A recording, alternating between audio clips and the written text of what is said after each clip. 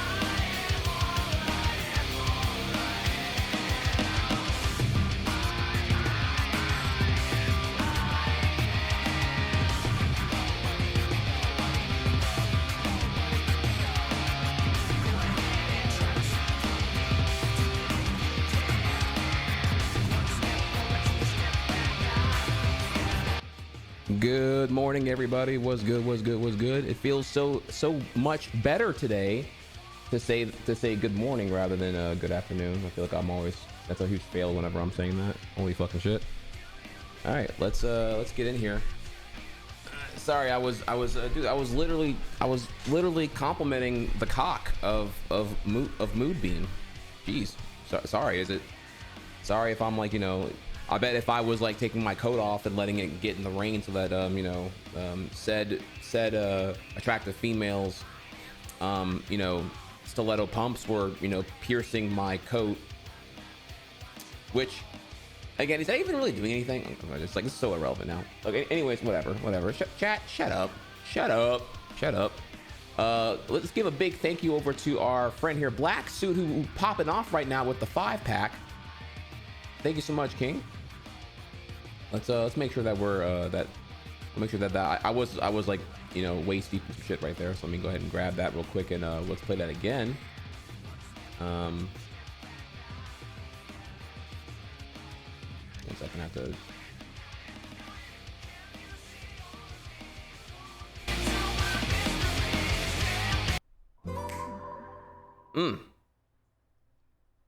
Blacksuit 421 gifted 5 tier 1 sub. Their cock is 158 inches long. FYI, all single ladies tilde. Yeah, so thank you Black Suit for the 5-pack. Do want to say there is I didn't get to bring it up yesterday. I was too tired. I think I forgot anyway here. There is now a donation goal. So I asked my Discord here if like that's not tacky or whatever here, because I never do these kind of things actually, but I figured I'd let you know what we're working towards regardless here. So a bit more transparency on the Twitch bucks and the Hex Fund. So a new GPU for 4K streaming. So in order to eventually in time, we're going to be able to stream at 1440p rather than just 1080p. And we're also going to be able to do portrait streaming for mobile simultaneously. So what that means is what you see right now, there will be two. I'll just show you here because I know it's kind of like, if I just say it out loud, it's like, what the fuck are you talking about? So let me go ahead and let me pull it up real quick here. I guess technically it's called dual streaming, but you'll see over here that oh shit, Moodbeams Moodbeams gifted a tier 1 sub. tried loading this Moonbeam 5123. Oh, you gifted a sub to Moonbeam. Moonbeams, plural. Gifting to Moonbeam, singular. Maybe y'all are, I think we go from doppelganger to, long lost relatives? Question mark? So now I just think it's cute. Now I'm just like, okay, well, this is now we're having a moment here. Okay. The handshakeage. That's beautiful, y'all. Beautiful. So, shit, where was I again here? I'm sorry. Oh yeah, so eventually people who are able to do this, you'll be able to stream, you know, both formats simultaneously. So if you're on mobile, you'll have like a mobile native canvas that you can like switch to versus the regular one. And what it looks like is like this. So, you know, right now I only have, you know, my OBS has this one thing, right? The one canvas. But eventually I'll have two canvases, right? Or each scene that I switch to, whether it be, you know, this one or that one, I'll have like there will be a separate portrait version of every scene. So it won't be all like stupid and dumb, you know, you just gotta like make all of them again, but with the portrait in mind. So yeah. And to do this, okay, this is where it gets a bit more juicy, right? So to do this, we're gonna need some big boy toys. Right now, my streaming rig has a GTX 1080 that I got in 2016, which has been fine for a long period of time now. But to push, you know, not just more resolution. Also, I called it 4K here because people, if I said 2K, people don't know what the fuck I'm talking about here. So yeah, the donation goal says 4K, but it's actually it's 2K. It's what's known as 2K, which is stupid, but yeah. So 2K is actually 1440p, or you might know it as like what's it called, like QHD? Is that what it is? I don't know. Because the thing is dumb, because like 4K is actually like whatever, like 38 whatever by whatever resolution, whatever the fuck it is here, 2000 something, right? So the 4K term uses the horizontal pixel measurement, which is okay, sure, but then 1080p uses the vertical pixel measurement, you know, the height, which is, so it's not even consistent. So the terms are all fucking stupid here. So yeah, so there you go. So there's full HD, then there is it quad HD, and then ultra HD. Yeah, so or quarter, I don't know what the Q stands for here, but like but yeah, anyways though, yeah, technically what we're doing is 1440p, which I'm saying 4K for short, because people don't know what the fuck 2K would be anyway here. People think I'm thinking of NBA 2K or some shit. So yeah, 2K streaming, which will unlock going from 6,000 bit rate to 9,000 bit rate. Is that worth the is this increase in bit rate making up for the this now insane demand of pixel density? Probably not, but better to be on the other side here. I'll have to see. I don't know. I'll have to test here. I'd like to see if I can get the higher bit rate with the same 1080p. That'd be actually godlike, but I don't know if that's possible. We'll have to see. So pushing more resolution and more encoding and two cameras at the same time here will call for a better GPU on my streaming in here. We're at that point now. So I'm looking to go from a GTX 1080 to somewhere at minimum a RTX 4070. I'm gonna need a 4000 series GPU in order to do this for some fucking reason. I don't know, some kind of encoder thing that the shit has or whatever here. I'm not quite sure, or it could be a proprietary. It's some partnership with like Nvidia and Twitch here allegedly. But yeah, this GPU will cost around $500, and I'm down to get it. Right, I just, you know, I'm saving myself for it as I'm waiting for getting into the beta anyway. So with that, you are now aware here of what the funds are going towards. So, you know, if you feel generous, all good. If not here, you know what your Twitch bucks are working towards here. I'm excited to try out the portrait streaming thing here. I have a couple of cool ideas of how I would do it. to make it like not terrible. Because I do get, for example, that a lot of the stuff here, right, when you're doing the gameplay and it's just like cropping the gameplay to like a very narrow field of view, I'm not a fan of that either. But so I probably would do something more akin to having the gameplay at top and then like some kind of custom face thing on the bottom here with the chat. So it'd be a bit better than the, I don't know, it'd be a bit better than this. It depends though, right? I'm gonna play around. We're gonna play around with some ideas here and see if I can make like portrait. Can I make portrait streaming like not terrible and whatnot? Because I get that you're gonna use your phone in this direction anyway. So we'll see. We'll see. So yeah, that's the so that's that there. Thank you again for the love from Moodbeam as well as from Black Suit. All love again here, y'all. And what's good, Mr. Cross? I'm going down here at something, Heather.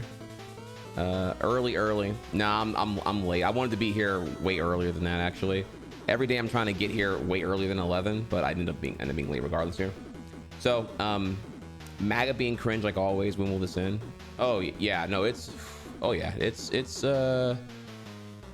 you kind of have to listen. I can tell I'm healing here because I'm less motivated to talk about this stuff.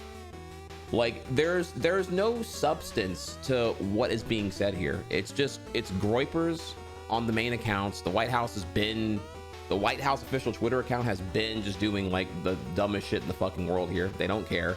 The Department of Energy account is tweeting out racist shit. The National Department of Defense is tweeting out racist shit. Again, just like if any other administration did this here, they would call it crass and belligerent and like what a 14-year-old would do at the White House. But lo and behold, this is a real White House tweet, and also yet again another direct violation of the free market because okay, yeah, the Tesla ad and then what was the other shit here? I don't even remember at this point now. But there's been so many like fucking dumbass things now.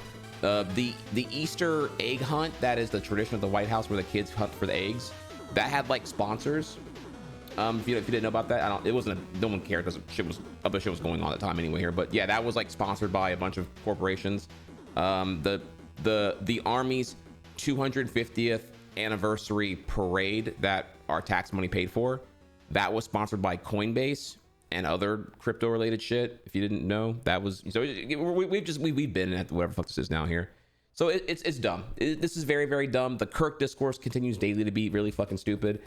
And I'm just like, all right, well, we're not even pretending to operate in reality. So my chat knows what I think. I don't have to really even say here. We don't have to like waste our time talking about it because I don't have any of those people in my viewership anyway at this point. So, and if they're here, they're happy that, and when they do pop up here, I'll give them the floor. We'll discuss and I'll make them feel some kind of way with their idiocracy. Then we move on. But yeah, I'd rather play Smash. I'd rather play Hollow Knight. I hate to, I don't know, it's weird. It's like things are so bad now that there's like not even any value in me bringing a dialogue to it. And it's like, yeah, Democrats should do something. They're not. Yeah, that'd be nice if there was like checks and balances. There isn't. And yeah, prices are going to get way fucking worse as that new tariff executive order thing from July 31st enacted in August. It's already here, as of now. Reminder again here that like quite a bit of the European Union does not mail to the US anymore. Like you can't even you can't even whatever here. That new rule, by the way, says that the shipper must pay the tariff when they send out the package, any parcel valued under $800. And then they'll get a kickback once that is paid upon dockside receivement. I don't know. It's something like that here. So like, yeah, you're like it's not even like this. It's a sender's problem from the get go. So they're just like not doing it anymore. Like, okay, well that's very hostile. So yeah, it's pretty fucking terrible. I don't know how else to really put it here. Okay. Yeah, so it's pretty shit. Well, anyways, here, back over to us here. So yeah, there's that. And what are we doing today? Well, today is like yesterday, simple. 1 hour Smash Elite. I have a new controller thing I did. I'll tell you about in a second here. Then we have a food break where after Smash, we'll look at either Bernie Sanders calling white people rednecks or the downfall of U.S. fast food, your choice, whatever you want to see. And then we'll continue on Apollo night. Unlike yesterday, I actually got good sleep. I'm alive here today, y'all. I was pretty fucking dead yesterday, and yeah, we are in here. So if you didn't hear about Hollow Knight, I found out that my save from Wednesday got corrupted. Asterisk. I'm not quite sure what happened there, but it didn't save, and so I lost most of my progress from Wednesday. So here we are, yesterday, redoing what I did Wednesday, and when that happened, I found more stuff on the way to getting the stuff I was trying to get back again, if that makes sense. So we were going back to, we went to the love door, unlocked it, beat the collector, got the collector's map, looking for the worms, and when getting the worms I had already gotten previously, I found more hidden paths within the hidden paths, and that led to me finding more shit. Like I found a boss fight that I didn't know that I missed Wednesday, and then I found an NPC mission escort that I didn't know about either. So yeah, I'd say it's actually been a W, quite a W actually. No L's here. That's just pure W, because I'm like, oh wow, okay, because the boss I fought gave me another ore, so I am now only one away from getting my nail smithed to level 3, which is pretty fucking epic. So yeah, it's been a pretty fat W. So with that, let's lock in here, y'all. So we're gonna go over to Smash real quick, and I'll tell you about what happened here and what that means for today. I got some pretty cool shit that went down. Let's go over here, and let's see here. I'm also still open for sub goals here. If you have anything, let me know. Let's reset this real quick. Is there a quick way to do this? Oh, I can do this here actually. 1 second.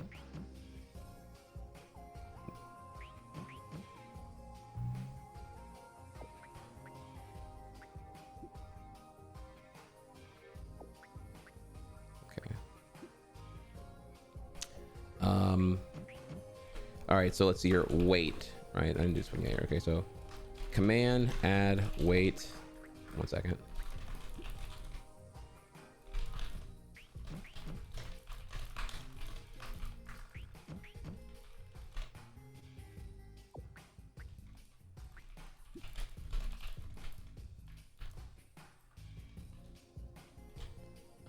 Math here.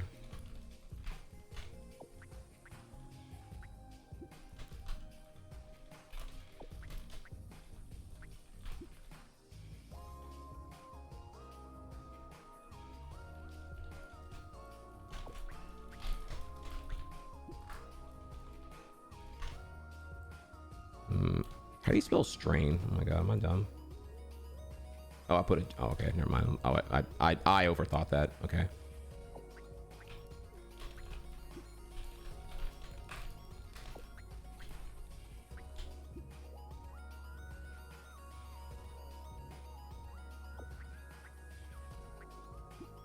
Okay, there we go. So yeah, what I did here today, so I unassembled it again, and I put back in, if you look at the controller command, you'll see here that I broke down the controller I bought in 2020 from Nez, from Top Notch Controllers. He was my guy.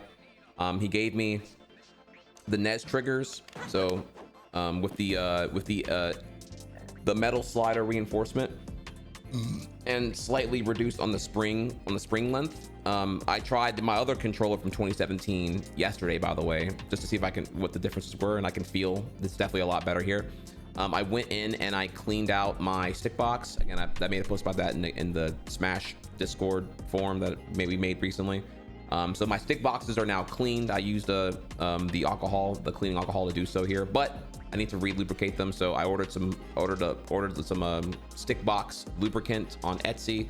That will come in later this week here. But yeah, right now kind of monka because I'm playing on dry, no friction, or full friction, I suppose here, or rather the alcohol will dry it up here and whatnot. So that's a bit of a monka, but nothing I can't replace and fix at this point.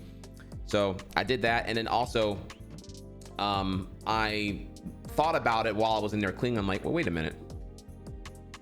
I played with rumble off. Do I even need this rumble motor right now? So I removed the rumble motor.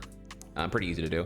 And then I waited to see what the difference would be. And yeah, the rumble motor is about 10% of the weight of the controller. It's about 35 grams. And the controller itself here, without the rumble motor, sorry, brain fart, is about like 180.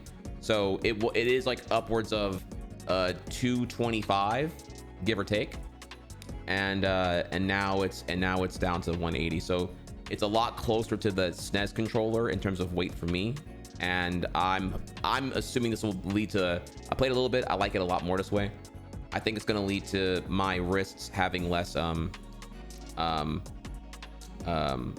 having less strain, because like, you know, I already get pretty achy when playing Yoshi on a much lighter controller, right? And here I was holding a controller that, you know, sure, going from 110 to 225, it's over double the weight. You know, it's like holding two controllers of SNES. And I'm playing something as APM, as maybe even more APM than Yoshi, you know. So and also Young Link is a APM high character. I mean, I only don't go harder because of the fucking latency and the lag here, but I can go crazier if I'm playing offline, right? So as I'm trying to like get better at the buffering and all that here. So yeah, all that to say here, look, you know, so the mods we have now here are, you know, I have a matte back. The glossy coat is cool with the ancient Mew drip, but I do prefer the back be matte. It's better for gripping long term, I'd say. Cleaned up my stick boxes because they were 5 years of gunk. Again, pictures in the Discord, it's horrible. It was very fucking gross. And I removed my rumble motor now, so it's a lot lighter. So we'll see what that leads to long term in time. Pretty exciting. And that calls for us to do some more Smash today to make sure that there's no drift and I didn't do anything stupid and whatnot. So we will look at that as well and see. So what's up, kitten? It's vibe percent. You know, because what percent of the game am I gonna beat before I move on? And that's the answer I can't really give right now because I don't know.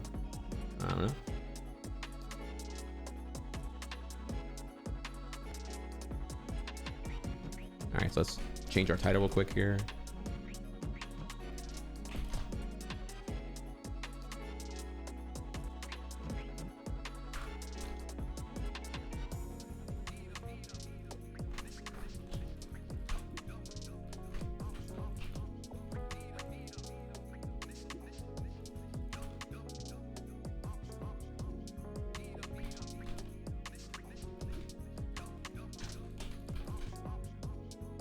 Okay, cool. We go over here now and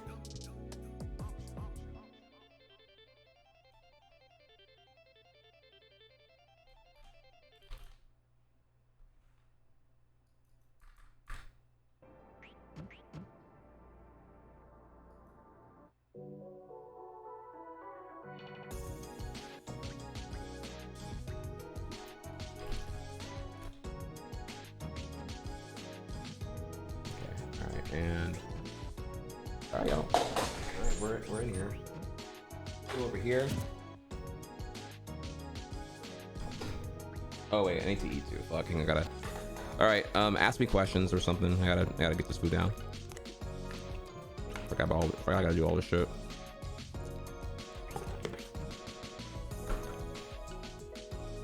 My bad.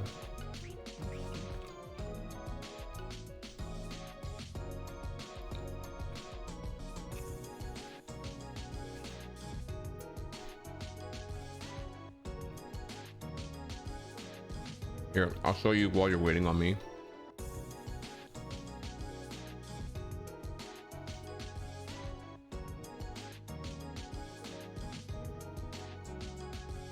Since y'all are here, I'll show you the war crimes. All right, now if I show you this chat, you can't post dance game, okay? You can't ridicule me because these pictures are no longer factual. These are pictures of what was, not what is. Okay.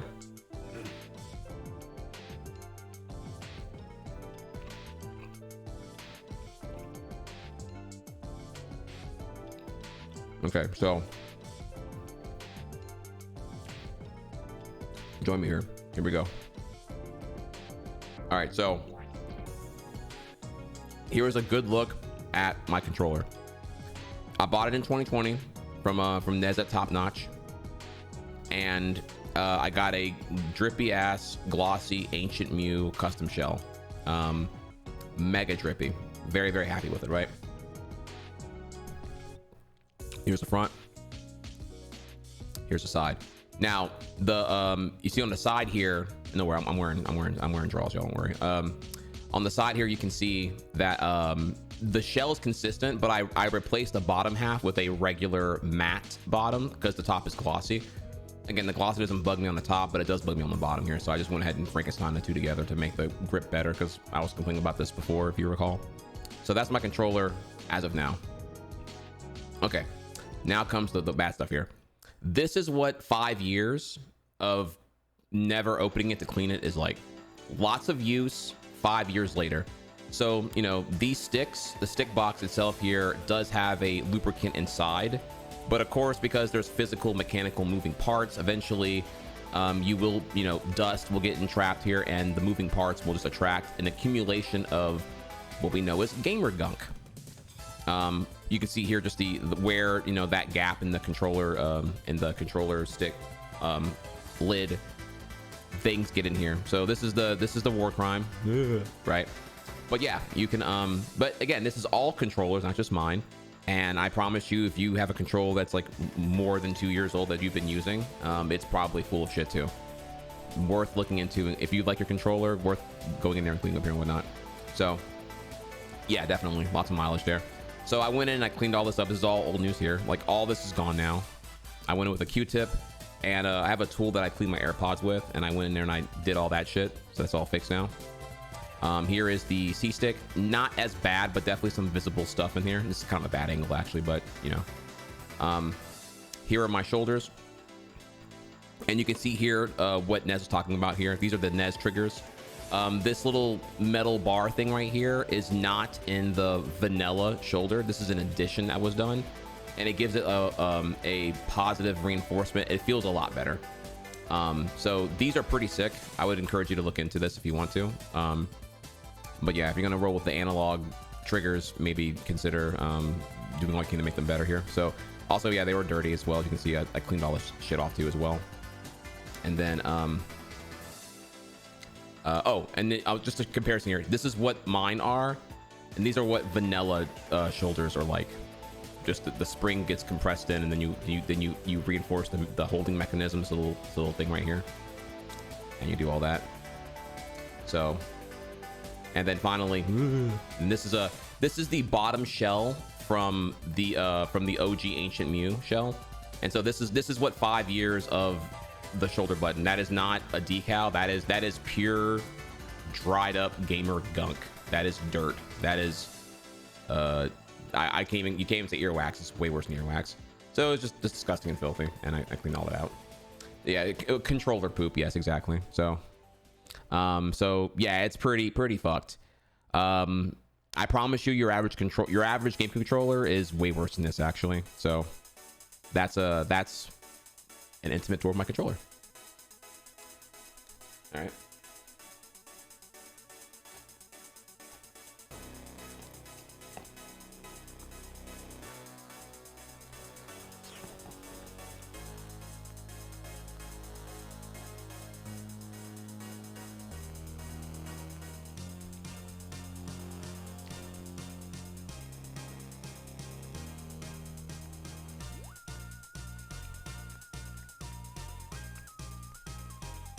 Questions while I'm eating real quick here.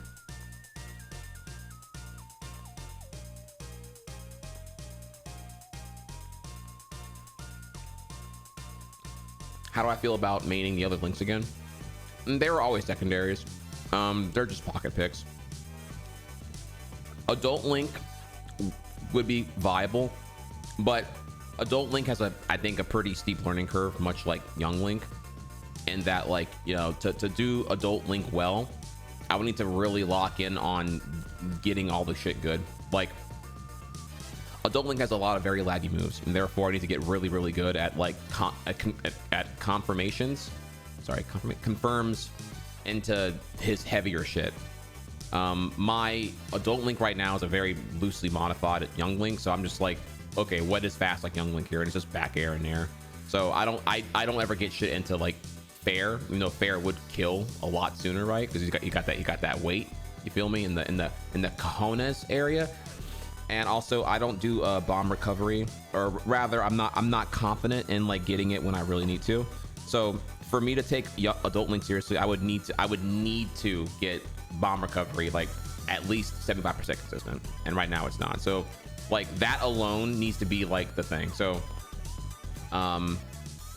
given that hopping on Adult Link is not free, right, I think I would need to like put in some work. I'd rather just put the work in on Young Link here at this time. Young Link has a lot I want to work on still, clearly, right? Like I'm nowhere near where I want to be, and I think fundamentally I still have a lot of problems. I'm still like mashing D tilt twice and some other dumb shit here. I need to be 1-1 with the execution. It needs to be like, I should be losing from decisions, not losing from execution. And right now I still feel I'm fighting the controls a little bit here. So I don't know, I'm just giving you an honest answer here. Sorry, I'm not attacking your answer. I think it's a good question. I thought about it too. What I will say is I'm likelier to hop on Cloud than Adult Link at this point, because I feel like the Cloud would teach me more about a couple of things here. Though Cloud's grab is tragically bad. I forget if it's like Cloud's grab is faster, right? Because the tether grab is really slow, though I don't have to be as close to them, right? I know Cloud's grab is very narrow. The range is very, very small. To practically be kissing them. You know what I mean? But yeah, I think Cloud would be really, really fun to get better at. Whereas Adult Link would be a lot of work to even start trying to use to get better at. So there's that. But yeah, right now with Young Link, there's just so much to work on here. If I was at the point where like I'm doing confirms off of arrow because I know the distance, like there's so often where I hit an arrow and I'm not confident, so I don't bother to follow up with it. But because of how long arrow lag, or because of how long the arrow hit stun is, you kind of have to be like, you know, in that ass, and you have to be shooting with confidence, right? Which tragically I am not doing right now. So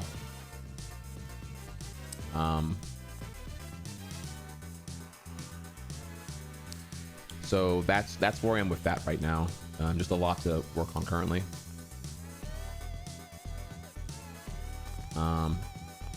GameCube Rumble feels like a blunt force trauma to the hands. Yeah, it's just heavy as fuck, dude. I'd rather given I hold it like a SNES controller, I want the weight as light as possible all the way around here. I think I already made a great call on removing that rumble motor that I wasn't using anyway. So did you go lift and go for a walk today? I walk every day. I walk Skinny every day. I never miss her walks because she's always like, she's such a good girl, dude. She's never like barking at me or anything. Like she only barks when I'm home. Like even when I'm not home, this is what Venom told me here. If I'm home and then someone comes in, she'll bark because it's an intruder, right? And she's protecting, I guess.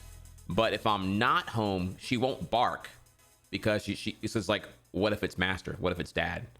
And so she doesn't bark, which is kind of adorable in its own way, right? You know. So she protect, you know, when she's home, when I'm home and we're all sleeping at night. Yeah, she will bark if someone pulls up.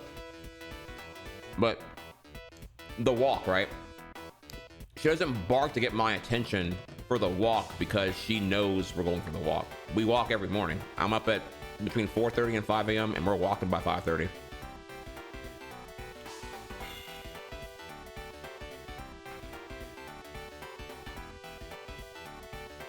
So there is that. And then Moonbeam was good. Do you have stoppers for L and R that decrease travel time for an input? Somewhat, yes. The springs in my shoulders are reduced by 15%. And to coincide with those steel reinforced things here. So not by much, but I think it definitely feels a lot better here. So again, to show here, the steel reinforced thingy here gives it a more cohesive feel, as opposed to relying purely on where there's none of that in the regular spring. The regular spring is relying entirely on, you kind of can't see it here inside. Yeah, I don't know a picture of this actually, but there's like there's a plastic gate that the bottom 2 pins of the spring base lock onto, and then it's reinforced with the cap here with two screws. So it's a bit more rudimentary, a reduction in parts, and with this here it feels a lot better. Hard to describe it here, but yeah, you can see the springs are the springs are also treated too with some shit, whatever it is here. So yeah, you can but yeah, all this by the way is really easy to get to. When I was ordering more of that controller lube on Etsy, like a lot of shops just have all this shit. You can get all this for like under 20 bucks. Like you can get this yourself. You can re-lube your stick box if you're getting like bad inputs and whatnot. You clean your shit out anyway, because it's probably like, this is fucking gross. And yeah, I mean, y'all know me with Yoshi's Island. I've been I'm big on the controller shit, you know, because the controllers go from like good to shit pretty quickly when you're putting in that work.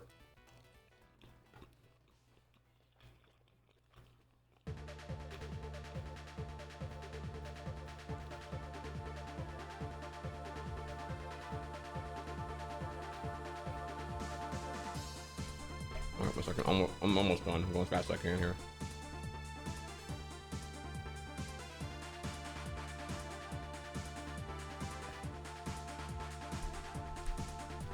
All right, 1 second.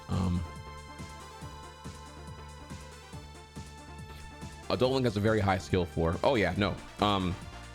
Adult Link with the bomb and the bomb mind games.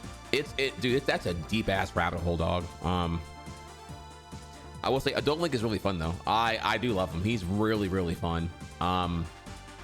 You know, the up B out of shield is fantastic. The grab is phenomenal, and it is kind of refreshing to go from like young Link's tether grab to like just like, oh, I can just grab you if you're just like doing that bullshit. You know, with a Yink, I have to like think about a lot more positioning and the late startup shit. I think if I recall correctly, right, Adult Link's grab is like what, frame 7?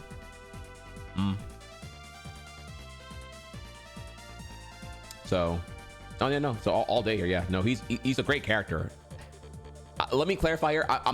It's not that I'm disinterested in Adult Link. It's more that both Adult Link and Yink need a lot of TLC, and I'd rather apply that. If I can only pick one to prioritize my time on right now, it'd be the Yink.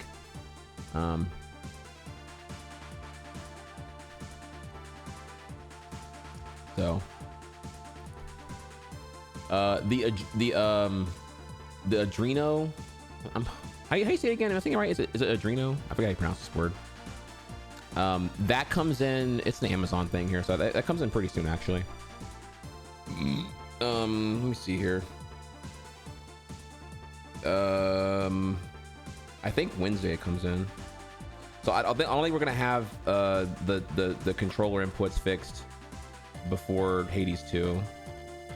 Yeah, that comes in Wednesday. So it comes in Wednesday, which is like Wednesday afternoon. So I wouldn't. We won't have that ready until next week. Like, you know, after Hades 2 comes out. Arduino. That's what I said, right? Adreno? No, Arduino. I'm saying Adreno like adrenochrome because I'm fucking on that stupid ass Alex Jones brain rot. Arduino. Okay. I'm gonna try. I'm still gonna say it wrong probably because I'm fucking dumb.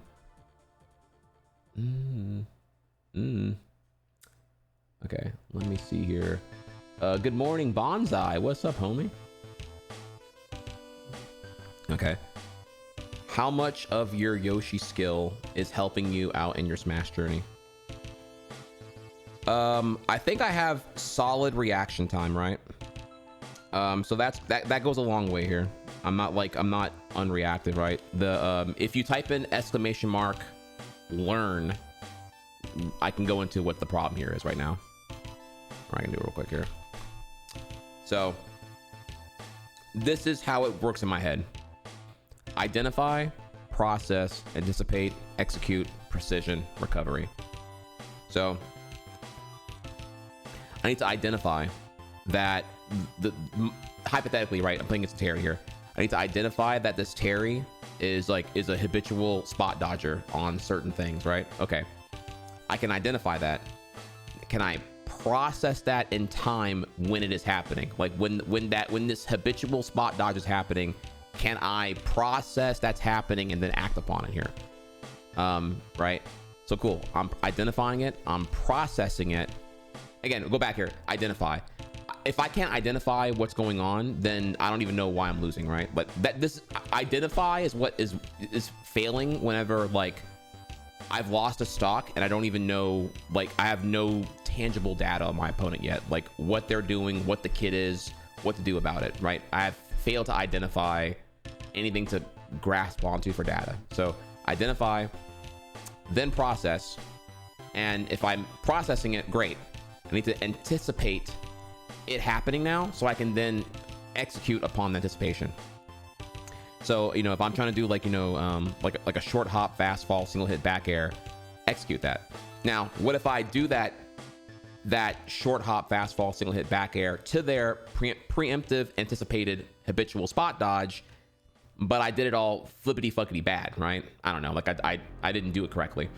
Either I did it too late, or the precision was incorrect here, you know? In the end, it really, you know, the short hop, fast fall, single hit back air only matters if you're doing it at the right time. So it's precision. If I pressed it and I got like buffer fucked, or I like, you know, or I over buffered something, which happens to me all the fucking time here, then I wasn't being precise. And then finally, recovery. I need to be able to do all these things in a way that doesn't overwhelm my system too, and I'm able to like do the next thing here. An example here with recovery would be like, I can technically be reverse arrow shots, but that often requires too much for me to do right now that I can't act on it. So I'm too focused on the execution and precision of the B reverse arrow to actually follow up the B reverse arrow with my next thing. So it's a bit of like a bit of some lag here. Now with all that, back to your question here. How much is your Yoshi Island skills helping you out in Smash? Yes and no. It's a bit of a mixed bag here. Yoshi's Island is very much a zero buffer game. It's much more akin to like Melee, right?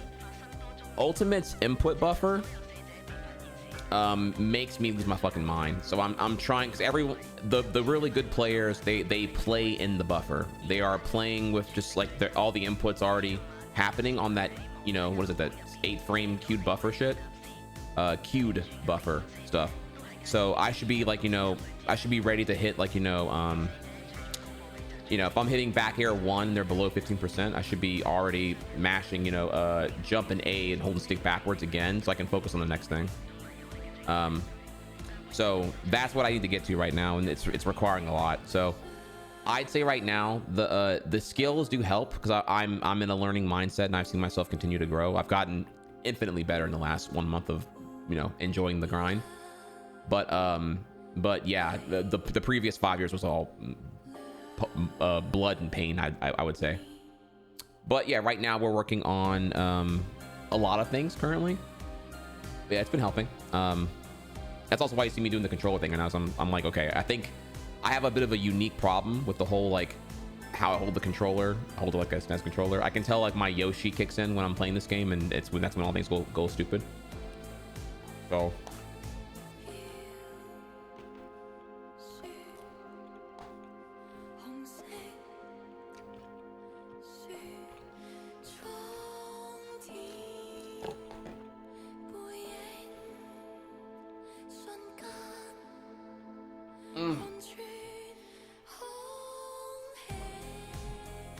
okay. EA son or Ubisoft daughter? Man.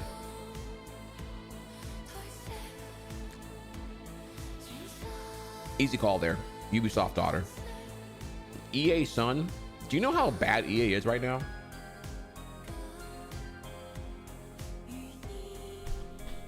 EA has acquired to date over 20 studios, acquired the IPs attached to said studio, and then shut it down.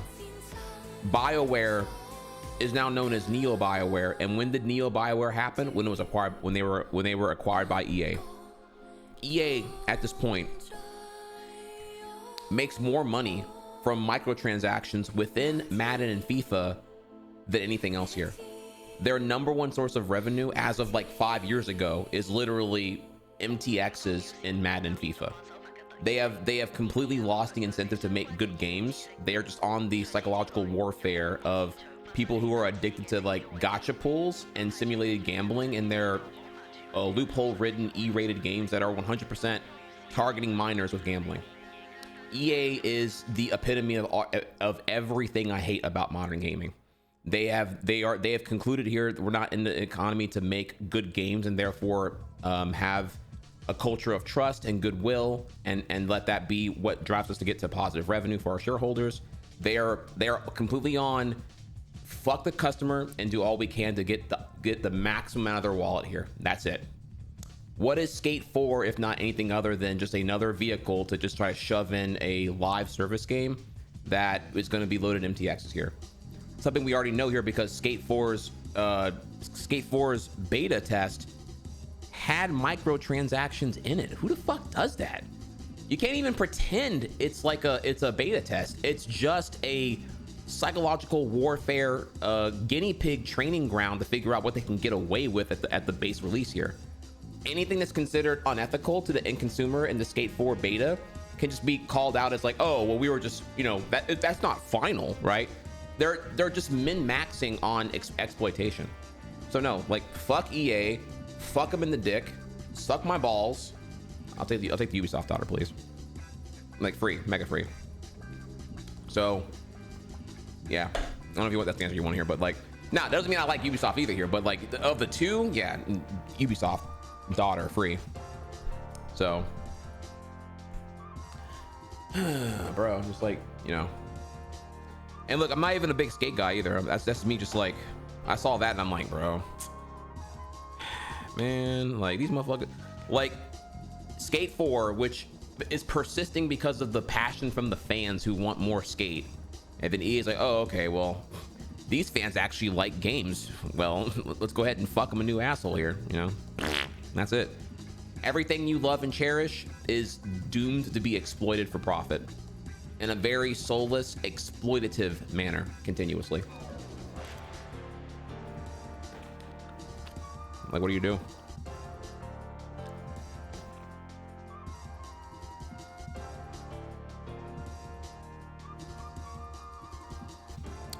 You know what's saying that Nintendo was the worst is on that Delulu shit, because it's like, bro, have you seen Activision lately? Have you seen EA lately? Like, have you seen these insane layoffs being done by Microsoft? Have they, like, it's like when they're having all these thoughts here, it's like, have you considered here the ramifications of if the Xbox Game Pass is considered a failure? Remember, I used to praise the Game Pass until I saw them. I thought they were never going to do all these acquisitions and then lay everyone off here, but they did, like implying that the Activision Blizzard King acquisition at $70 billion was so expensive and short-sighted here. They had to immediately fold everything to make that one happen. It was so short-sighted. So no, yeah, at this point, Microsoft is as bad as all the other ones here at this time. So to the point where I even argue here that like them acquiring Activision Blizzard King probably gives them enough revenue now long term to no longer really even need to like push to make the Game Pass work. So when the Game Pass fails because it requires, like a 10-year or 15-year dedication to get it going here, what are they willing to let go at this point? And the answer is evidently everything. So yeah, no, fuck Microsoft too, honestly. So yeah, no, it's all piss, dude. It's all piss and shit. So yeah, and they say Nintendo's the worst here. I don't think Nintendo, like, sure, Nintendo has anti-consumer practices, but I don't see them doing like a net negative on the industry, much like the other ones do comparatively.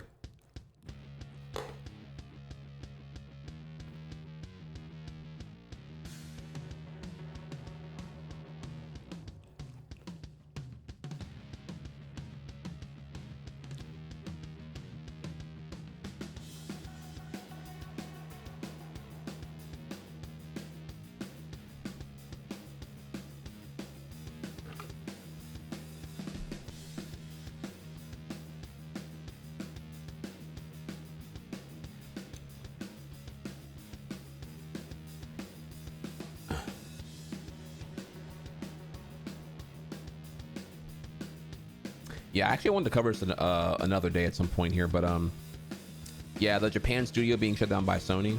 You're not wrong. It is true. Those games didn't really sell well. People love Gravity Rush and all their other smaller ones, but like they didn't sell well. And I have to wonder. The games are fun. They are good. So I have to wonder, was that a marketing issue? You know what I mean? I'm kind of like, well, I will be okay. Well, wait. Okay, if these games are not selling well, but they're received well, what does that mean? Does that mean that are the gamers out of touch? Studio out of touch? Is the marketing not hitting the intended consumer right now? Like, what does that mean? And yeah, and I'm with you here. I'd argue they were not marketed well. I would argue that's the case here. Like, I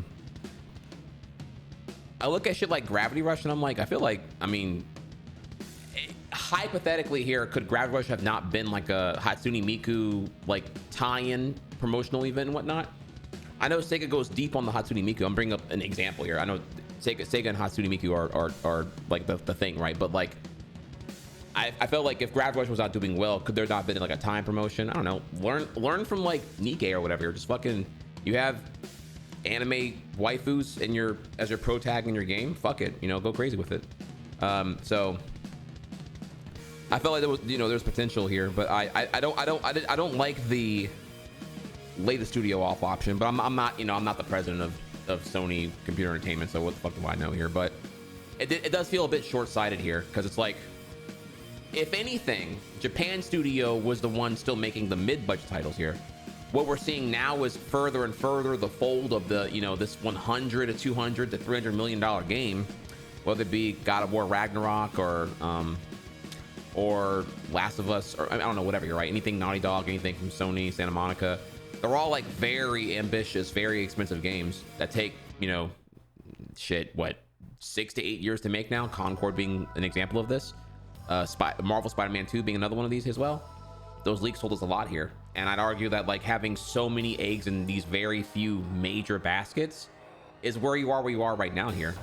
The generation of nothing. You get a game once every 18 months. I just feel like you're not even able to pump out enough games to carry your own hardware with value. So I don't know.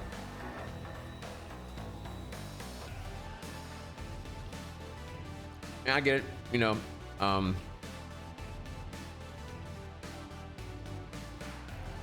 sure Ghost of Tsushima is a banger, no doubt. I'm sure Marvel Spider-Man 2 is a banger, I'm sure. But I don't like the direction that they're heading in here. Doesn't feel very healthy long term. The curse of AAA is the fact that like the bigger the budget, the more you have to rely on this game succeeding to do well. And that leads to just ultimately you're now making games for risk aversion rather than for creative ambition, partially, right? If you recall, Eidos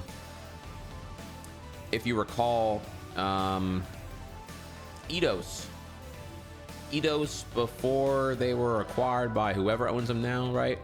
One of the Tomb Raiders had to sell like 4 million copies to break even. It was something like that, and I'm just like, okay, well, I remember this was like, what, 5 to 8 years ago.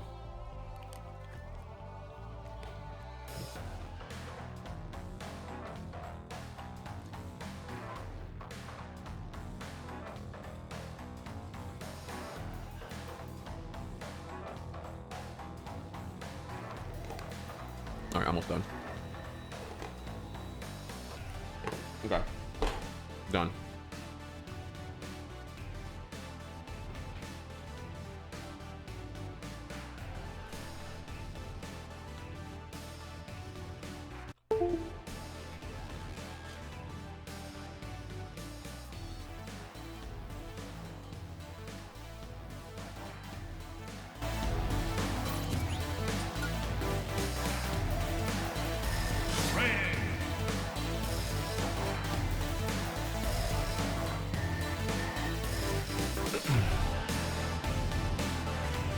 Oh, can we get some more songs in the queue?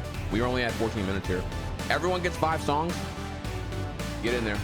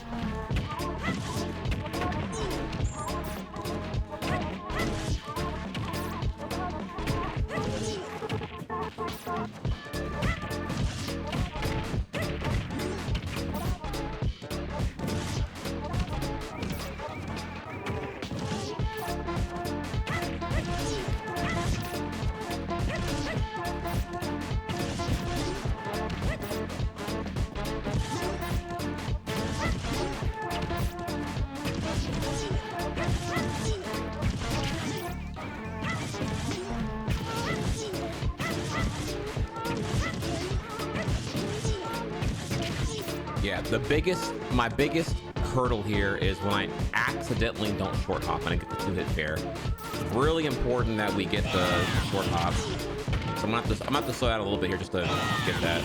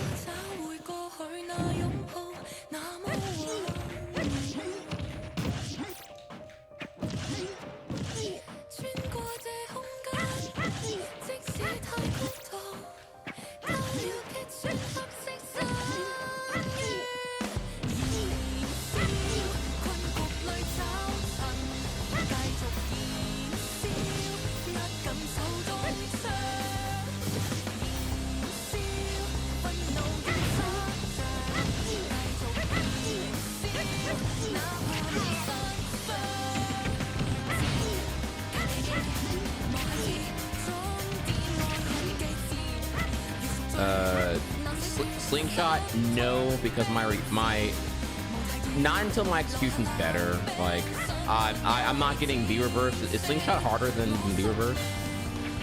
I feel like until I'm like short hopping and not doing this like fucking double. Like, I'm still doing like double hit nair. Like, I do nair one, or I do D tilt, and I'm mashing D tilt twice because my brain is like, oh, it didn't come out. My brain goes Yoshi's Island. I'm like, I didn't press the button. Fuck, I pressed it again. Like, I'm trying to, like, I gotta get that habit good first. Like, that is like such a fundamental thing that I'm not getting correctly right now.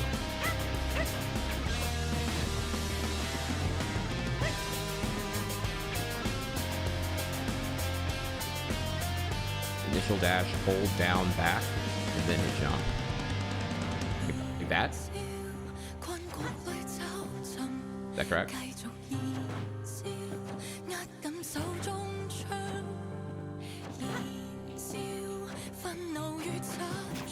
Oh, wow, that's actually really good.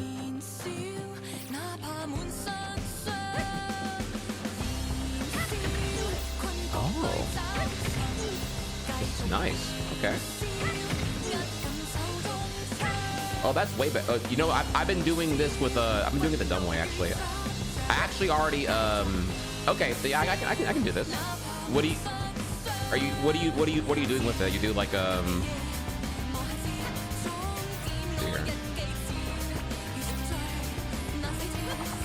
I can't really. You can't do special for this is kind of hard. I feel.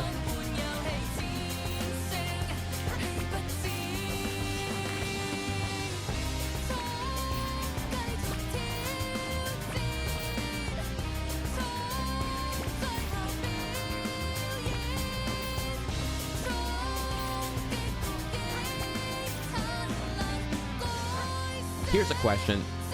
I get knocked away so often facing away from stage, and is there like any, is that me like DIing bad? Because like I feel like I have to toss boomerangs to turn around so I can like tether. Is there something I'm doing wrong where I'm always like facing away from stage? Like I'm falling down like this and I have to like throw a boomerang to like fucking unfuck my shit.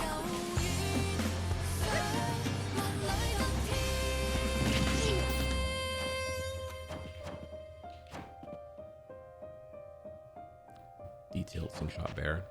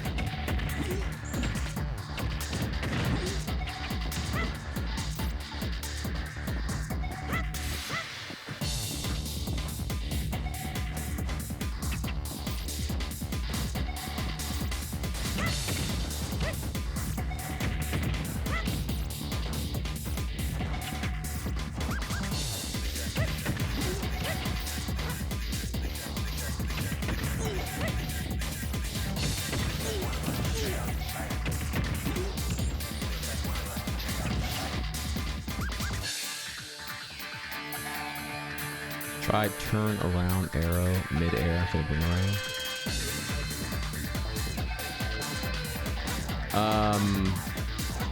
So that would be like,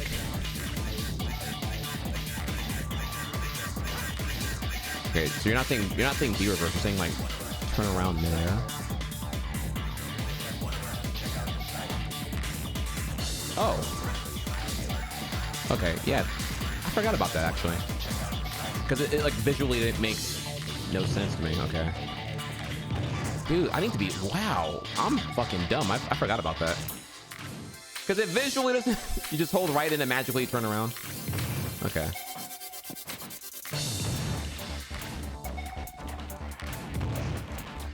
Oh my god, we are cooking today. Holy shit. Okay, can I remember to do all this though? Holy fuck.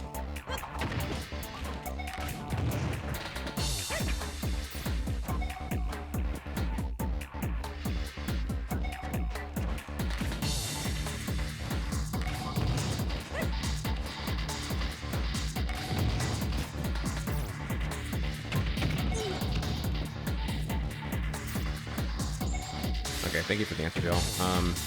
You got hit in the back. Okay.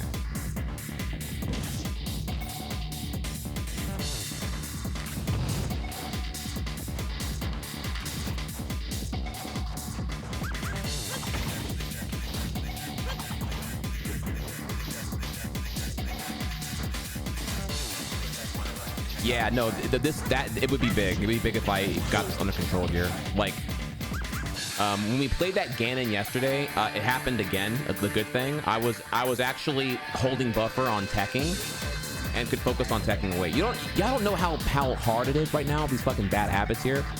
I have to think so hard to not melee tech. And when I faced that Ganon that I like dumpstered, it was like, oh, okay, yeah, we just like, yeah, I just hold the R button like a 5-year-old and just like tech away, and then you can't do shit. It's not happening often right now. I'm still tragically doing when I go to online, it's just like fucking my brain goes to dumpster mode. So we'll do our best. We'll do our best here. So we're gonna do an hour of Elite again. New controller. Controller now is a lot lighter than before.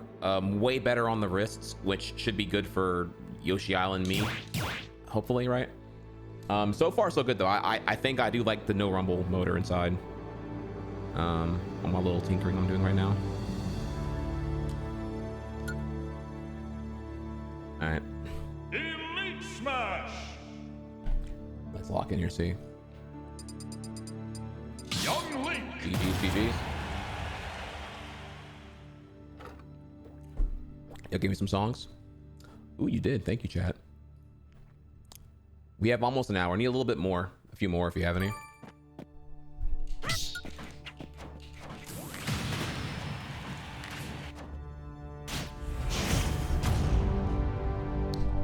Chaz Master. 3, 2, 1, go!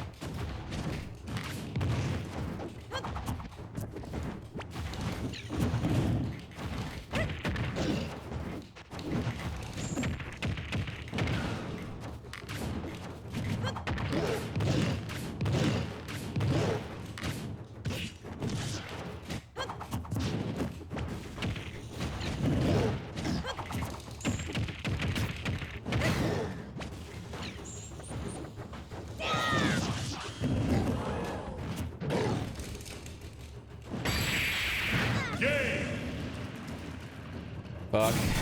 Okay. Donkey Kong wins. What happened at the very end there? I did a mechanical flub. I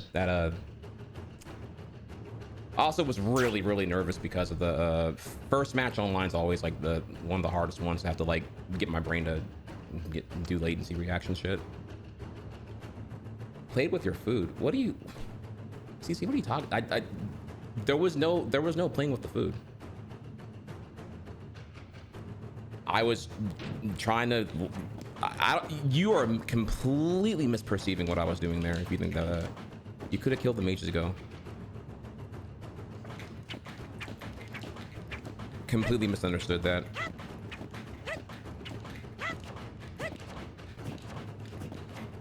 He was at 140. I did the forward throw. He burned his air dodge, and I did something that whatever I did next was the thing that I tragically didn't have ready. I did it wrong or whatever, but I wasn't trying. There was no playing with the food. I was trying to get a kill. 3, 2, 1, go!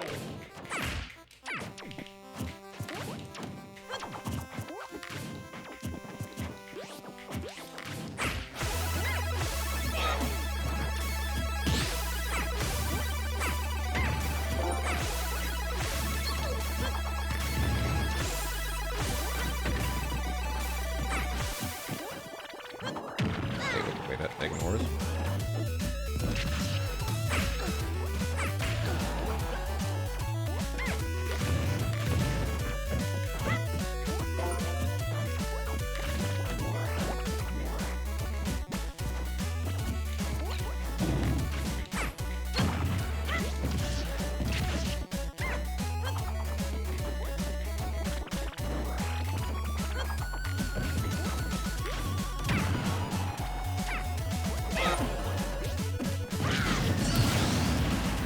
Good shit.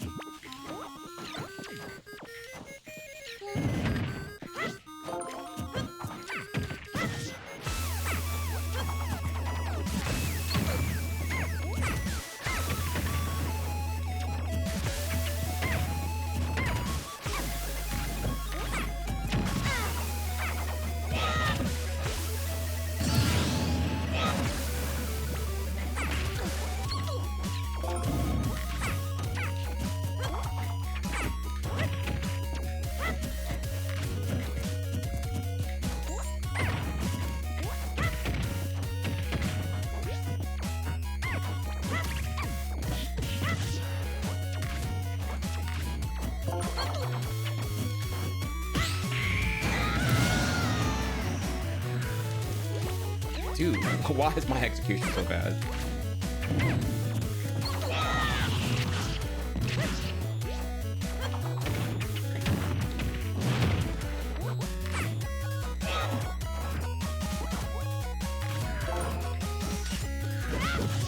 Oh my god. Chat, unfollow me. Holy fuck.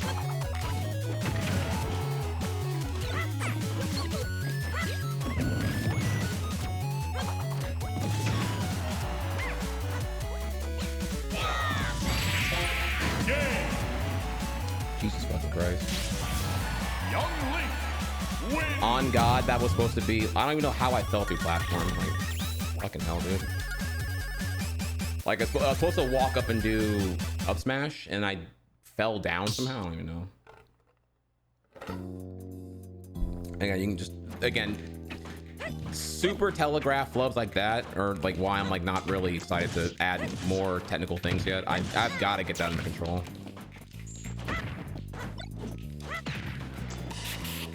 Okay, let me see here. What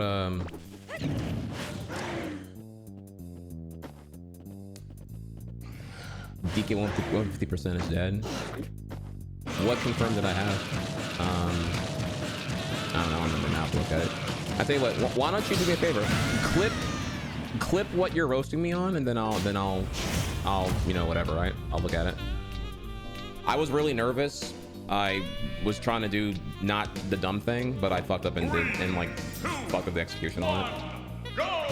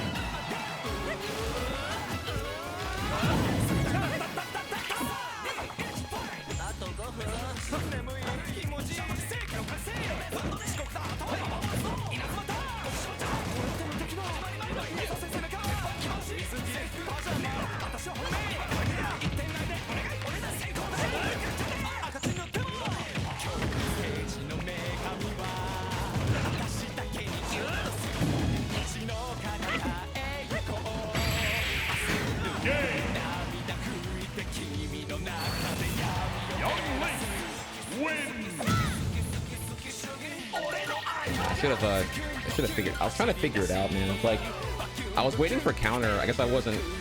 He wasn't really getting conditioned. He just kept doing way too much of the whatever, the fucking bullet shit. And I should have probably been figuring out what to do about that. That was a neutral issue on mine, I think. I was trying to condition him. Oh, okay, whatever. Condition him, but he didn't want to be conditioned. I should have got on to him. Okay. That's a bit weird.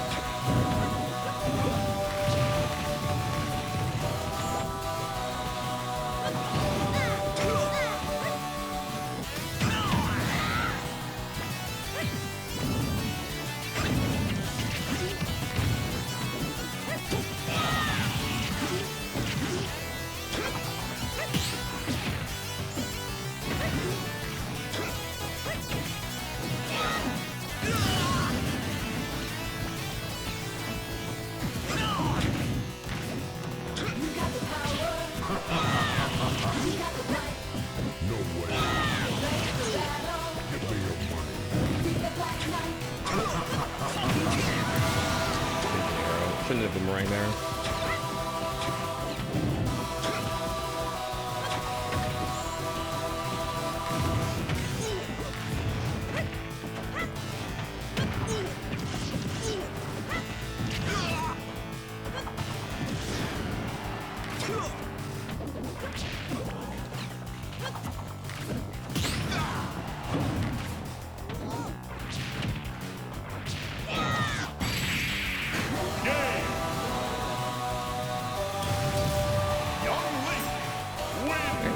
Falcons now. Yo, the controller feels good, by the way.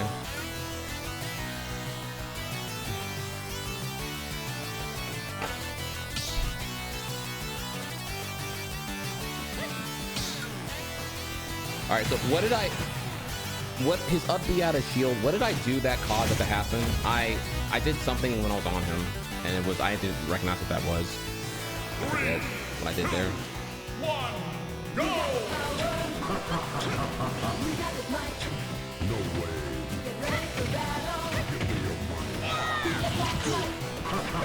That was for you, baby. That was for you, slingshot, Mr. Pink.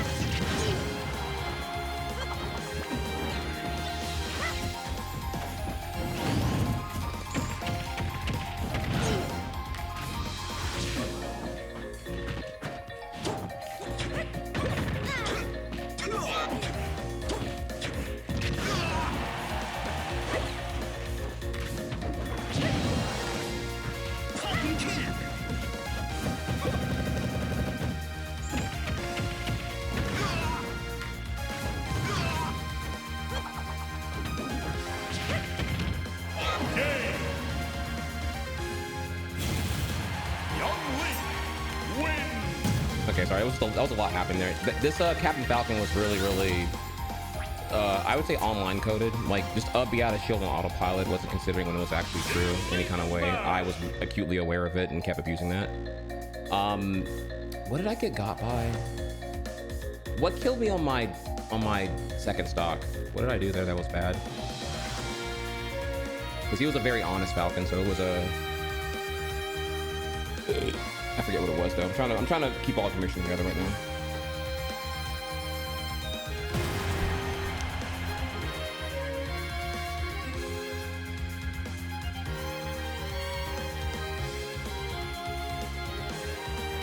Thank you, Chad.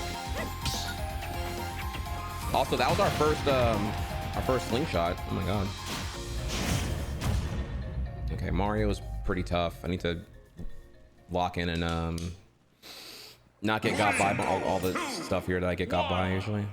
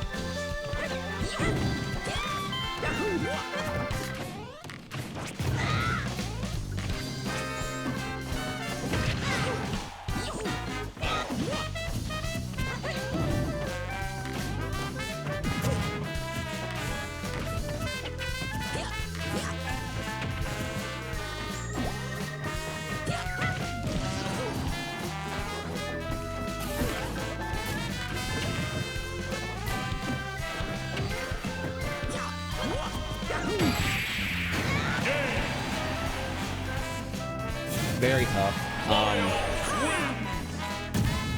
Yeah, I got it. This matchup is a little rough one for me.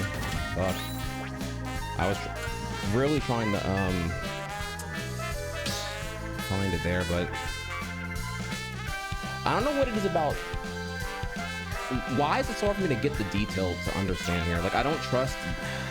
That should have been probably a detailed match. They should all be detailed matches, but there's something in my brain about, like, I don't trust the detail, and I gotta figure that out, honestly. I'm controlled by fear and not by no, actually I could have lived it too. I thought it was knocking me left, and then it knocked me right, and then I changed to DI, and I saw that I didn't die right away, but I could have lived if I had DI'd to the right.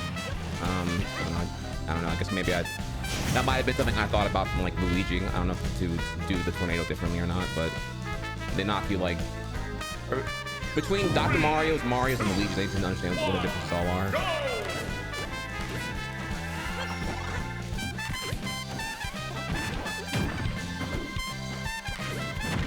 They suck it so hard.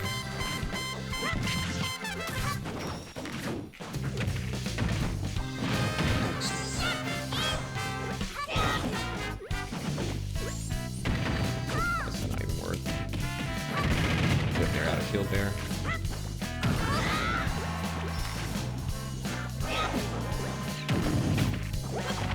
That was so not boomerang, dude. I don't know how that came out. Diesel twice.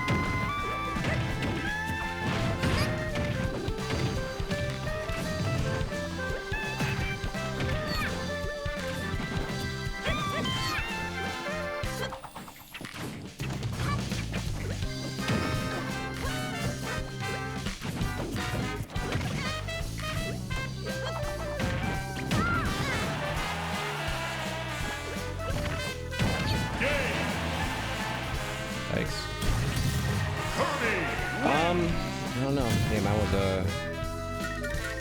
was pretty awful on my end, not gonna lie.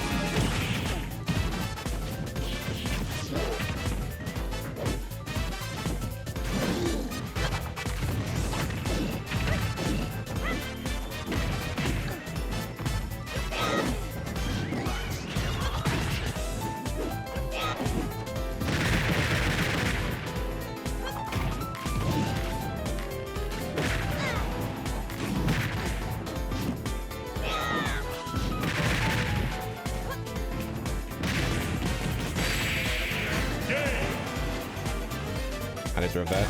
I deserve that. Donkey Kong wins. I did get some slingshots there, but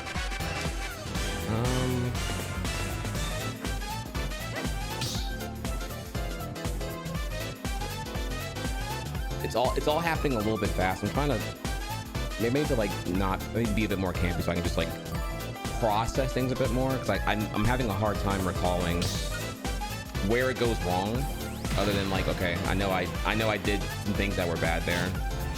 Oh, I try to do the whole like the hit fair one into detailed, and like I'm not doing it because he's on shield. It's not coming through.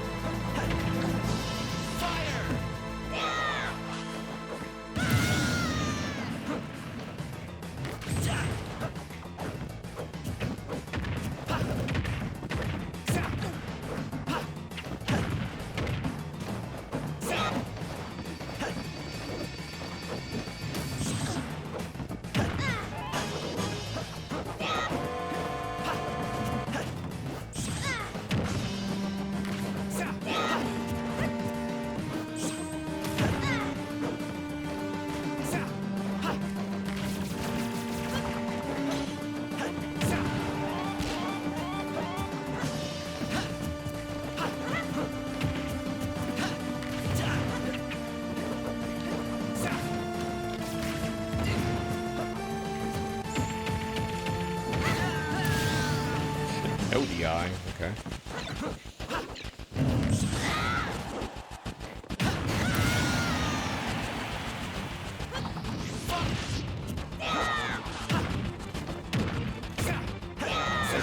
I spaced that and it actually cost me.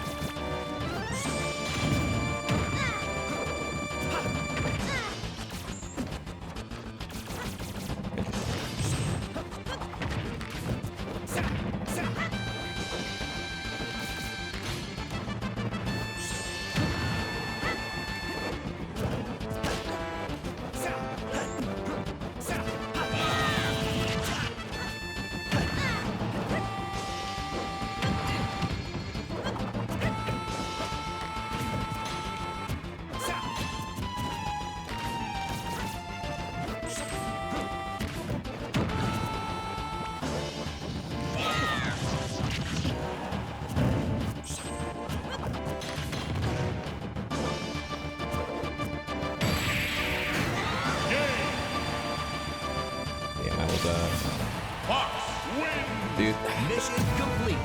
I do need some Fox practice, because it's like I can tell I'm not playing from confidence at all. Like I'm like, okay, he can outspeed everything, so I have to outspeed and reflector equals I have to really get over the emotional part of that and just like kind of and find where I can push advantage, because I'm definitely playing super like passive on his ass, and then they don't respect my zoning anymore. And that's been a problem. That's been such an issue with me. And I think it comes from like this Like one of our local players is a fox, and I just would get so overwhelmed, and I'm like, I'll never be this fucking good. Oh my god, dude. I don't know. There's some bracket demon backlog to that one. Emotionally, it's awful, and I need to figure that out first so I can play with clarity and not with emotional clouding. 3, 2, 1. That's some phone line latency shit.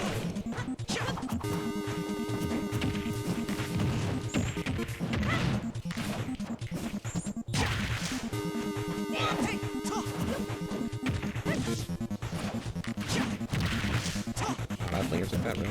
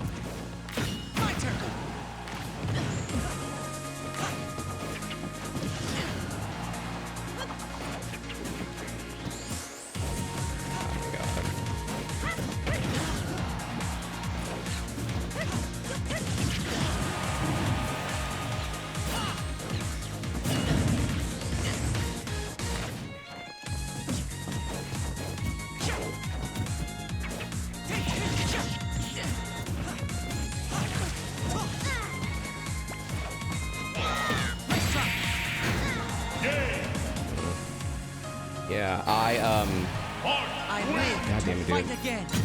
I see what I'm doing wrong, but I cannot. I have to recall at the moment. That Marth kept rolling from ledge, and I never called it out.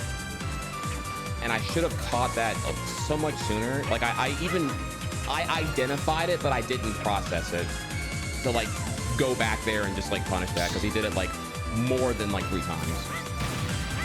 That was tragic on my end here. Okay.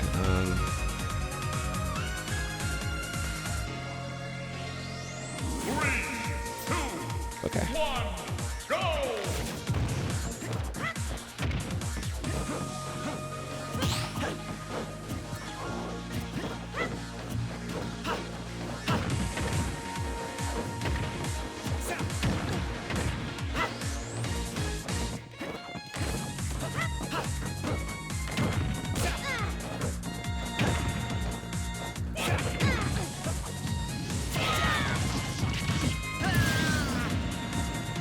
this, by the way, calculated.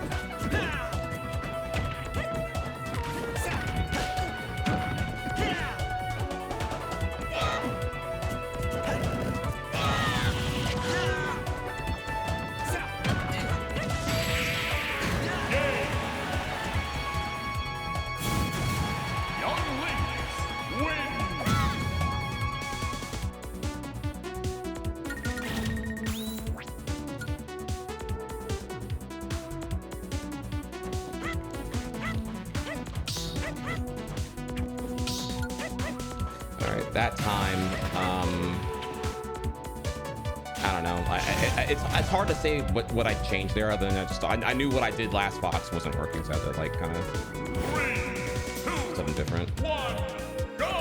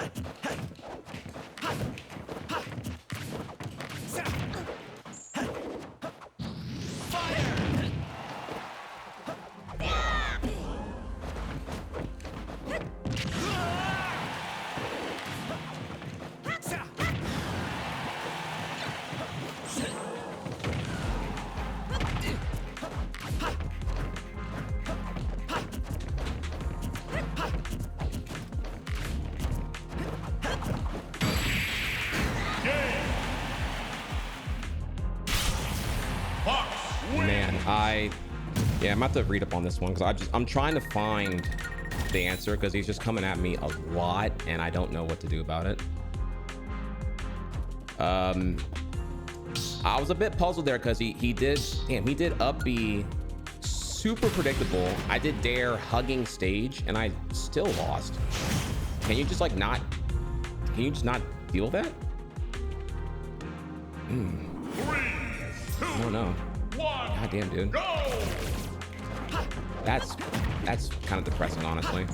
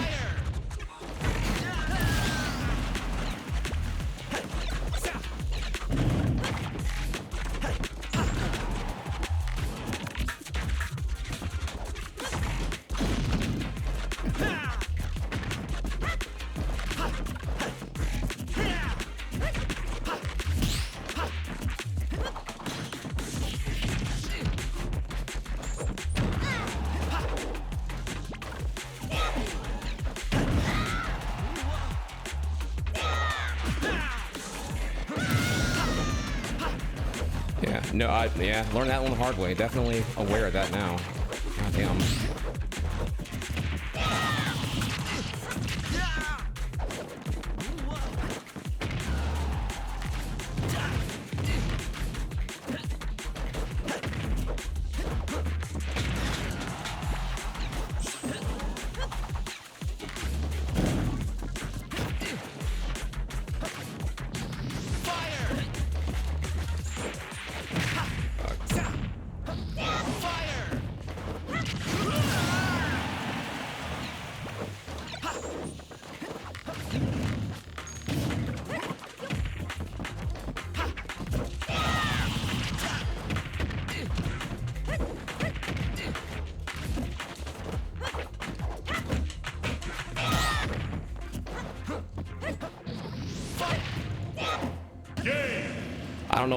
I don't know why I went for that. I don't know why I went for that.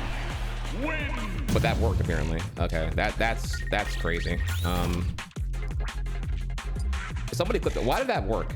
Was that like the upstart frames that I can actually hit him on that?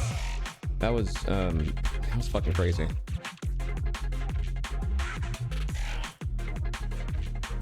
Fuck. Lumi, thank you for the rate. I'm so sorry. I'm like the worst streamer right now. I'm like sweaty as fuck currently.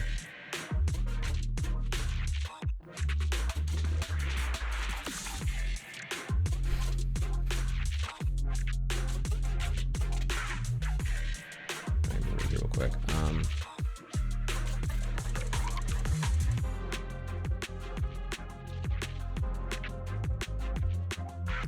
Nair F smash. Ooh, when did I do that? All right, this is probably our last one here.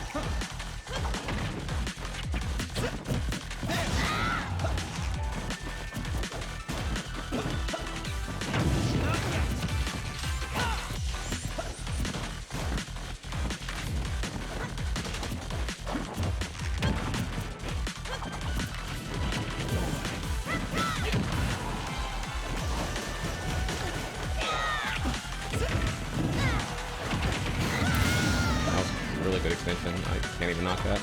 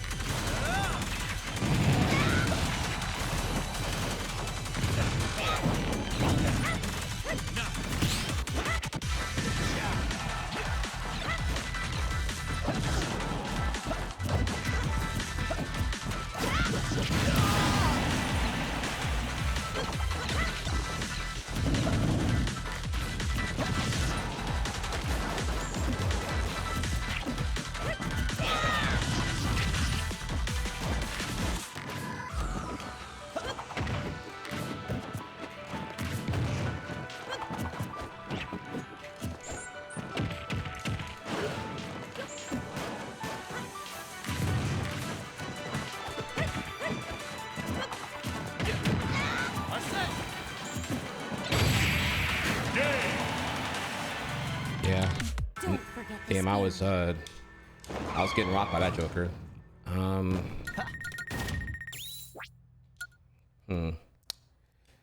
Okay, with Joker, I gotta think about. I'm admittedly, my brain just goes immediately to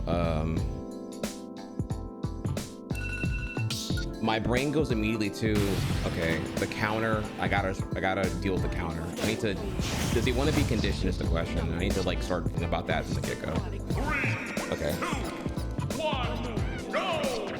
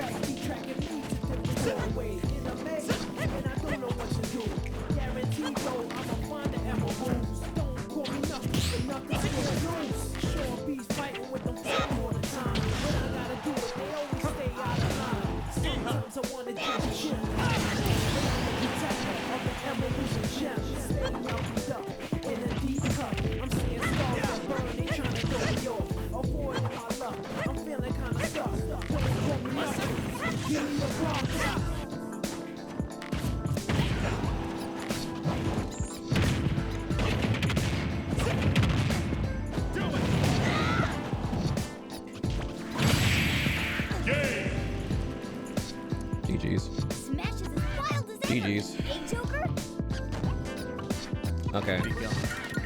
Yeah, he's really good. I can't even knock it. Oh, that feels bad. I can't knock it. He was really good. He was punishing me for jumping from ledge to platform, and then I had to think about what else to do. And he pretty much never dropped shield, so I couldn't do anything that wasn't true. It was a lot. I was really trying to figure it out. I think I was playing better, but that was a really good Joker. Goddamn. All right, sorry. I'm in my feels right now. Let me take a second and redeem that and get back in the lead real quick, and then we'll stop. That was like really good, but yeah, it was a pretty thorough ass whooping. I'm not gonna lie. I was trying to find it, but good lord, goddamn. Hmm.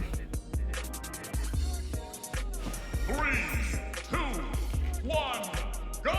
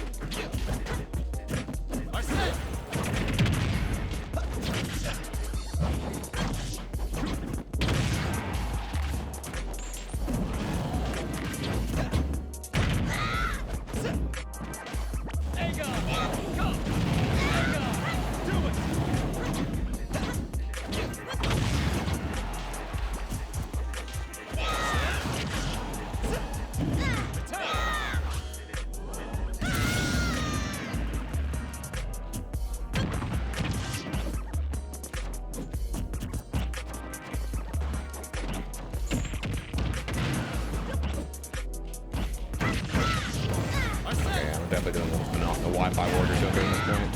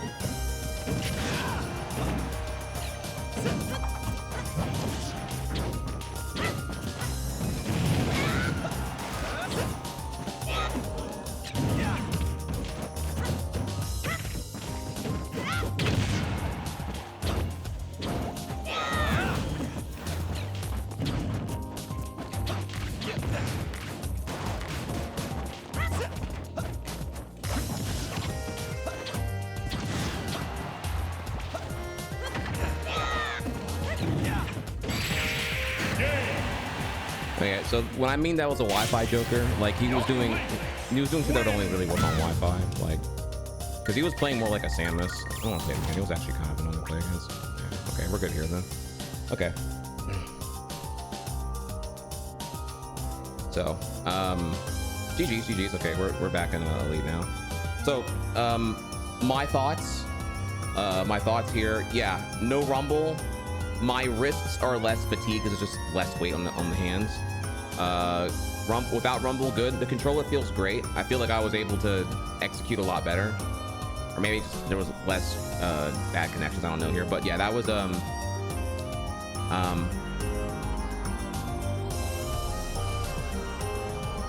that was pretty solid. That was pretty solid. Welcome back. Yeah, Smash is getting a lot more fun, which is a bit worrisome because I see the rabbit hole of addiction kicking in here. I'm like, I can get so much better if I just keep learning.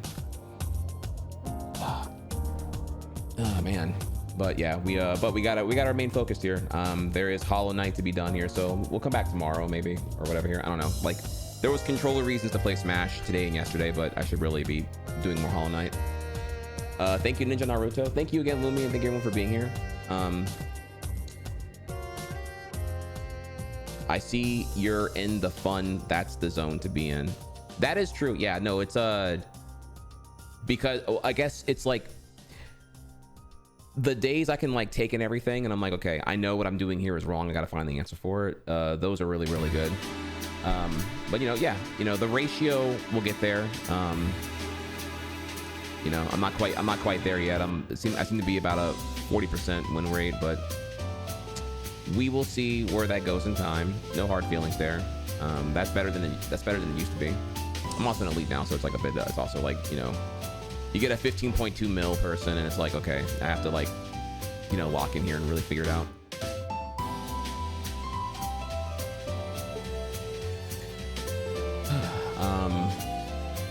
But yeah, thank you, Mr. Pink. The slingshotting. Wow. That's big. That's really, really big there. I was trying that out a bunch there actually.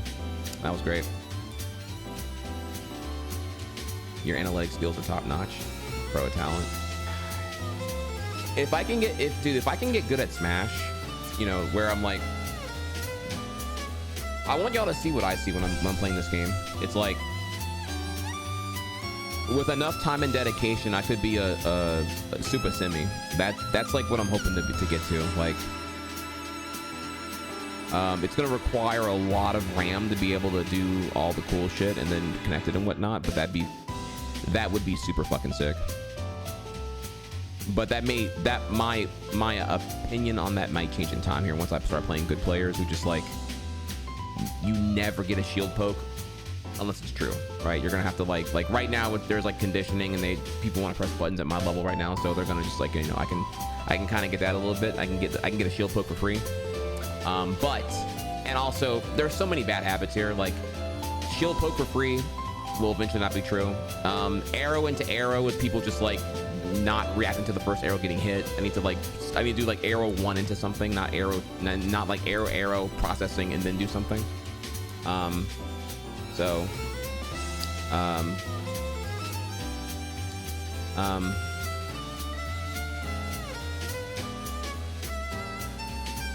We doing slingshots? Oh yeah, no, no.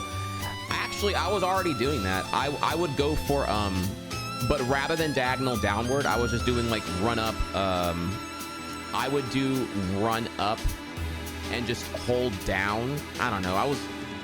I pretty much was doing slingshot minus the part where you hold back, and I would get like I would get like short hop fair rather than back air, and I didn't know like how to get better at that. But yeah, slingshot's what I've always been wanting to do actually, apparently. So very big W from Mr. Pink on that. Thank you so much. Your self-improvement is no guide wikis. Oh, I look sometimes here. Okay, you actually bring up a really, really good point. You bring up a really, really good point here. So if we go over to my Twitter tabs here, you will see here. I've been in the lab. I've been in the lab a little bit here. Not huge, but like, you know, if we go over here, my youngling grind thing, I have a bunch of YouTube stuff open here. There's a guide I'm really enjoying here, which is, let me see here, is it this one?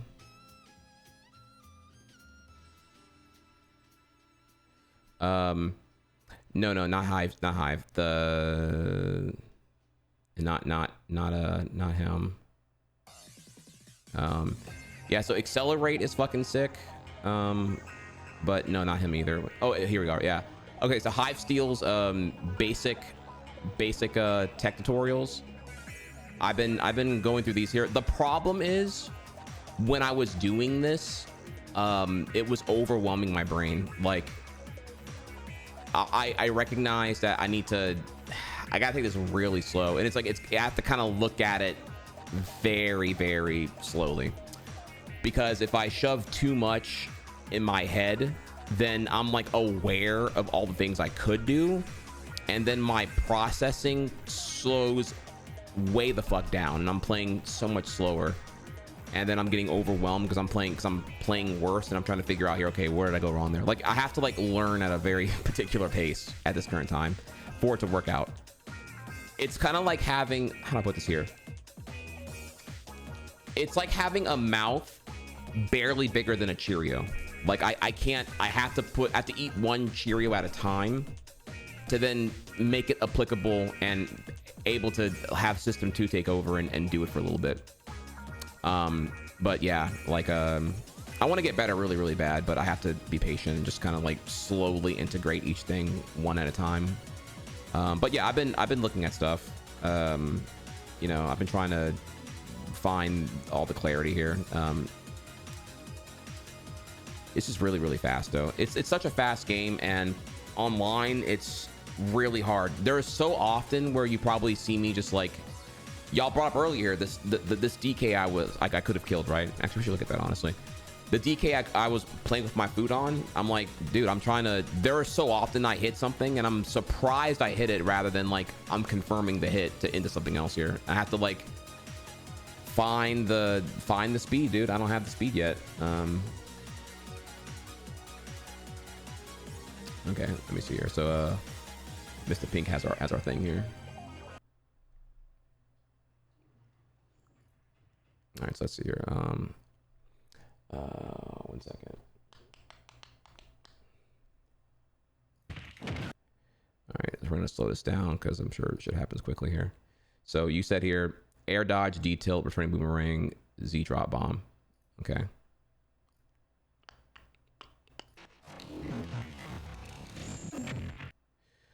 Okay. We get forward throw. Okay. He burns a jump. Okay. I do boomerang. It hits. I do that. Okay. I do second. And I'm stalling, trying to figure out what I'm going to do. And okay. I wanted to do short hop nair there. Okay. Damn. Yeah. Okay. I remember what happened here. So that's the game. So what happened here was I wanted short hop nair right there, but just the jab came out, and I was too busy stuck on that I didn't do the nair I wanted, which again, even nair would have been dumb. I should have did something better than that. Actually, should have did like probably whatever else here. So I and when I was there, like, boomerang's a really bad habit because I throw boomerang when I'm insecure. Terrible fucking habit. Trying really hard to break that. Versus the Marth, I fought to not do insecurity boomerang autopilot.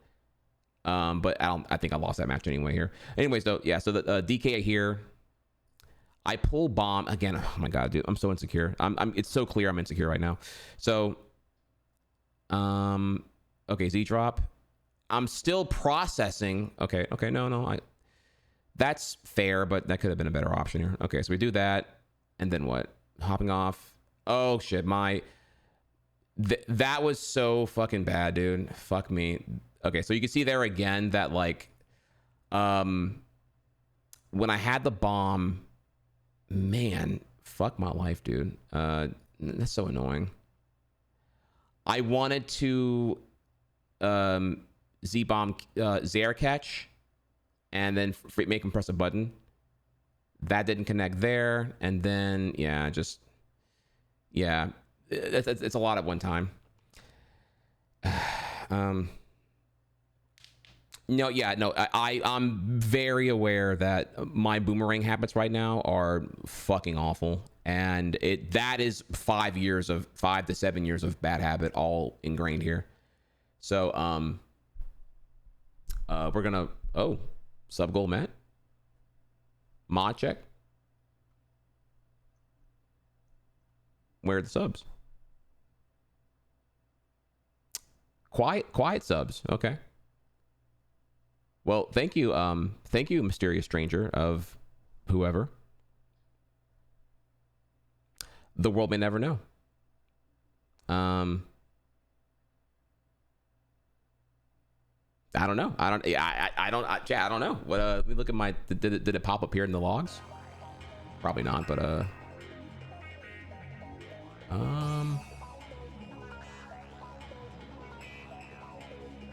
I don't know. No, I have no clue.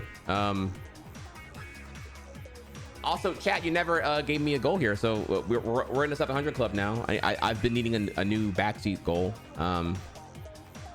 So now we gotta find a new one here.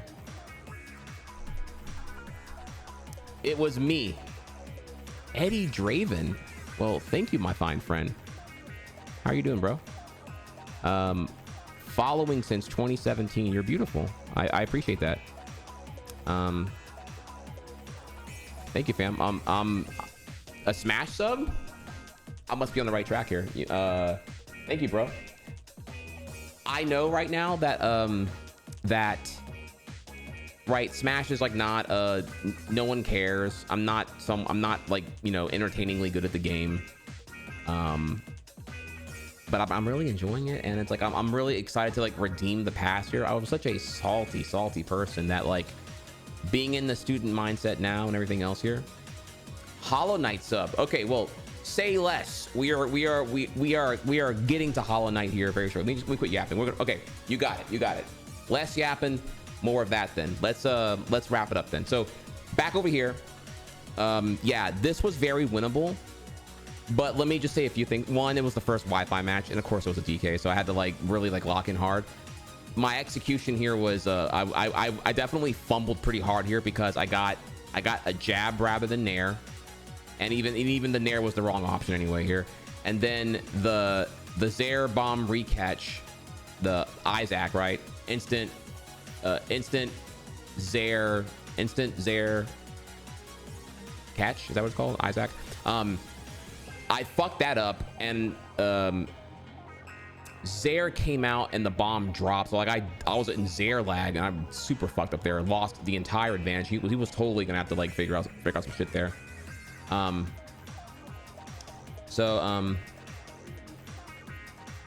me think here about that.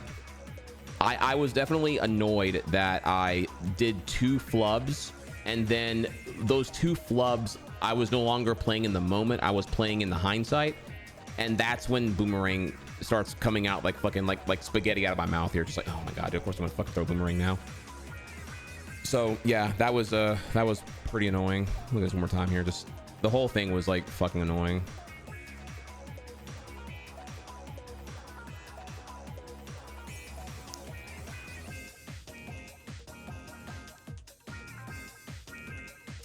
Third arrow here, definitely need to like do something. Okay, yeah, that was supposed to be okay. That was the detail was great. The detail was great, but again, that's the problem, right? Pause right there. Here, this is such the fucking big thing here.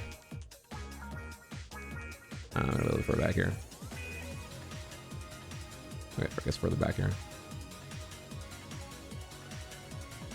Not nair, detail. Okay, let's talk about that, right?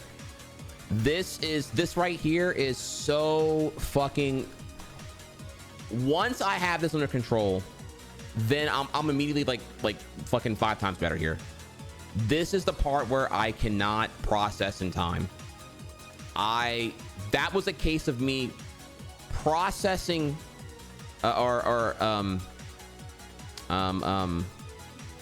like, okay, I whatever, right? Like, okay, jab happened rather than nair, and then I panic detilted, which was good, right? That's good there. But the panic detail, I'm out of ideas at this point. I am like, okay, whoa, the detail was not to close the game out. The detail was I fucked up and I didn't do the nair I wanted here, right?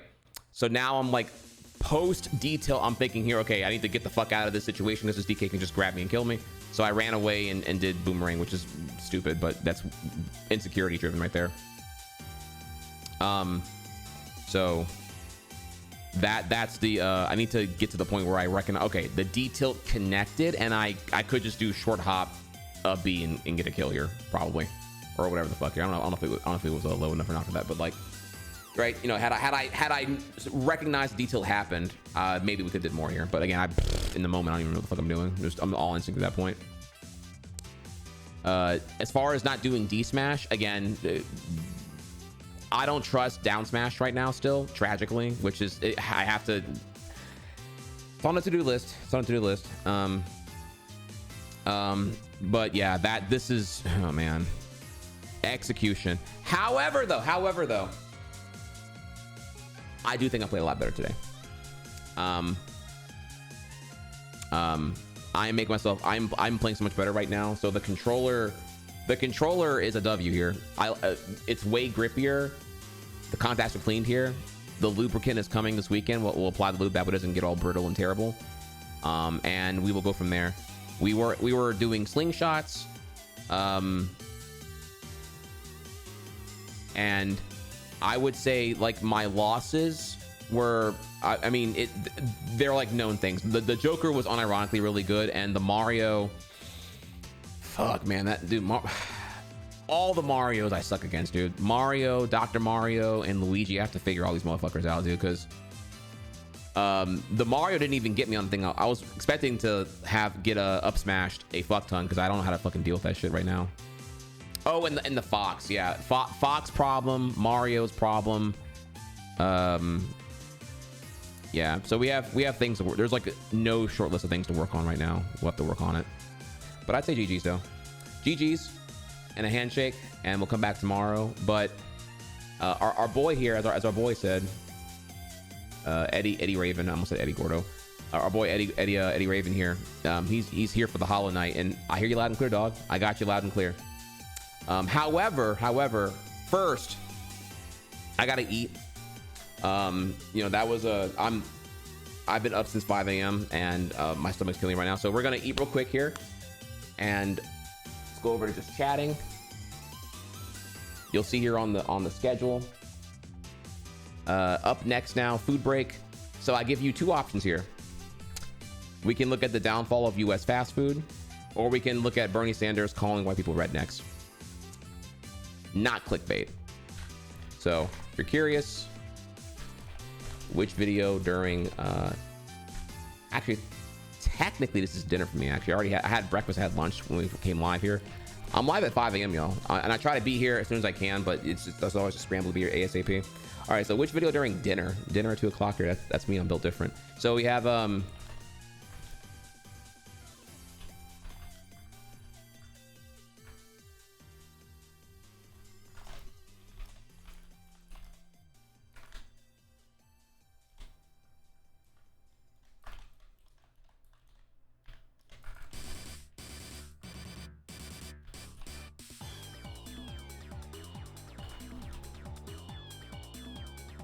Can I put the word sucks? I probably can here. Let me see. Dude, he can't use the word sucks. Chat, what is it? Dude, these character words are so fucking ass, dude. What's a 5-letter word that's like a synonym for sucks? Verb, please. Sucks. Blows. Can I use blows? Blows. Okay, I can't use blows.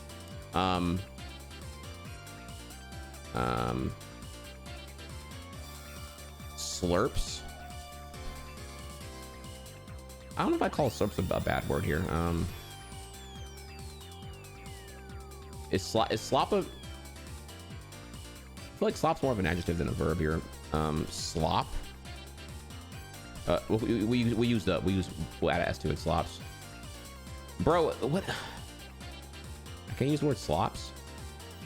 Wait, is it rednecks? Wait, is it MAGA? Wait, which one of these is? Man, I don't even know which word it fucking is, dude. Oh my god. All right, let's. Okay, I'm gonna put Maha. Is it Maha? Okay. No. Okay. All right, so it wasn't that. All right. Red neck.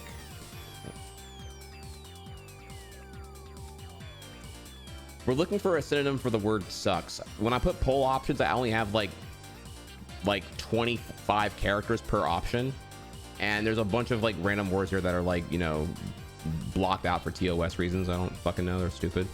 So I can't use sucks, blows, slops. It's not even a word here. Can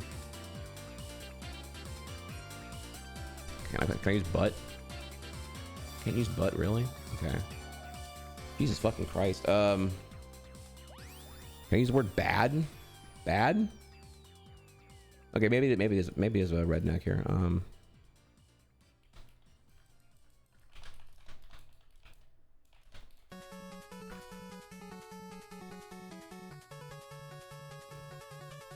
Okay, I don't even... All right, whatever. That worked here. All right, so there's your options, y'all. Why McDonald's bad post-COVID? Jesus, I don't even know what fucking word it was here. And apparently, I guess MAGA and redneck are banned words too. I don't know. It's fucking dumb. So your options are: Bernie went to go visit West Virginia to see how MAGA voters feel about everything right now. It's not a sad video. Don't worry. I don't even want to watch Kirk shit right now anyway. So trust me. I can bring you a bunch of things here. TikToks. A bunch of there's so much Kirk trash I could shit on here, but yeah, I'm sure you've seen it. It ain't worth even getting into, bro. These motherfuckers here. It'd be one thing if Kirk was like not vehemently racist and bigoted here, but they're like glazing up what is definitively just shit content and bad faith debates, right? They're not even okay, bro. Like, stop.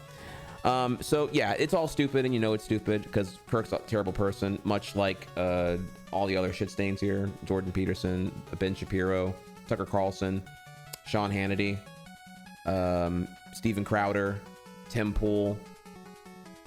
I'm probably forgetting more here, but like whatever, like, you know.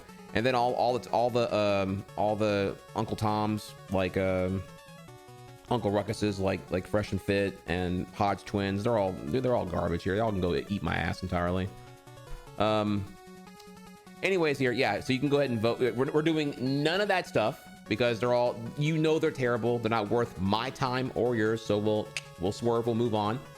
So yeah, Bernie visits West Virginia and sees here how are these like these rednecks? That's what they are, and we'll explain what that means in a bit. How are they feeling, and what are they actually into here?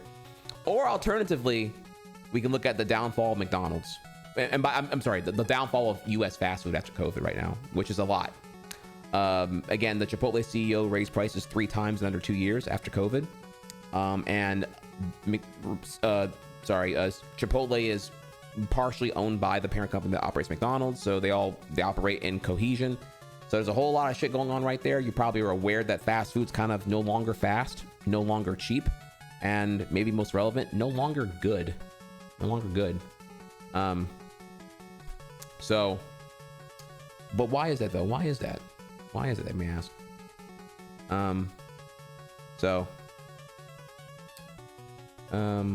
This guy right here. I don't even, All right. Well, with that here, I'm gonna go grab my stuff real quick here. Hang tight. I'll be right back, and then we'll get to it, okay?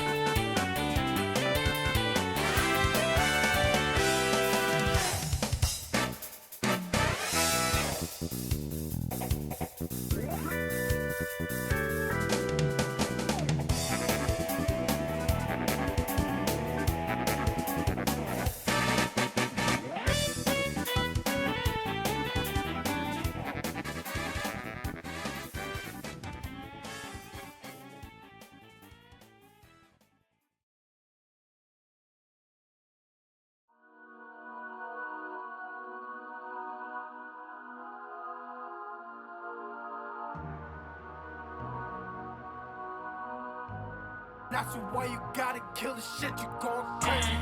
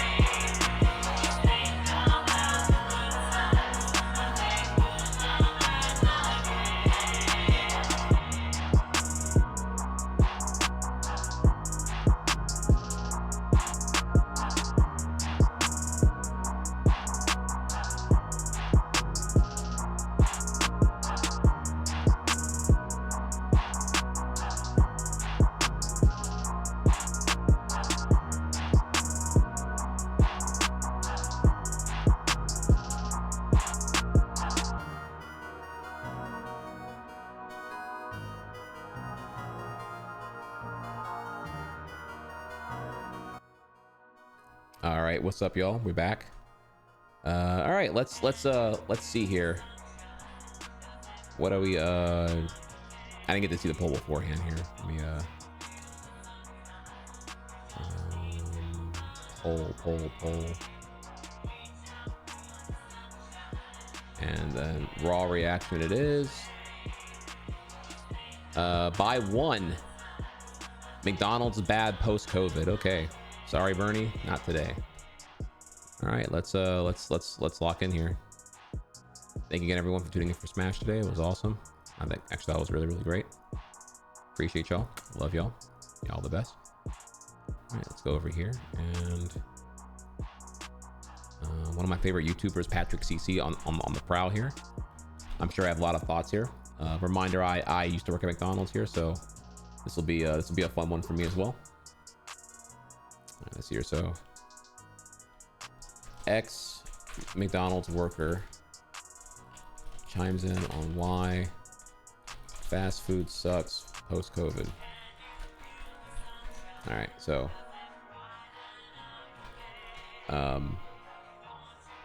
reminder: my qualifications include here that I worked at McDonald's for 4 months way back in 2006. I quit because it was a toxic shithole that I didn't even reward like working well. They just want people to they just want bodies to be in the meat grinder and just like get the shit done, but not well, and they didn't care then. So I can only imagine how much worse it's gotten since then. So without further ado, we're here. With the logos removed, and I want to see if you can guess which restaurant it is. Oh, wait, I can do this actually. All right, so fat nigga alert, let's fucking go. All right, this one, top right one is Wendy's. This one, bottom left, I think is Burger King. The right one here with the red, it's so generic here. That could be Arby's. That could be it could be KFC, but I think KFC uses like all white brick. They don't use like any kind of wood siding or decorative wood siding. So it could be Arby's, could be KFC. Yeah, and then then top left one here. Damn, this one's like the worst one. It's like so fucking generic here. This could be, well, my gut reaction is Panera Bread, because Starbucks is like more natural brick. Yeah, I'm gonna go. Okay, so final answer: Panera Bread, Wendy's, Burger King, Arby's. Yeah, I'm gonna have to go to Arby's. Okay, am I correct? Food locations with the logos removed, and I want to see if you can guess which restaurant it is. Here is number 1. That is Panda Express. Panda. Here is Fuck. number 2. That is Arby's. Here is number 3. 1. That is Burger King. Here is number 4.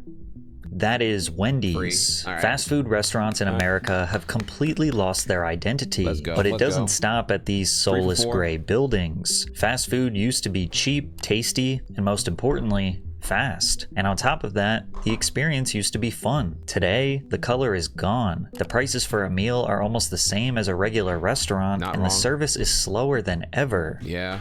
Oh, But sorry. this did not happen by accident. In fact, it's all by design. And today I'm going to Sorry, one second. I forgot my spoon. I'm so sorry, y'all. I forgot my spoon.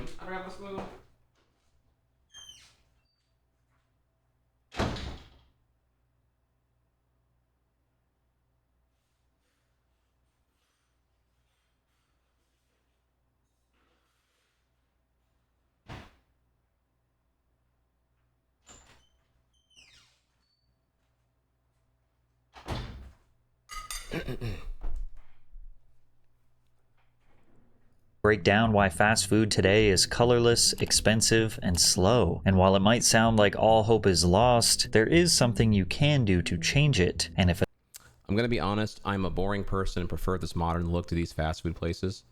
Well, it's actually, he'll probably cover it here, but in case you were wondering, it's actually a very depressing reason why this is happening. This is not modern architecture or optimizations. You see, okay, in short, McDonald's started this template where in reality, the fast food companies are actually real estate companies. They all franchise, right? So McDonald's itself doesn't personally operate each thing. Franchise operators go to McDonald's and they'll pay a franchising fee, and which includes, you know, commercial leasing for the building, commercial leasing for the lot, and giving them a percent of the revenue in exchange to get to use the McDonald's branding, and they have the corporate guidance to, you know, be able to open up and operate a McDonald's and whatnot. So what McDonald's actually makes money on here is owning the buildings and owning the lots. They are a real estate company with the facade of being a, you know, fast food mega corporation and whatnot. So with all of that in mind, it is better to make the buildings as generic as possible, because whenever a location fails, you can just gut all the McDonald's shit and then repurpose the building for something else and then lease out to whoever it may be here, you know. You don't see it very often these days because Amerifats are so fat that you rarely see a McDonald's that's actually out of business, but that is the idea here. They've all kind of caught on with each other now, and they all are doing the more generic look because it lets the building be more repurposed. Consider here how the Pizza Hut, having the Pizza Hut iconic roof, makes it really hard to like repurpose as a thing whenever if it were to go out of business and whatnot. That is the actual reason why they're all like this here.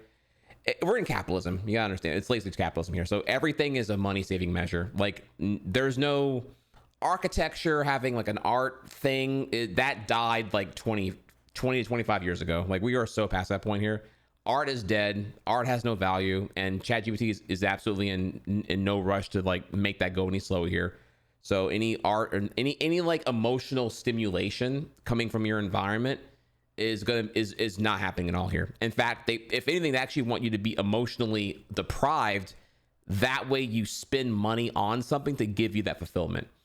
There's a lot of subconscious reasons why when you leave America and you see just like, even like architecture, right? You know, the rich European architecture is like fulfilling in a way where like every desolate suburbia shithole in America, it's all the same shit, right? Same restaurants, same Best Buy, same Walmart, same Costco. It's all very same. You just pick a city, it's all the same shit with the exception of like maybe 5 to 7 different cities. But for the most part, it's a very homogenous, you know, car dependent society full of blib and blob. So yeah, sorry, I'm already yapping right now, but let's go ahead and let the video cook here.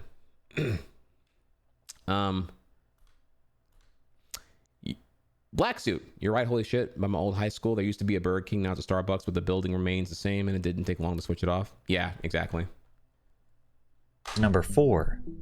That is Wendy's. Fast food restaurants in America have completely lost their identity, but it doesn't stop at these soulless gray buildings. Fast food used to be cheap, tasty, and most importantly, fast. And on top of that, the experience used to be fun. Today, the color is gone. The prices for a meal are almost the same as a regular restaurant, and the service is slower than ever. But this did not happen by accident. In fact, It's all by design. And today I'm going to break down why fast food today is colorless, expensive, and slow. And while it might sound like all hope is lost, there is something you can do to change it. And if enough of us do that, we just might be able to return to the glory days. Modern American fast food buildings are the perfect representation of the soul that's been sucked out of the industry. What used to be these creative architectural fun houses have transformed into sterile gray boxes that are severely lacking identity. Some of them kinda look like modern homes, some of them look like banks, some of them just look like corporate offices. But when you remove the logo, you genuinely could not tell what restaurant it was.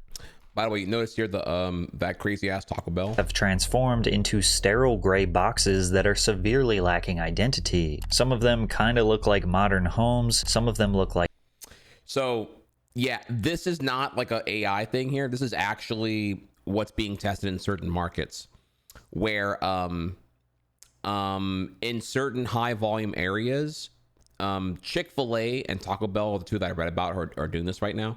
Again, I'm a nerd, so I follow this shit here. Like, you know, I'll read stuff like Bloomberg and Business Insider to keep tabs. Remember, we've covered here before how like American adult spending has changed now. Where again, kidults, I keep bringing that one up here, for example. And I follow fast food as well because this is where the innovations are going to be implemented because they're the most profitable short term immediately. So you'll recall here that McDonald's is doing a thing where I believe it's somewhere in Texas. It might be Houston or Dallas. I forget where here, but they're testing a no dining room McDonald's where there's no dining room. It's just the McDonald's kitchen and I would say a lobby. It's a lobby where you can go in to get your food, but it's really just a lobby with a separate corridor because the real purpose of that is for the DoorDash orders to come and pick up their DoorDash and get the hell out of there. So it's like there's nowhere to sit. It's just like a lobby. Like I can't call it a lobby. It's more like it's a pickup bay. Like, okay, you can pick up your food here when it's raining and you're on foot, and that's really built for cars. So they're doing more and more of the infrastructure to be like more aggressively car specific. And you know, and because COVID taught them that drive-throughs are what really let you do things whenever there's like, you know, microbiological warfare going on. And so with that here, how these work are actually, a bank's a very appropriate thing here. There's like some kind of like vacuum seal shit where like they put it in like they take your bag and they put it in like a to-go bag sized thing that is, you know, immune to the pressure, and then it's a vacuum sealed pressure chamber that like, you know, that moves it like a bank deposit to you. It's just gonna be a lot bigger, right? And you therefore, and then you get your drink and everything else here, nothing spilled and all the other shit here and whatnot. So you're able to do all this stuff here. The idea though is that because this necessitates some kind of like overhead compartment anyway, you can go ahead and put like a dining room above that if you want to. That's a bit, you know, so there's kind of a cool like little like, you know, viewable thing up here. This might not be a thing they're gonna do nationwide here, but yeah, the Chick-fil-A and the Taco Bell were doing this. And if you're seeing the wheels turn here, these newer things that are being built, this like no dining room McDonald's and these like mega drive-through empires, these are all being built with the $1 million kitchen automation in mind. That's what they really are. The quiet, the loud part is, oh, it's different. The quiet part is once automation's there and you can spend $1 million on one location to make it fully automated where it's never closed, the robots never backsass, and all you need is like maybe a staff of 2 on call and like IT 24/7. You can run this with a skeleton crew that's effectively operational 24/7. And that will be by that point, let's just say here that like the issue won't be will the automation make the food well. The issue is going to be the bigger problem by this point will be clearly like, okay, like I don't know, the bottom 20% of physical labor just got annihilated overnight with the mass deployment of automation. Consider how ChatGPT right now is doing all kinds of fucking dumb shit in this industries altogether, and the facade of like, you know, AI progression. And consider here when automation comes, it's here, it's going to be, and we're clearly Congress is nowhere near ready to automate or to regulate any of this shit. So, automation with no UBI in sight equals horrible fucking things for the economy. I mean, it's already, and I would argue right now is like worse than worst case scenario. I never thought we'd be at this point because it's like so actively stupid what we're doing right now in the context of economic policy, much less morale and ethics of policies. But yeah, this is like really, really, really, that's going to be like so fucking bad unless we like actually figure this shit out here. So we're hoping, in short, the next election, if it happens, if it's fair, needs to be a huge wake up call, because in the 2030s, automation will be here, whether we're prepared for it or not. And when that happens, it's going to be even more disruption to the most vulnerable, the most economically vulnerable people right now. So it's going to be pretty fucking bad. So just, keep all this in mind if you're seeing these new things happen here. This is where you follow porn, you follow fast food. That's where the technology innovations are going to go crazy, because they have the strongest return on investment proportional to their deployment across consumers. Banks, some of them just look like corporate offices, but when you remove the logo, you genuinely could not tell what restaurant it was. Compare that to what this architectural illustrator posted on Reddit. Even without the logos, you can still tell which building belongs to each fast food brand. Or can you? I'll see if in the comments one of you gets all 12 correct. Early Taco Bell locations were designed to evoke the look and feel of traditional Spanish and Mexican style architecture. The original buildings featured stucco walls, red clay tile roofs, exposed wooden beams, and arched entryways. Now, you get a gray box with a modern purple LED light. Pizza Hut's red roof became such an iconic part of their design that now, when a new business takes over the and arched entryways. Now, you get a gray box. Is the pickup window here an implication there's no dining room either? It's just like an outdoor little thing here. I don't know. I mean, this big ass window right here implies that there is like a dining area or some shit. I don't know. I'm a bit confused here over this whole one right here.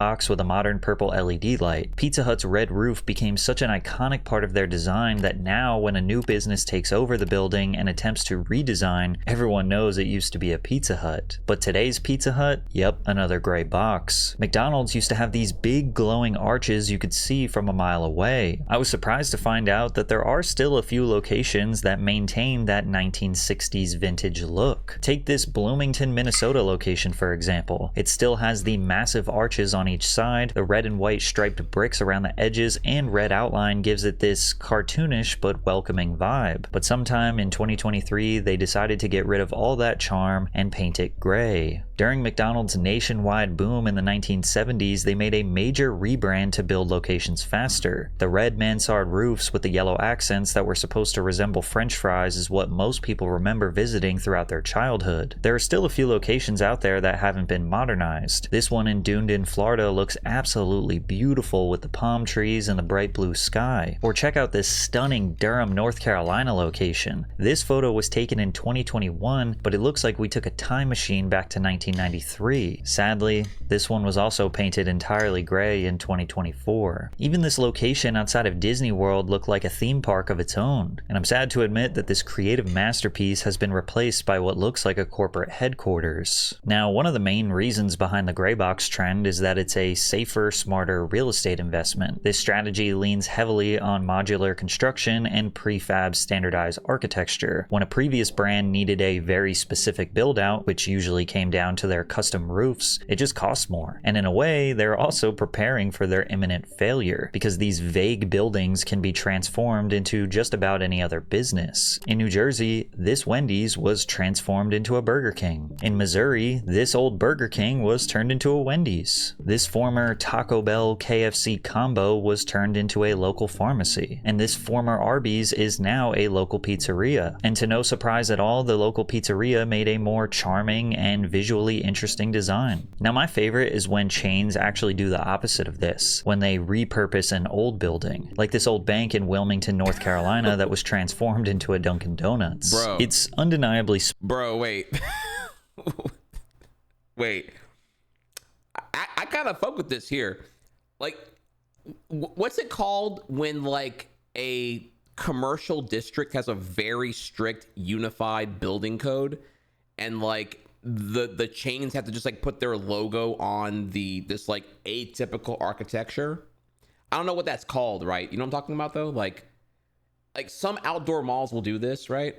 And in the end here, it's like, you know, I don't know. It's a bit more, it's a bit more fun to see. Again, you're not totally deprived of like the sterileness of modern commercial architecture. In Wilmington, North Carolina, that was transformed into a Dunkin' Donuts. It's undeniably smarter and probably more sustainable to build buildings that can outlive the brand inside them, which will in turn reduce waste and provide opportunity to future businesses. But there's just something sad about it too. Each restaurant lost all its character. But it's not just the exterior that lost its character. The interior is where many of these places thrived. Stepping inside used to feel like entering a little world of its own. Taco Bell had these purple and teal Art Deco chairs, textured wall tiles, and neon squiggles that felt like walking through a 90s arcade. People today would probably call this tacky, and they might not be wrong, but damn, it has an identity. But before we dive deeper, the other day I wasted hours trying to cancel all those subscriptions I forgot about. Luckily, today's sponsor Rocket Money is here to help. Rocket Money is an all-in-one personal finance. Man, I'm only 5 minutes in here. We gotta lock in, y'all. You can select the ones you description to bro. get started for free. Wendy's had an immaculate 1970s grandma aesthetic. Wood-paneled walls, stained glass lamps hanging above every table, plush burgundy booths, and soft yellow lighting that made it feel more like a cozy living room than a... Okay, if he brings up that Wendy's had a motherfucking salad bar in the 90s, W here. I don't know if y'all knew that. Wendy's used to give a lot of fucks. Like, what's his name? Dave Wendy? I mean, she's here, but Dave, the OG guy, like, yeah, they had salad bar. It was very clear that he cared. And then, like, you know, in effort to like try to catch up to the competitors like Burger King and McDonald's here, they had to kind of like streamline a lot of shit, which meant like, you know, cutting all the fluff down and lowering the class a lot. But yeah, tragically, you know, I respect it, but I respected what Wendy's was doing back in the 90s here, but it is what it is.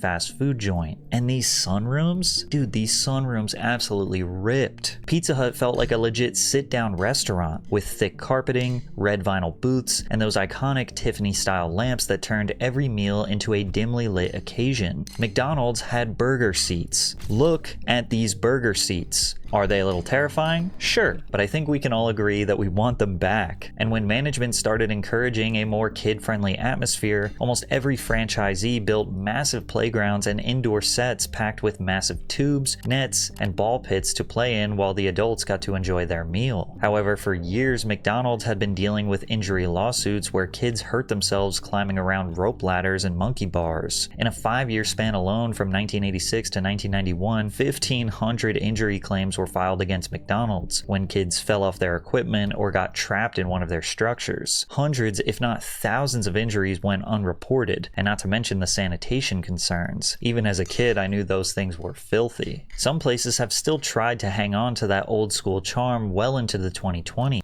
I never thought about that. Okay, when I was a kid and you go into a play place, adults can't get in that shit. Adults can't fit in there and clean that shit out. So like, that thing is just like whatever hands are touching that thing, you know, French fries, and you know these kids will be washing hands after they done hitting the number 2 and all that here. Just like, I ain't even thought about that, dog. Like you need to have like a really small adult or like a child and pay them to go like in there with like the towel and shit and like hope they can get that shit cleaned up here. No, I don't think they cleaned it at all. I don't remember, because my last time I went to the play place was probably like, I don't even know, maybe 10 years old. Probably before that, though, I'm being real. God damn, dude. I never thought about that. Wow. Like, the average play place probably was mega filthy. Yeah, I never thought about... I mean, I wonder... Okay. A McDonald's play place, never cleaned, I would assume. But I feel like a Chuck E. Cheese one has to get cleaned, right? That's the whole thing. But, like, again, the question is, who does it? Right? Like, doesn't it, like, do you just hire like a small woman to get in there and do it once a week or some shit? Or like, I don't know. I never thought about that, actually.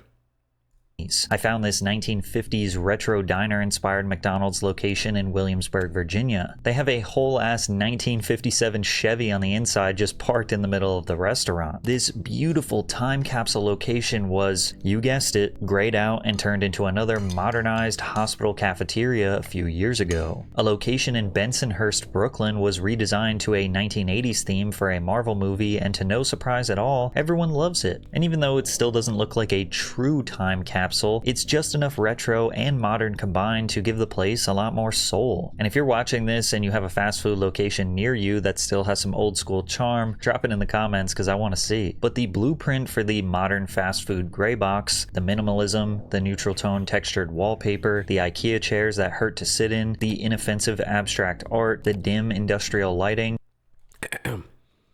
These chairs here, man, I hate these chairs, dog. This is just like, it's more annoying than a stool because it's like you want to lean back, but it's such a tease and it's such an avoidable like back. Ugh, my God, bro, stop. This is so form over function. It hurts for me, honestly. IKEA chairs that hurt to sit in, the inoffensive abstract art, the dim industrial lighting, it can all be blamed on Chipotle. Chipotle's early 2000s expansion marked a turning point in the fast food industry. Their concept was called fast casual. You still got your food quickly, but the experience felt more elevated. The menu was simple, the ingredients were marketed as fresher, and the interiors ditched the kid-friendly chaos in favor of something more modern. Because of this, they were able to charge a higher price, and teenagers, college kids, and young professionals were more than willing to pay. But they weren't just paying for vibes. Those 2010s Chipotle burritos were massive. You used to get at least 2 servings of food for one price. I was gonna say, hang on, wait. I was Chipotle whipped in the 2010s. Getting a double protein stuffed burrito, and it was like it would legit was 2 full ass meals for like less than $13. It was a W.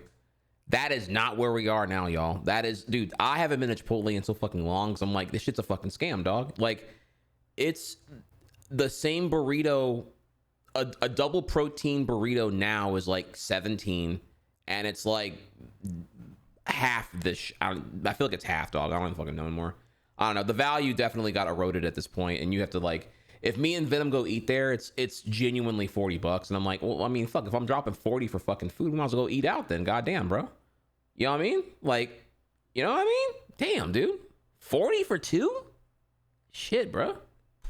Which made it comparable to 2 fast food trips. Chipotle's success came at a time when McDonald's and other giants were on a rapid decline. In 2003, McDonald's stock price fell to a 9-year low, and in Q4 of 2023 was the first net loss in profits they ever had, losing $344 million.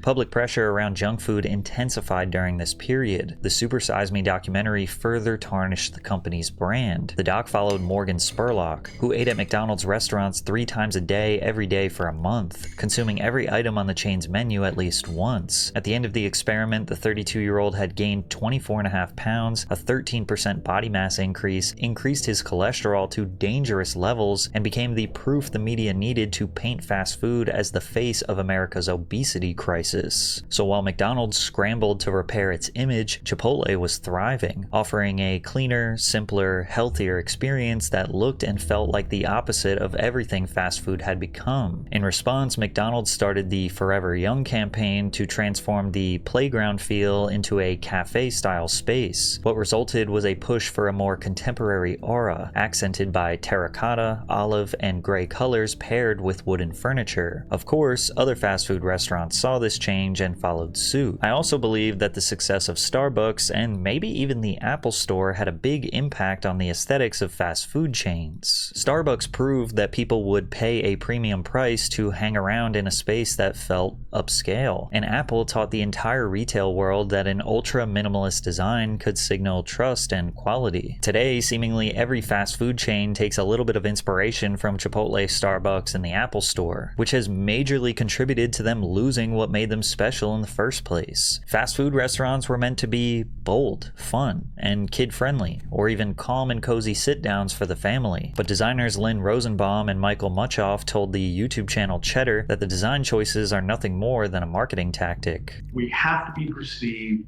as new and fresh and offering food that is new and fresh.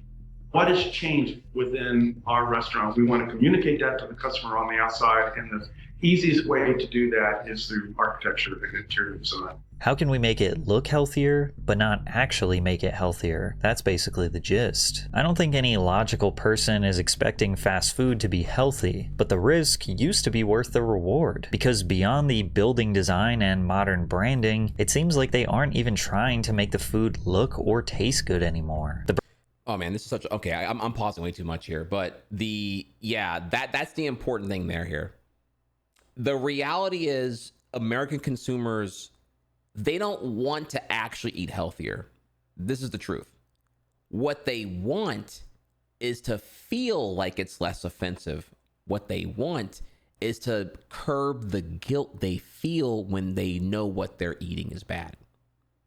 They don't want to eat healthier because they don't like healthy food. They want to minimize the guilt they feel because they know what they're eating is bad. So any way we can do that, we do that. And this is where we get to like the whole marketing shit here, because like the fried chicken sandwich, notice how no one calls them that anymore.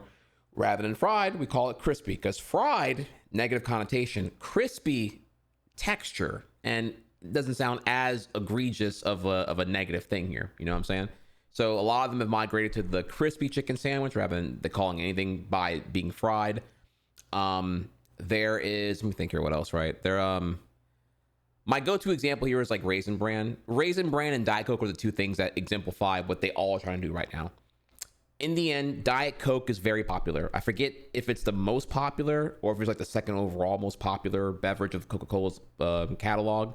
But the thing about Diet Coke is, while Diet Coke, I know for a fact here, has like a narrower, like Coke is appealing to all ages, right? Everyone likes Coke, right? But Diet Coke is a very specific demographic of people, whether it be, it's older, but I don't know if it's all like type 2 diabetes or whatever it may be here, or insulin, shit like that here. But the thing about Diet Coke is that Diet Coke is perceived as less harmful than regular Coke. And that perception allows those who yearn for Coke, or maybe specifically Diet Coke, they'll consume it a lot more, just like with Raisin Bran. So even though Diet Coke is not really good for you, they're gonna drink it a lot more because they perceive it as less offensive than regular Coke.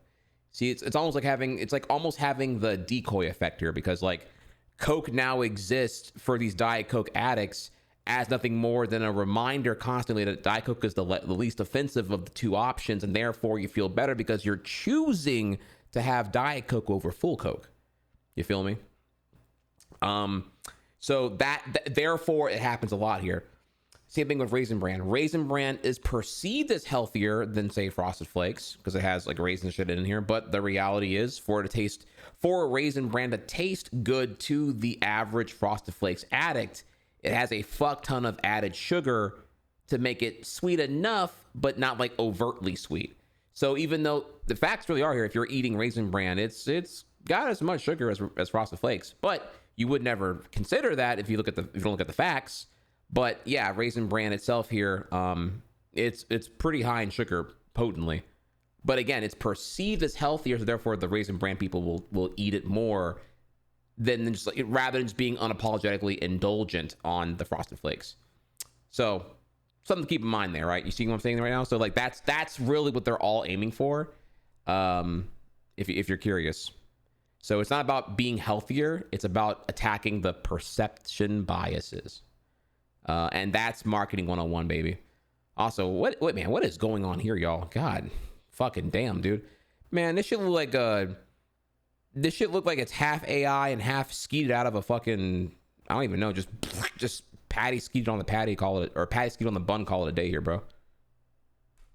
The risk used to be worth the reward, because beyond the building design and modern branding, it seems like they aren't even trying to make the food look or taste good anymore. The burgers aren't even close to as advertised, with buns flat as a pancake and lettuce that looks like it was left out all night. Places like KFC refuse to change the oil in their fryers, so you can't even taste the chicken anymore. And those so-called crispy fries you ordered look like they were defrosted, placed under a heat lamp, and served without anyone noticing they missed a crucial step. Even legendary YouTuber The Report of the Week, who has spent the past decade reviewing fast food menu items, just about had a meltdown over the decline in quality and service across every big chain. Oh, this reminds me. Okay, he did drop a new video.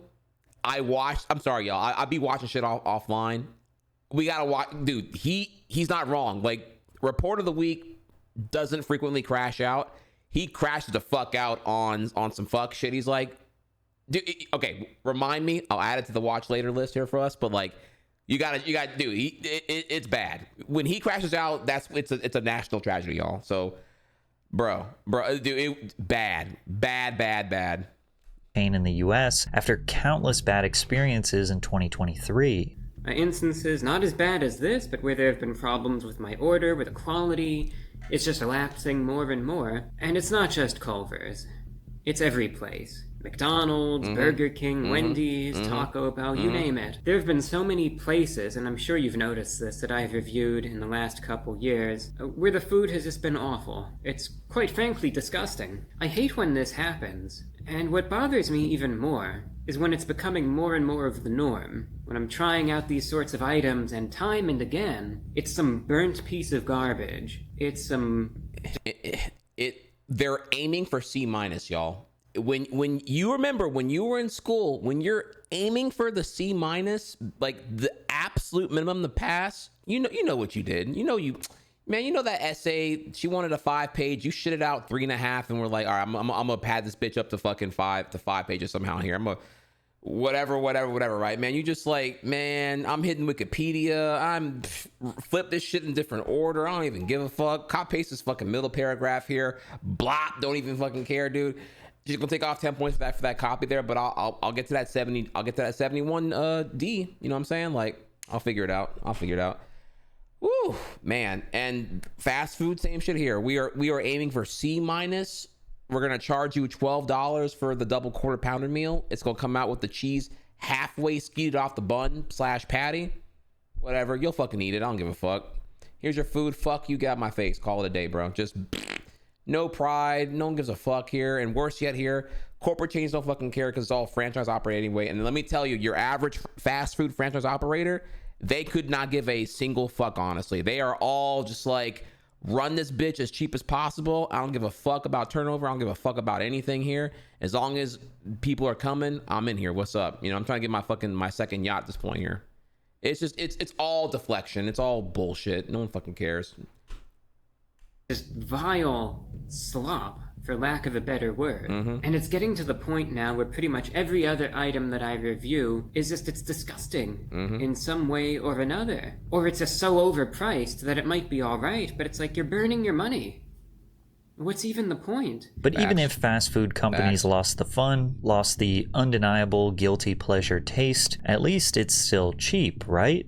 Nope. Chick-fil-A, Arby's, Wendy's, Jimmy John's, Chipotle, Taco Bell, Popeyes, and McDonald's all raised their prices by 55 to 100% between 2014 and 2024. Most of us can remember a time where $5 could fill you up at most restaurants. Maybe you'd snag a couple of grillers or on God, dude, we've talked about this much here. On God, I was telling y'all, bro, hey, look, I need to vote y'all fucking wallets here, dude. You need to hit that 4 for 4 and that biggie bag while it's still there here because... man, they wilding out, bro. 5 don't get you shit, dude. And that hash brown, McDonald's morning hash brown a la carte, $3 fucking. Honey, pass me the crack pipe. What the fuck is this shit here? Ain't no way in hell a hash brown worth $3 fucking, dude. Fuck you. Where $5 could fill you up at most restaurants. Maybe you'd snag a couple of grillers or a fill-up box from Taco Bell, a McDouble, McChicken and fries, a famous bowl from KFC, and even if you wanted to get full meals, you'd still spend less than $10. What I found shocking is that Columbus, Ohio has the most affordable fast food in the country, but meals still cost $10 on average. Most cities average $12 to $13 for a fast food meal, and I can say with certainty, at least where I live, that there are plenty of local restaurants serving way better food for $13. Some McDonald's locations were charging as high as $18 for a Big Mac meal. In 2024, the McDonald's president Joe Erlinger attempted to address many of the concerns that Americans had with McDonald's prices significantly rising. What's funny is that they made this graphic that claims to debunk a bunch of myths, while claiming that the facts state that they have only raised their prices by 20 to 40% since 2019. Like, they put this obnoxious claim as a myth. McDonald's medium fries increased by 138%, just to attempt to soften the blow when they say that the fact is that the average price of a medium fries was a 44% increase. Like, we're supposed to be like, oh, only a 44% increase for fries that are soggy, cold, and take 20 minutes to get? Ah, that's so much better than 100. Don't forget also, by the way, here that the remind me again here, chat. The McDonald's fries, it's like 12 ingredients. Listen, you really shouldn't be. Look, I'm sorry. Look, I love y'all here. I know I'm pausing a lot right now, but like, you really shouldn't be the McDonald's here. Like, out of all of them, they're like one of the worst. Like, it's high fructose corn syrup in everything. It's chemical warfare. Your organs deserve better. I'm gonna call, like, if you consume McDonald's even weekly, that is self-harm. Your body hates you. You are rewiring your body to just like hate itself. There is high fructose corn syrup in the buns, in the French fries.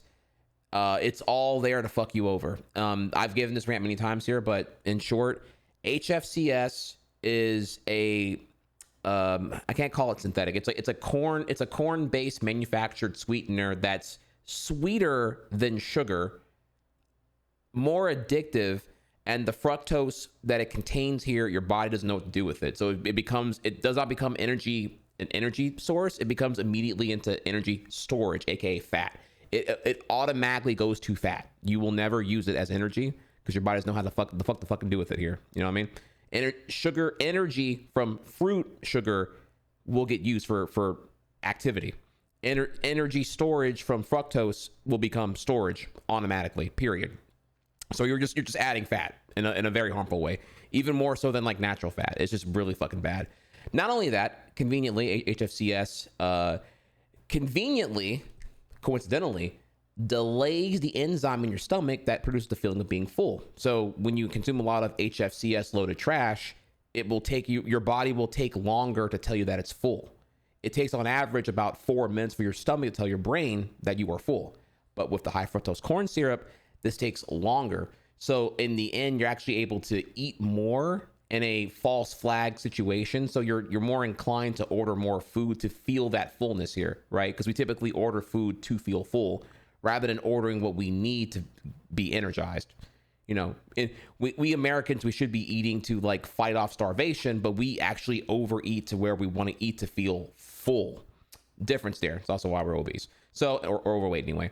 And so, yeah, eating a lot of this high fructose corn syrup will just make all that an already bad eating habit into a worse one altogether here. Combined with the HFCS and French fries and the buns and the other shit, and then the Cokes and all that with again, more of the shit in there as well. It's chemical warfare. It's chemical warfare. I really need you to take a long look in the mirror.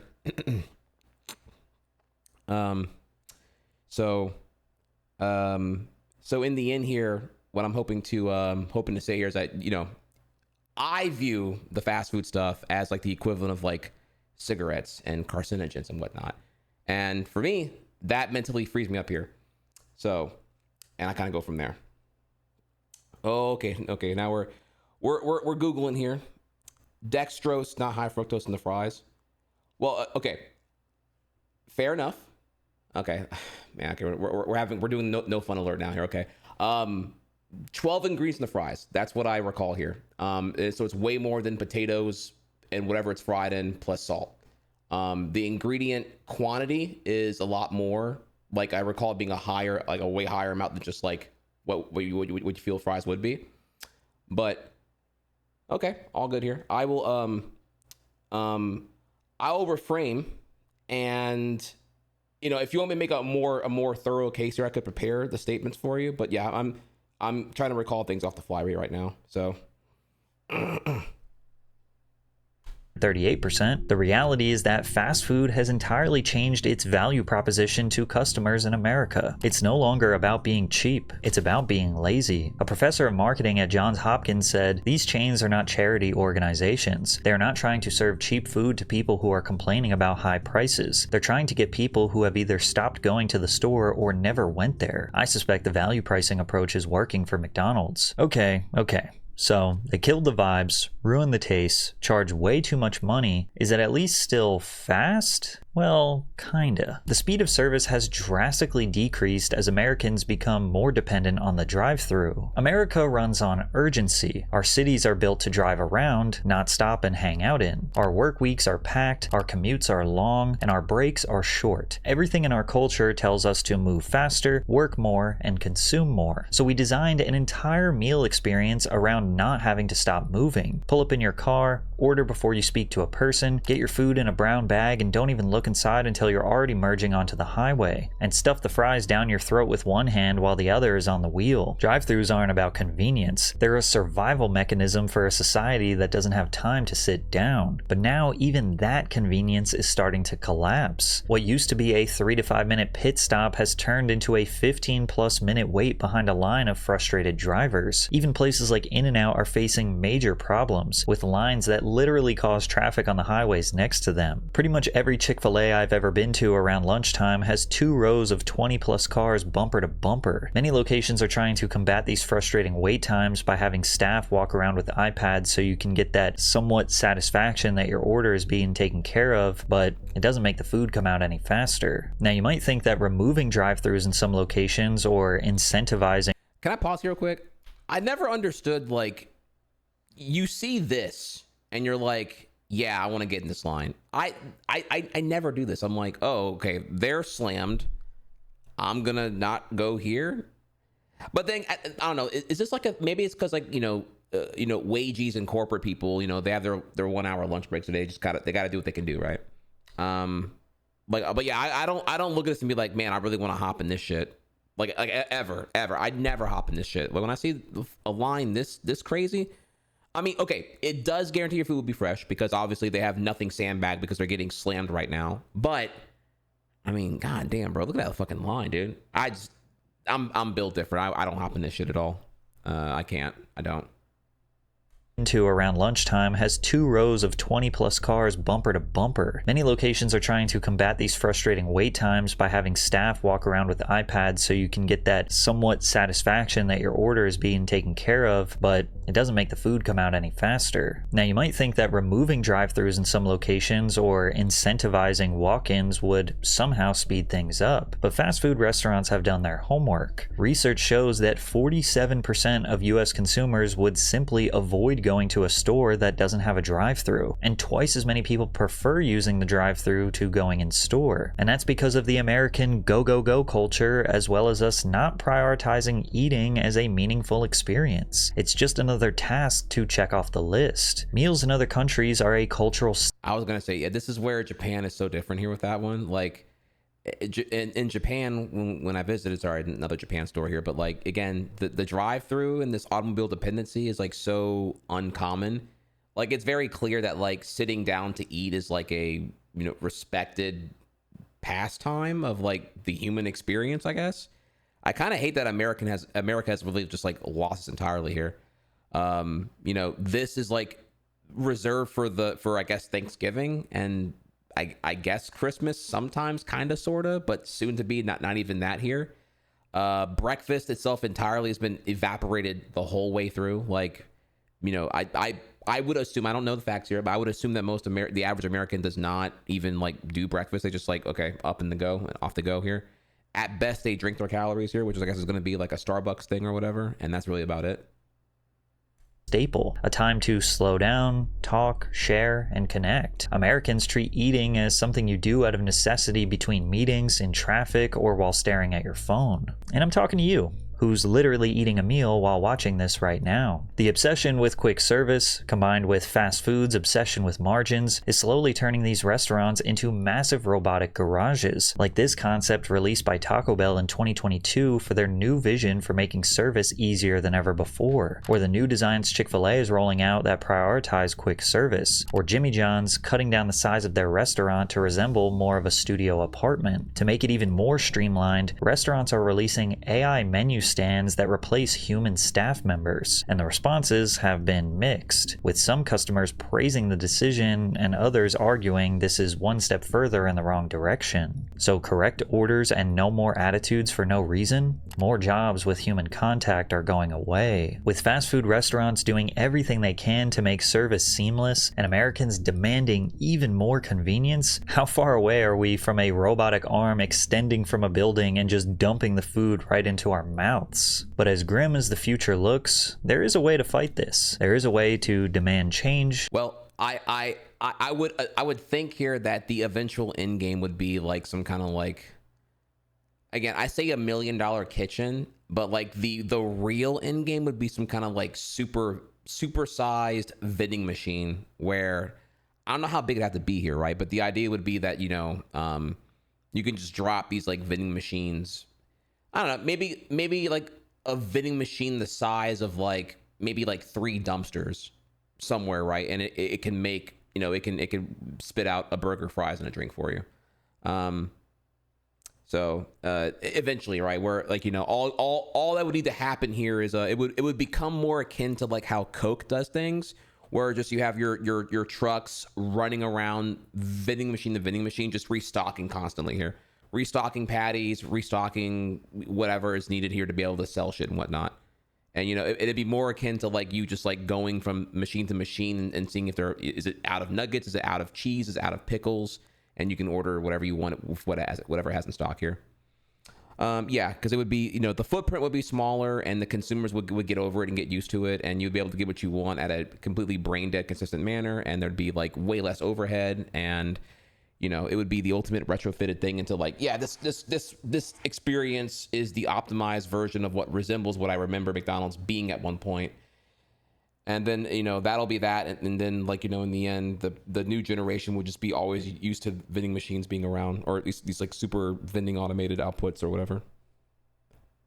Get better quality food, better prices, better speeds, and an all-around better experience. The solution is quite simple, and it's being implemented all over the world. Fast food is better outside of America, not just by opinion, but by design. Many nations have stricter regulations on food quality, preservatives, and sourcing. In places like Japan, France, or Germany, the ingredients are often fresher, the portions are more balanced, and the presentation is far more respectful of the dining experience. But this change didn't necessarily happen out of respect, it was by force. Like in France, when 5 activist farmers tore down a McDonald's that was being built in the southern town of Malawi in August 1999. They handed out Roquefort cheese at the protest, which they said was to denounce US import restrictions and hormone-treated beef. But this was a calculated attack. In that same week, French farmers dumped 6 tons of manure on a McDonald's restaurant in Arles. This was a symbol of resistance against American food imperialism and the spread of unhealthy, standardized meals. And it wasn't just about the food, they were defending culture, agriculture, and tradition. And it worked. French consumers began demanding locally sourced ingredients, and McDonald's responded. Today, around 75% of the food served in McDonald's France is sourced domestically. Now, this doesn't mean go and destroy your local McDonald's, but it is proof that a protest goes a long way. Also, McDonald's Europe became the first food service retailer in many markets to sell Marine Stewardship Council certified sustainable fish. The MSC is widely considered the gold standard certification for sustainable wild-caught seafood. Because if they did not meet these standards, then European countries would simply not allow them to serve fish. In India, they mostly don't serve beef or pork items due to religious values held by the citizens. In China, they serve taro pies. Taro is a plant native to Southeast Asia whose roots and leaves are used for food in this region. In Saudi Arabia, 100% of their menu must be halal. Therefore, all products served at McDonald's restaurants are inspected and approved by local authorities and Islamic inspectors at the countries of export. The point is, McDonald's and other fast food Are we allowed to also mention here that like that Israel also has like nationalized healthcare for their citizens, and so when we fund the IDF and we fund them, our direct taxation is going towards giving them nationalized healthcare while we continue to not have nationalized healthcare in any kind of capacity. Am I allowed to get woke right now on that one? But just I just thought I'd remind y'all real quick. Restaurants will abide by socio-cultural, religious, food preferences, and environmental factors, or they will simply not be allowed to serve food in that country. And they might even complement the country with a vibey atmosphere. They'll serve food in decommissioned plains in New Zealand, a colorful building pagoda in China, or a ski up in Sweden. The end result: better service, better food, better vibes, and customers who treat eating as something worth sitting down for. All of these point to the fact that fast food restaurants can still be colorful, fun, cheap, and have the best quality food available for their meals. It's just that they only change when people finally start to walk away. This is not the answer you want, but it is the truth. Sure, the buildings are gray and bland. Sure, the service is slow. Sure, the food doesn't taste as good, and corporate greed is Bro, what the fuck bland. was that? Sure, dude? the service is slow. Sure, the food doesn't. Dude, all right, shame them. Who is this? Whose burger is this, chat? What is this here? God damn, bro. It's like a wet fart in burger form.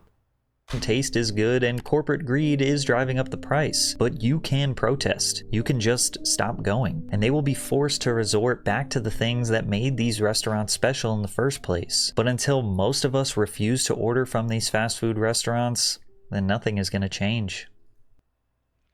All right, GG's great video. Thank you again. Thank you again, Pat CC, our boy. Make sure to give this a like and a view, so that he knows that we're not mooching off that shit there, right there.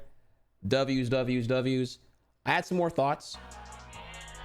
Towards the end here, what he was talking about, a bit more of insight into this whole thing here, would be that it's important to recognize here that you may have seen, if you're a McDonald's frequenter. I'm not, but I keep tabs on this kind of shit here. McDonald's brought back the $5 value menu. Are y'all aware of this? Kiri Yoshi is back with 68 months. What's up, Harry? Game and Goon. Game and Goon. Does this ring a bell, y'all? McDonald's bringing back the $5 menu and shit. Let me see if we can grab this real quick here. I'm sorry. McDonald's brings back $5 menu. All right. Yeah, so here we are. Okay, so we have here okay, so McDonald's corporate, the return of the extra value meals with $5. Wait, is this the right thing? Fuck, this might be the wrong thing actually. Sorry, hang on a second. Anyways, yeah, well, I'm looking for this real quick here.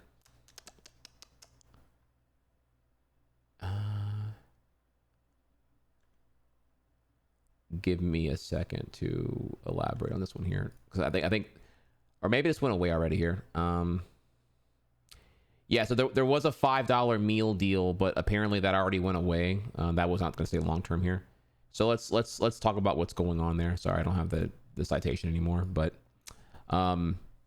yeah. So McDonald's had brought back a $5 meal deal. It was temporary. It's already gone, and it's replaced now with the $8 Big Mac meal and some other shit. Yada yada yada. Right. So what am I getting at here? Well, if you didn't know, obviously, with greedflation, which is what I'm calling what happened during the COVID supply chain. So COVID happens, right? And then the global supply chain is disrupted here, which of course means we have to now produce things domestically that we didn't before, and or the supply of things we were outporting or importing here are now of a higher scarcity. So therefore prices go up and whatnot, right? So yeah, all the essential business that was operating during COVID, during quarantine, goes up in price. However, corporations caught on that they could use this as a slippery slope to kind of get out of jail on that a little bit, and they were jacking up prices and then letting the global supply chain excuse get maxed out in that plausible deniability. And that resulted in all of them getting really greedy and getting really crazy on their price hikes. If you may recall, your fast food got really, really expensive the later half of the quarantine period, and remained that way once we were post-COVID and supply chains were resuming normal operation, right? And so that I call that the greedflation. Now, greedflation came to be, and it stayed. And what happened was throughout 2021 till 2023, they were already making record profits because again, they were essential businesses that were operating with no other competition in sight. Every mom and pop shop didn't have a drive-through, couldn't operate because they had to deal with the COVID quarantine shit. Meanwhile, all the big corporations were essential, and so Walmart, Amazon, Target, and all the fast food joints made a killing in money, insane profit, while price hiking everything and gouging, again, insane profit, and then kept them that way after the supply chain was resuming, insane profit. Just like, greed all the way through here, right? Max squeeze on you, and you felt that. And you felt it so hard for so long here that people stopped eating fast food.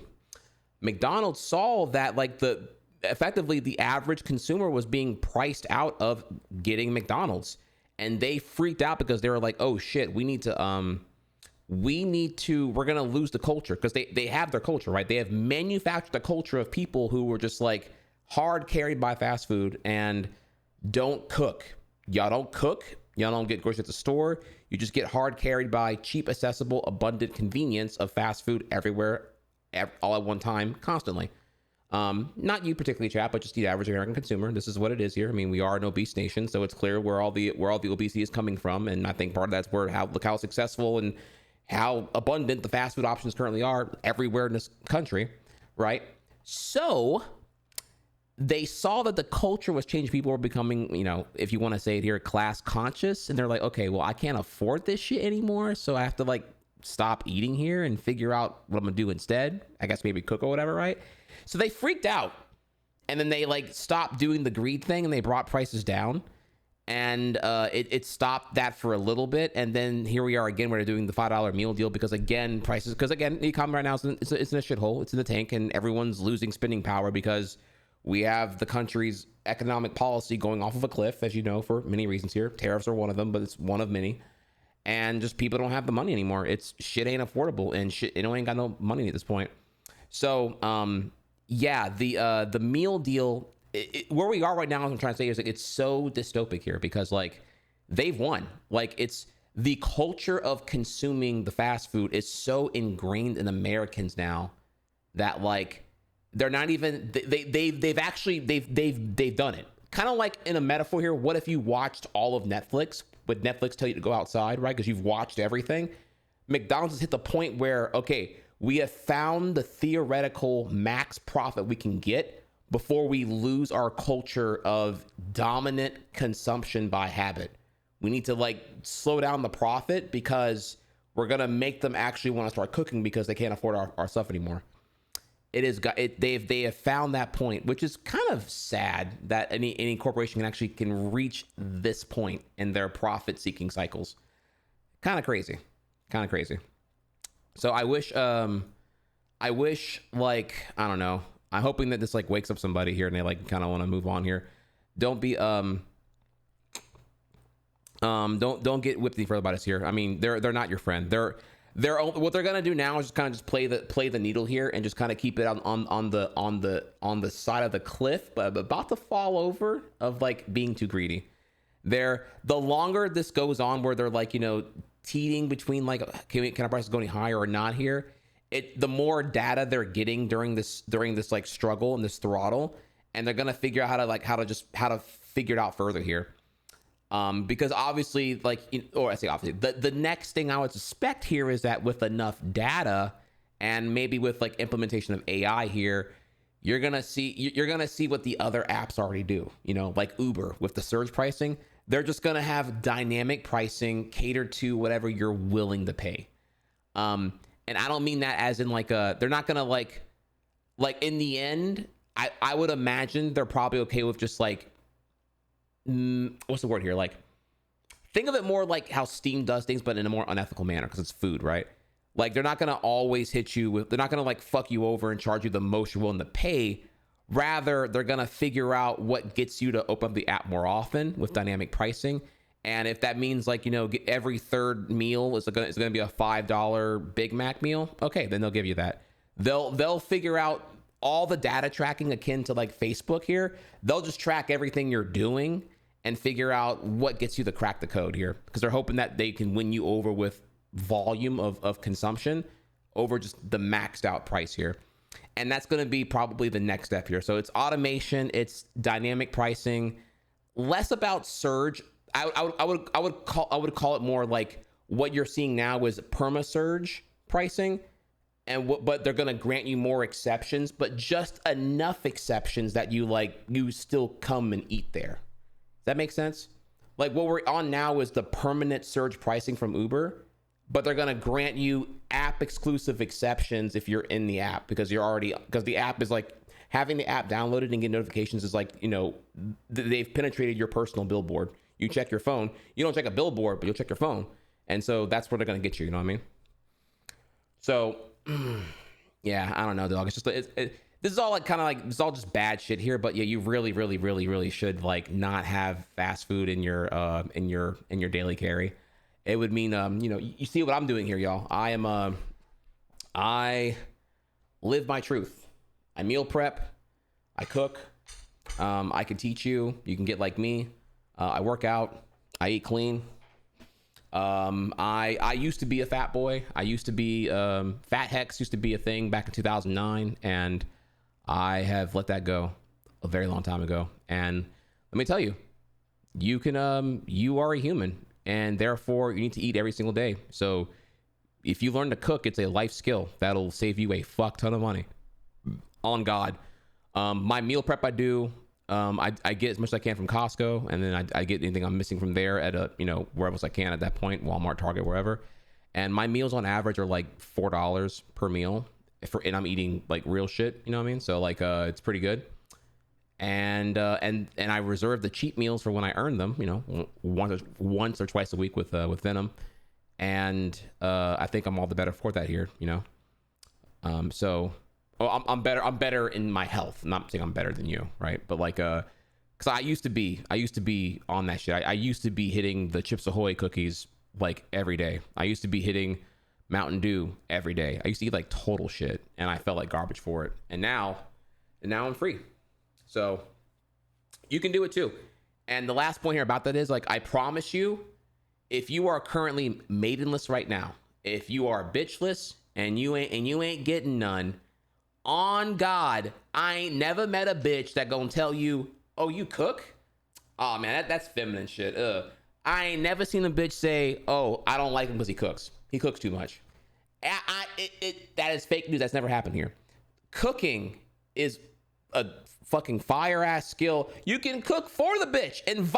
You are gonna cook anyway. Invite her over inconsequentially, and you're just gonna bring her to your world. You're gonna cook like you were going to do anyway, but you're inviting her to have a meal with you. It happens to be that when she's coming over that day, you're going to make some steak and potatoes and whatnot, I'm going to rid her up a little bit, but yeah, you can, it will be a W here. So, yeah, cooking, life skill, don't let these corporate chains fuck you over any further here with the high fructose corn syrup and fucking chemical warfare going on in your body every fucking time here. Get on this shit. Coming up next year, we got a Hollow Knight, so don't go anywhere. I'll be back in like 3 minutes and then we'll get to it. Okay.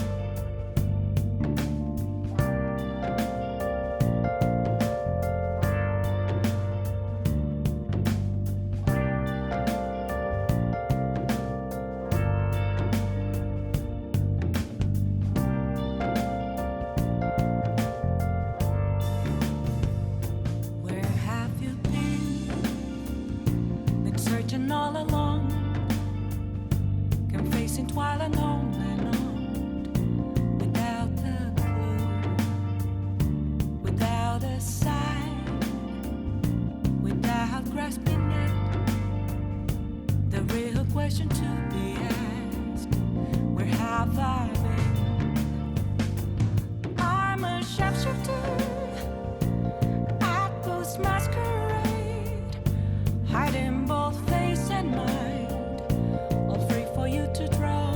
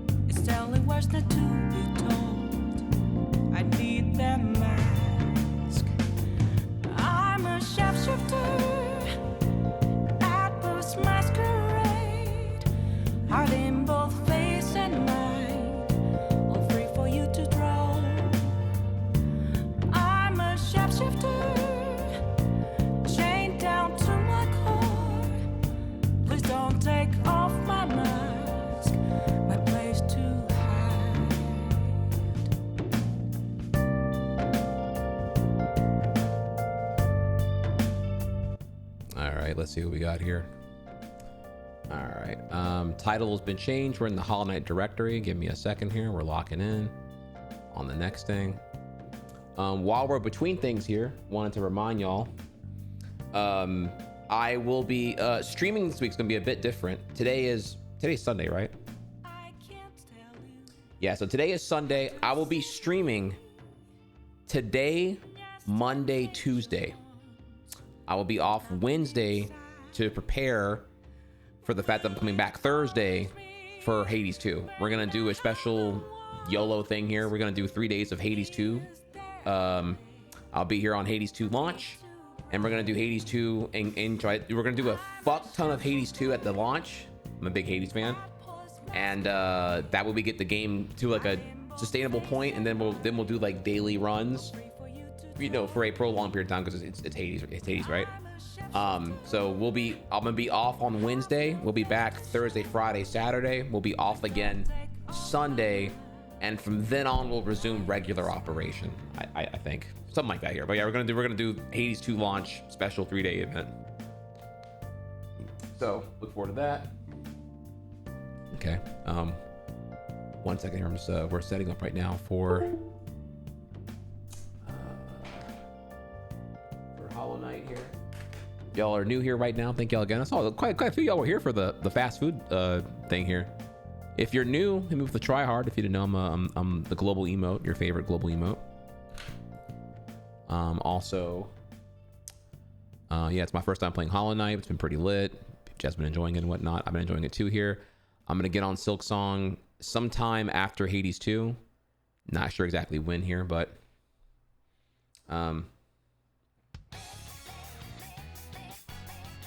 do I think I'm gonna finish Hollow Knight in 2025? Oh yeah, for sure. I mean, I'm already almost there right now. I'm just kind of like stalling for the final boss fight, I assume.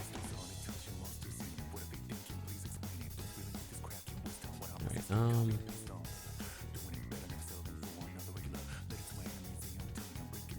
I've been playing Hades 2 for almost a year. Can't wait to finish it up. Yeah, I played at the first build of early access too, as I have it as well, and yeah, I was like, yeah, I'm gonna wait for version 1 here, because the balance changes were kind of like I can tell the game needed a lot more balance stuff here, so I was like wanting to wait until it's further along. You're gonna force me to buy Hades 2 so I don't get spoiled by another game?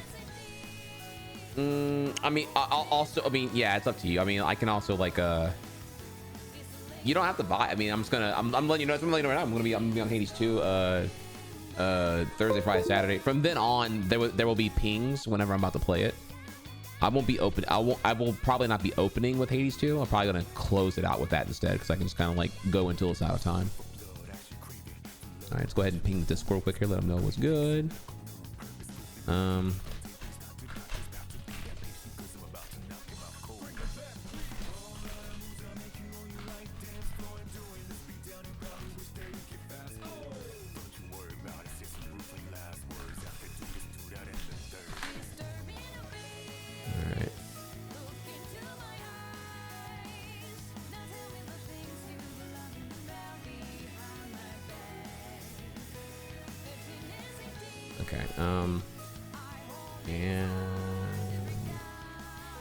cool. Any other questions? Let me know what's good. But otherwise, yeah, we're here, y'all. Let's fucking do it.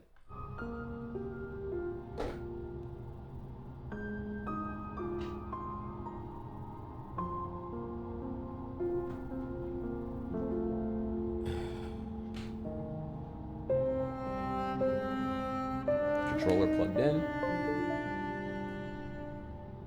Protein chug.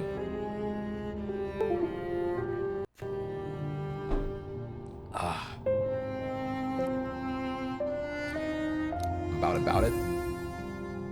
All right, let's get to it.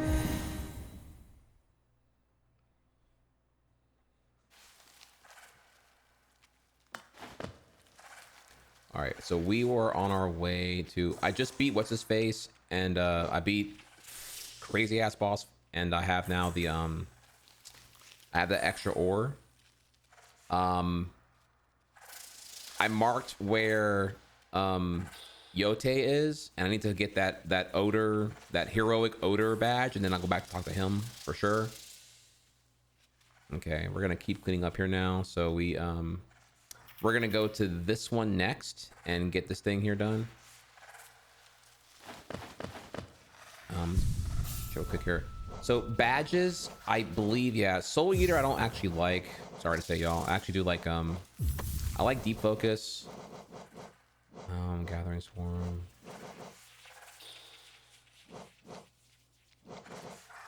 All right, what's needed for quick focus here? I need 3.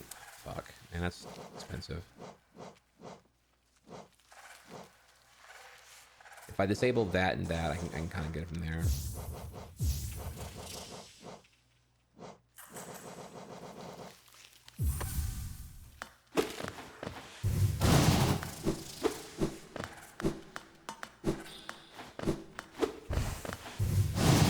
Yeah, I think that, man, if I had just like one more notch, man, for sure. But we have here, yeah, no gathering at this time.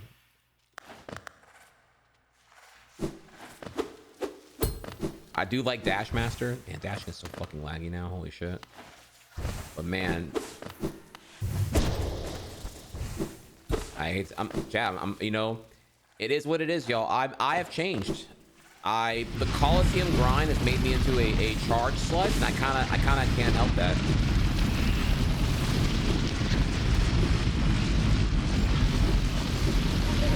I'm dead.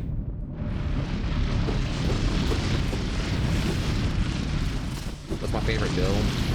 I don't know. My favorite build.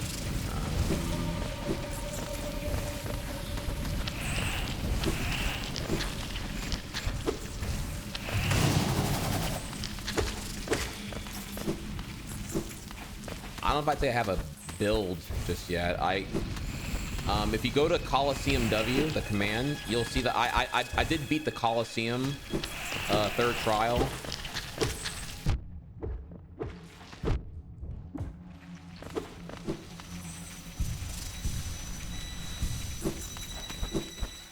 So I kind of caught on to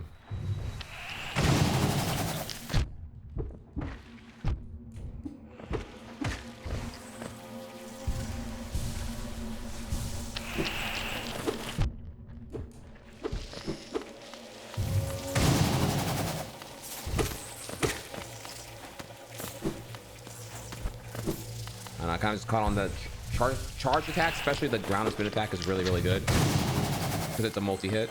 So I kind of I use that to shit on everything in the third trial. If I'm allowed to brag, before I had the wings.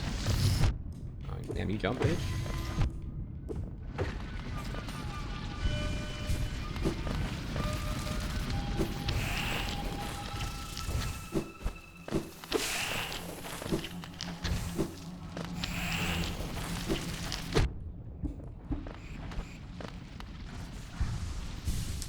Did I go back to Hive? No, not yet. That's on the. I actually did very little yesterday. If you recall, I was really tired, so we ended on time. But today we're doing good. Oh my god, fuck.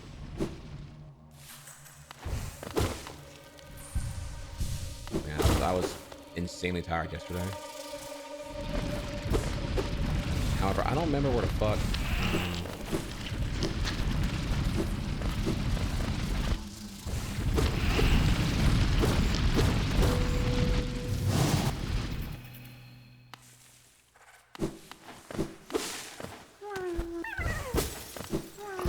One thing I've learned here is that these... Oh shit, bitch.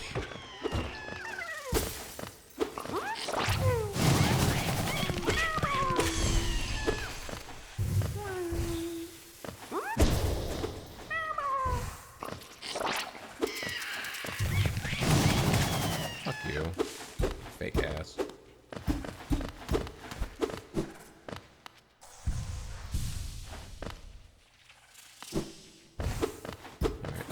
I'm be extra thorough here with the fake walls now, because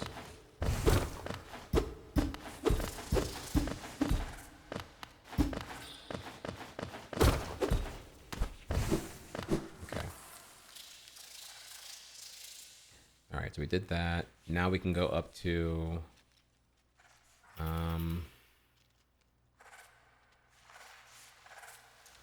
Let's see here.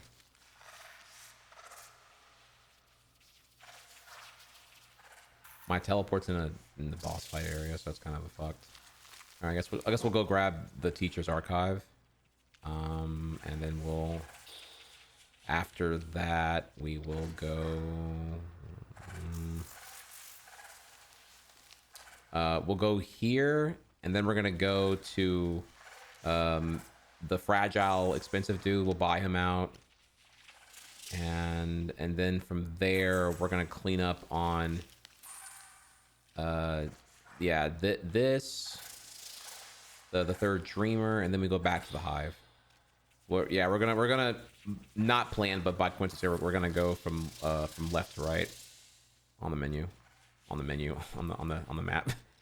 Okay, and all right. So first stop, we're gonna go up to Queen Station, bench and save, and then go to archive.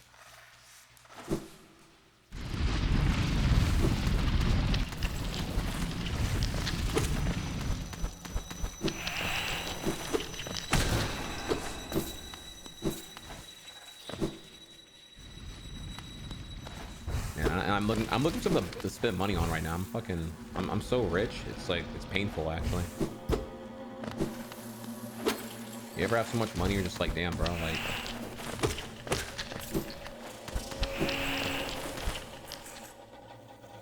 You know, hashtag relatable, am I right?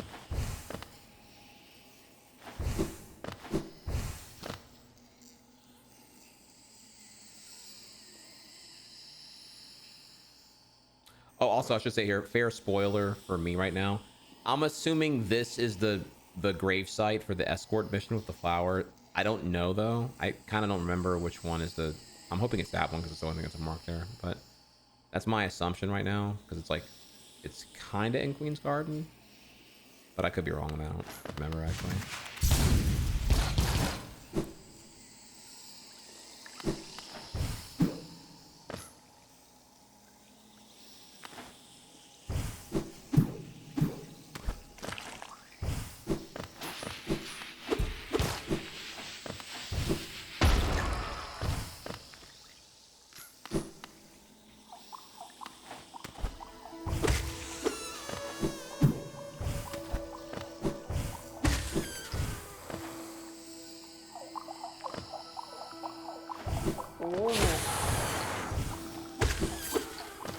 Imagine if I lost it. Well, that's definitely why, you know, it's not like I'm hoarding it for a reason. I have nothing to spend it on. I have already bought everything I can. Like literally every badge I can buy, I already have right now. So.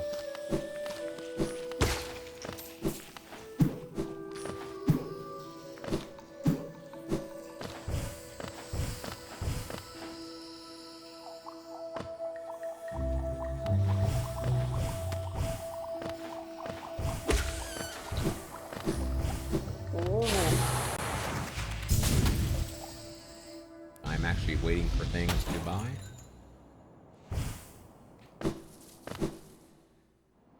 Okay, alright. I'm gonna, NGL, hate to say it here, fuck me. Quick focus is dank, but man, Dash Master is fucking goated right now, and sprint I can live without, but, I'm gonna have this one on. Let me think here, what? Yeah, Dash, oh god, Dash Master is so fucking good, dude. Yeah, I can roll with that. Okay, and let's see here, another one drop. Probably gonna do gathering because I'm lazy right now, but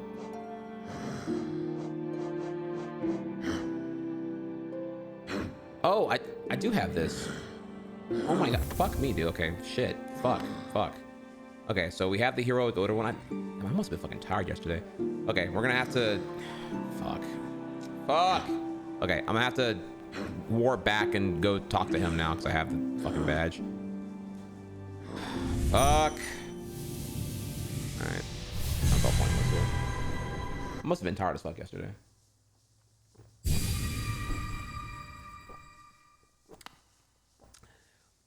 Okay. Guilty were charged. I am also a Yu-Gi-Oh player, so I definitely was not try reading shit. That was pretty cringe on my end. Rare time you can use that emote on me. I try my best to hide the stench of a Yu-Gi-Oh player, but not reading your badges, not reading your cards.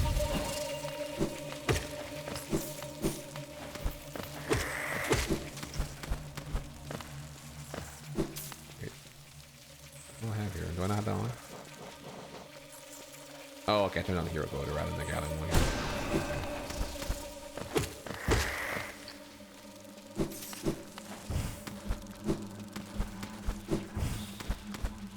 How is it farming when it's directly applicable right now? Like that's like saying I imply something when I directly said it. Like that's not farming. Yu-Gi-Oh players. The irony, trying to call me out on Yu-Gi-Oh shit, you're actually being Yu-Gi-Oh yourself right now. Try again.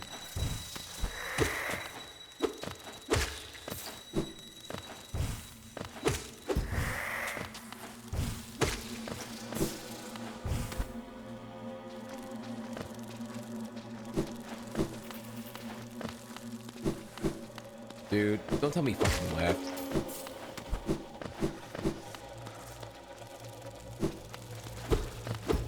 God damn it, he fucking left! Shit, why would you stay here, you cocky bitch? Ugh! Fuck! Okay, this sucks.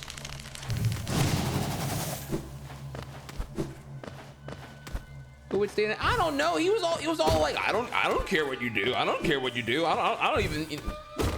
So fucking cope. Okay, well, now I have no clue what's gonna be, honestly.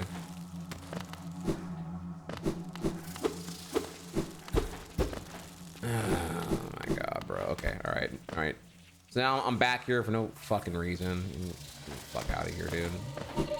Like I want to fucking visit shithole ass deep nest from all fucking good here, man. Fuck this place. This place is fucking Caleb 2.0. All right.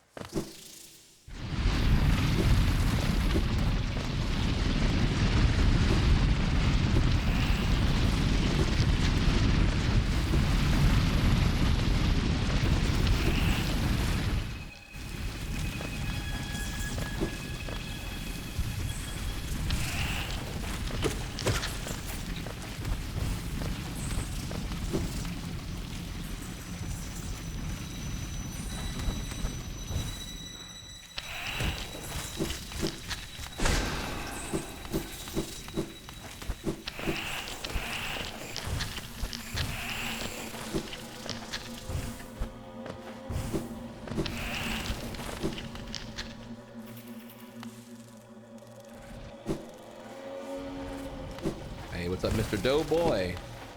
100%. Yeah.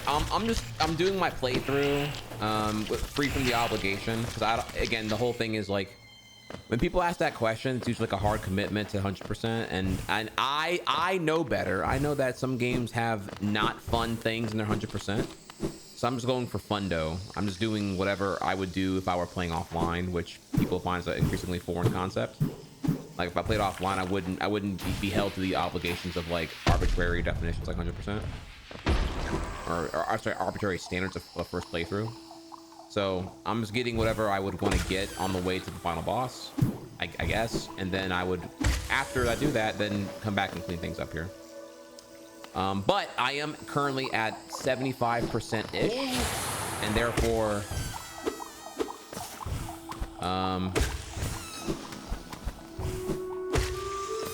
I'm pretty close. I don't know why I did that. It's not even worth doing right now. Oh, yeah. Sorry, I'm talking while I'm playing here. Queen Station, yeah, we're gonna go up.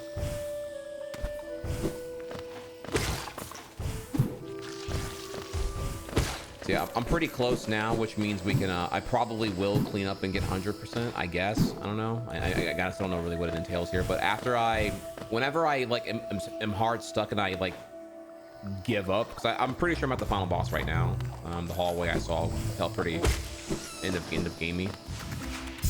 I'm gonna get all I can right here, and then I'm gonna go and do that encounter, I guess, and see what happens.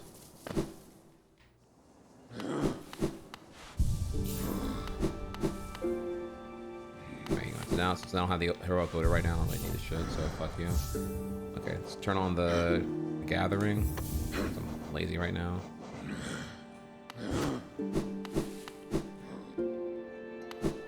Oh, thank you, fam. Oh, actually, I need to change that. Chat, we are tri-capitalists here. We're always yearning for more. I am still open to a back seat for what you wanna. What are we doing here? Because I do need some insight. Feed me your ideas. What could we do?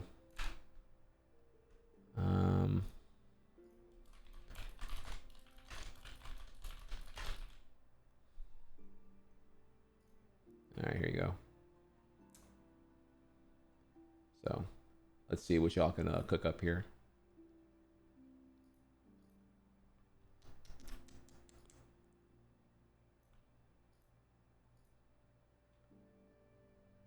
Wonderful, wonderful.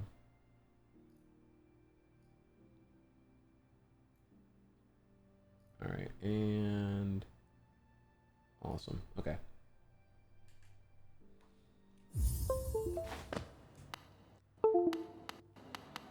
%, no DLC.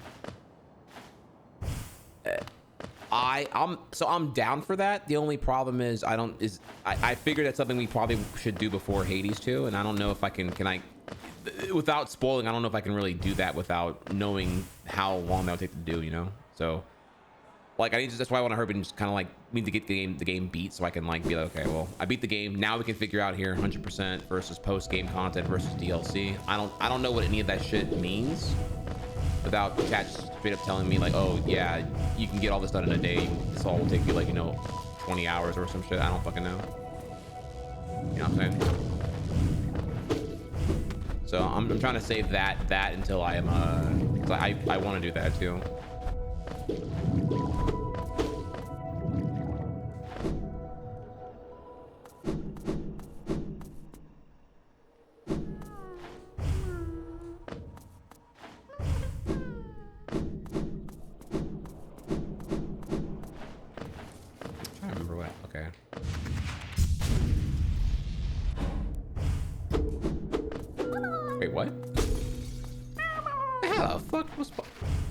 Serious? Yeah, how are you ever gonna find that dude, bro? That is crazy work. That would make me a Zaki blush. Okay, not entirely. It's at dash height. Okay, I'm only partially tight about that. Okay, all right. All right, so now we're gonna go. Fuck, I should have put a warp by the fucking thing. Okay, we're back to Queen Station. Then we're gonna warp over to the city and do shit at the city. Okay.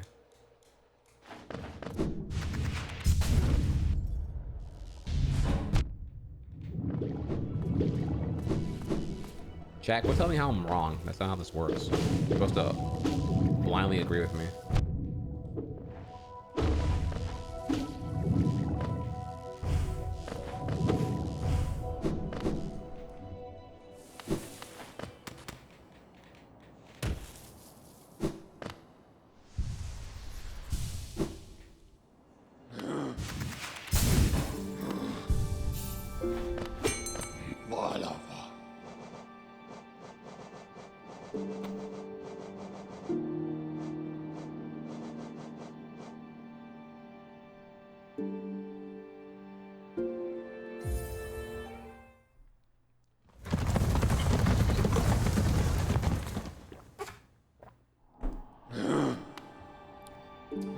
I got Stag Nest, King Station. Yesterday, and this was a very action-packed 1 hour yesterday. PC should go VOD dumping.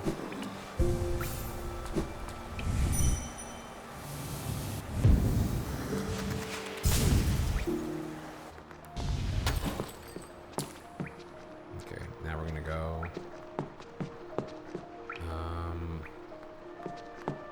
Okay, so we're gonna go here and then up here, and that's where all this other shit is, right?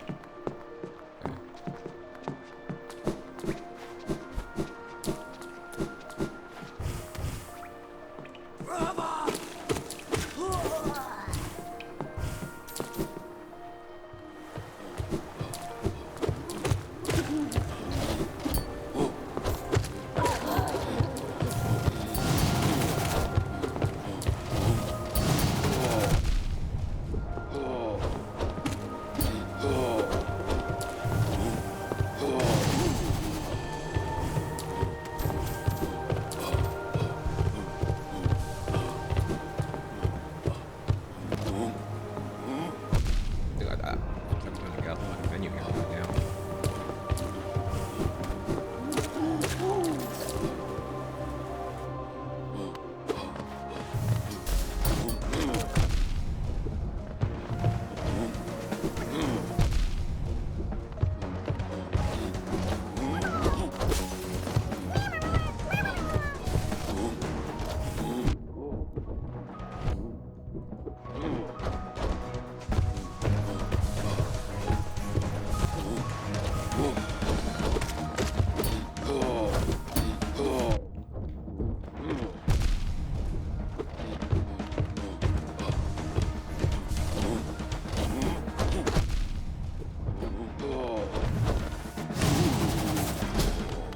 That was awful. Oh my god.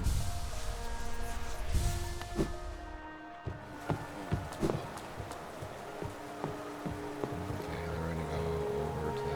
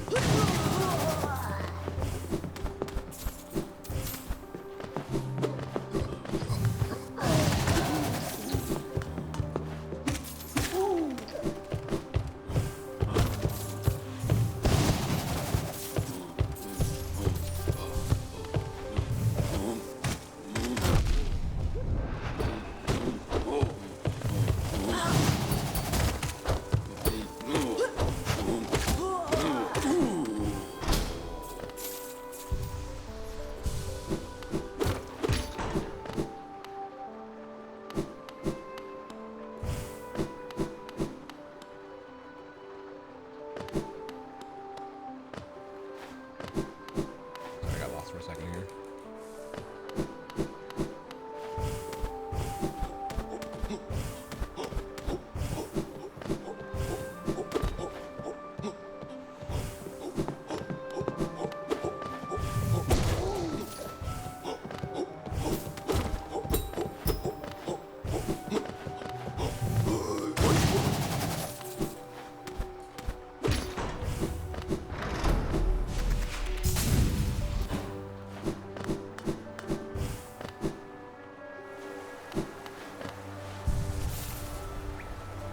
I recall there's a boss fight coming up here pretty soon, so I need to turn on the more recent shit. So, turn off Gathering Swarm, turn on something better.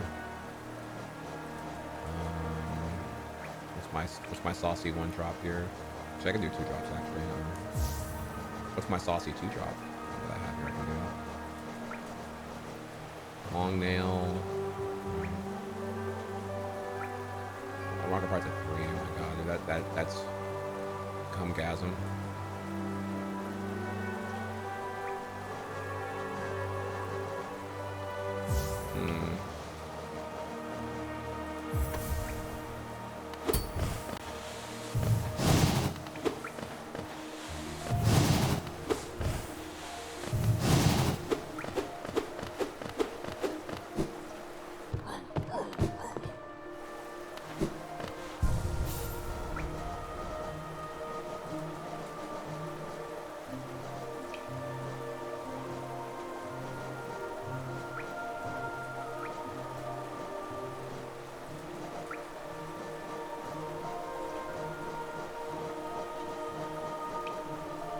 don't remember what I fight here, but I do think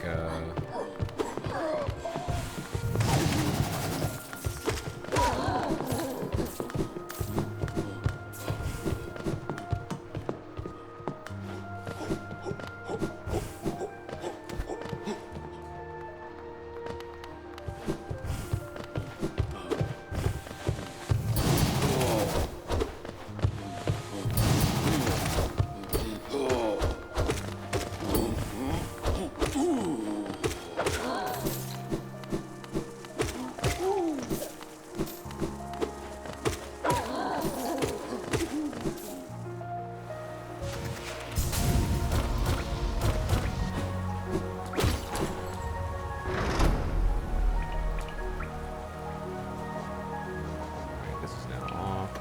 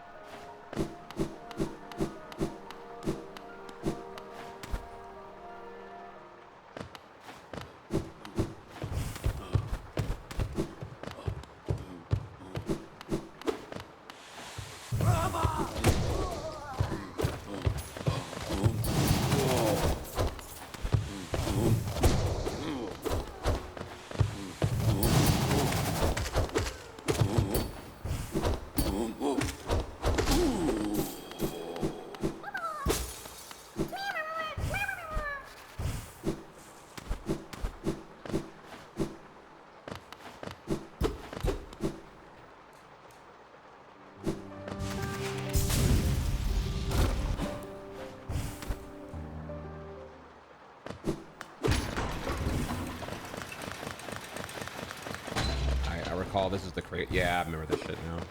Yeah, it's a fucking fight.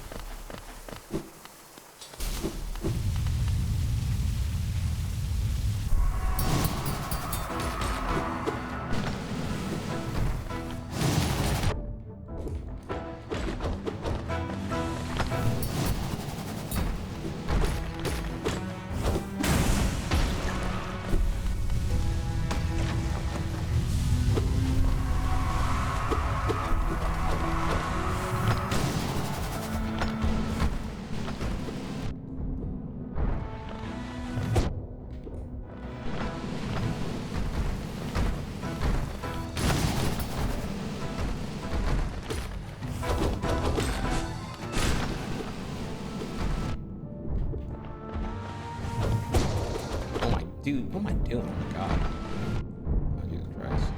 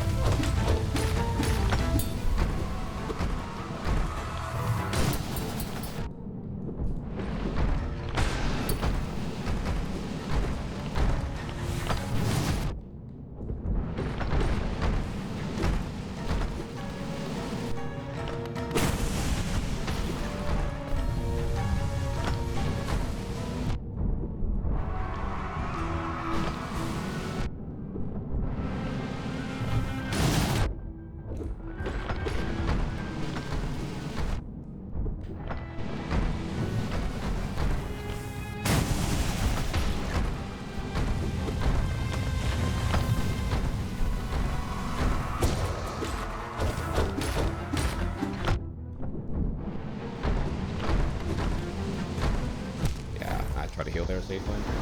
Yeah. Okay.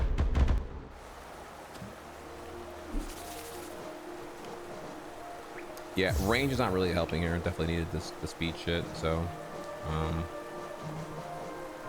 I made a bad call there to do that.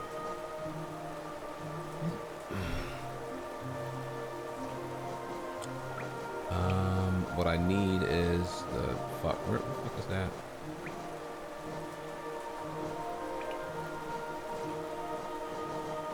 You think I know how it would look by now? Oh, here it is. We need glory.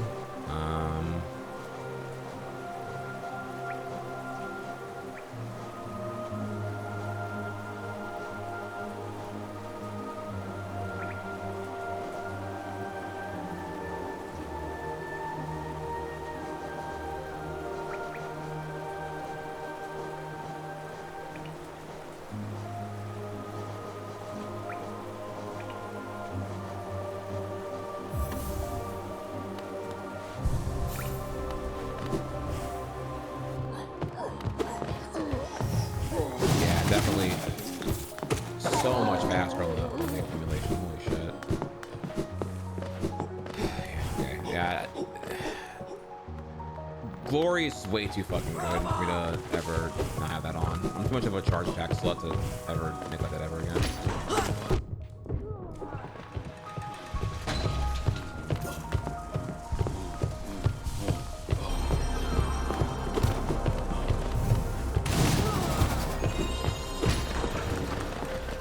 Demon King Piccolo was good. Welcome back, Demon_King_Piccolo use Twitch Prime. Has right.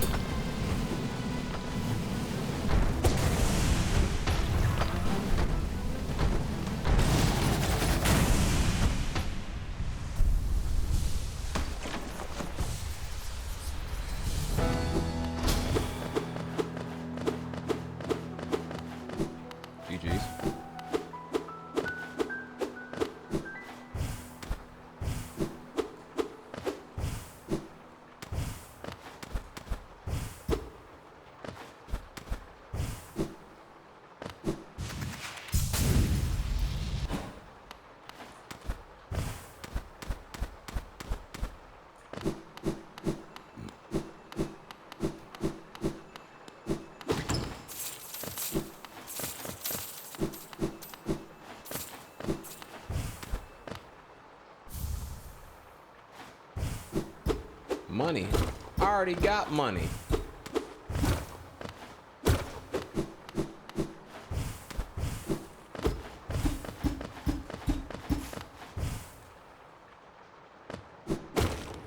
Yeah, what is this emo guy up here? Is that supposed to be like Giga Chad Hollow Knight or some shit?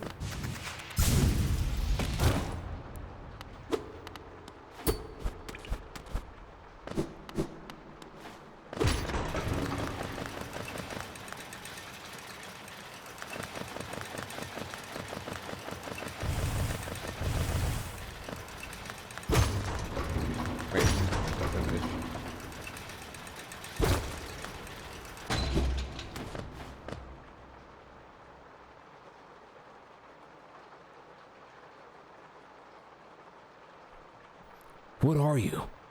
I'm vengeance. Funny, I don't know why. I don't know why I just said that.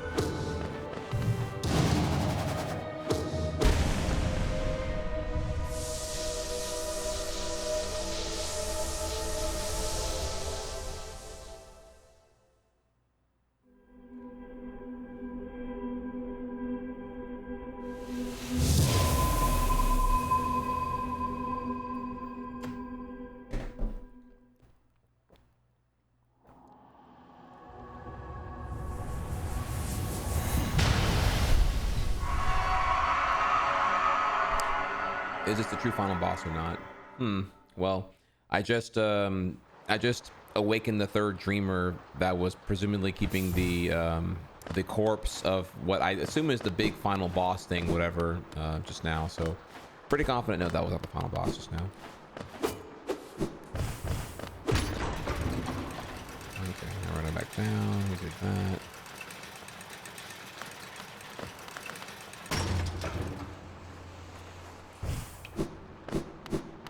Yeah, chat. It's tough having you know how burdensome it is to be this rich. You know, I can't even like. I have to like talk to my financial consultant. I have to like manage my portfolio and shit. Like it's, you know, y'all are sitting there worried about paying bills. I have to worry about, you know, making money. I don't get to have the luxury of just having, you know, a lot of time off here because it's like, you know, I got to deal with like trusts and responsibility and investments and businesses and all that here. Like I want to just like, you know, be like y'all and just enjoy like my occasional 1.25 days off where I get to, you know, be with the commoners and all that here. But just my level of wealth requires so much time spent deliberately focused on how my money's making more money. So, you know, the people in the grass are green on the other side here, but being this wealthy, having 5 digits of worth of geo, it's annoying, dude. I don't get to like go out on the weekends and just like, you know, y'all just get to go to the movie theater or go bowling or whatever the fuck. I have to like, you know, lock in with my financial advisor all the time because I'm moving like, you know, I'm moving so much between each investment and everything else here. So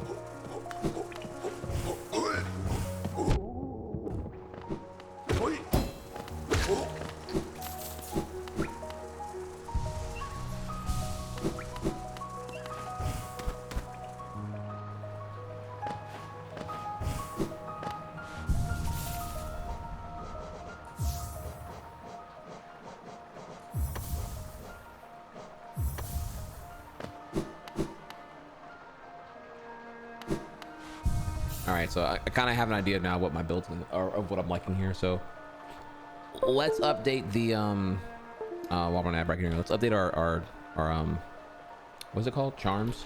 Okay.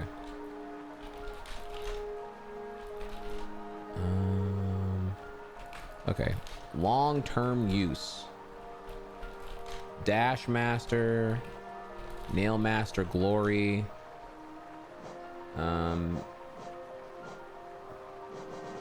Yeah, deep focus. Yep, okay, that's good. When exploring, yeah, during hard bosses. Okay, actually, okay, here. So, actually, yeah, this is still pretty accurate here. All this, and then during bosses, I'm looking right now on, I guess long nail. How to use? Yeah, swap out a.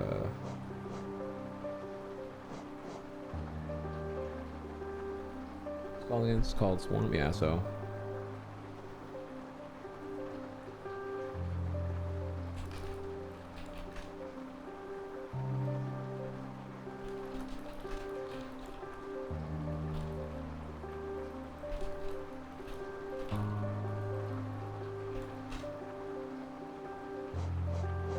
along this too, right? Yeah.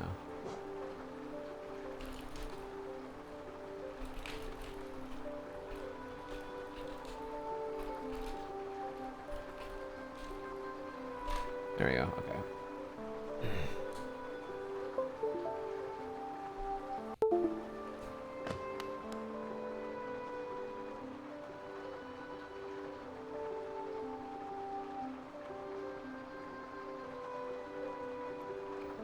Okay, now let me see here.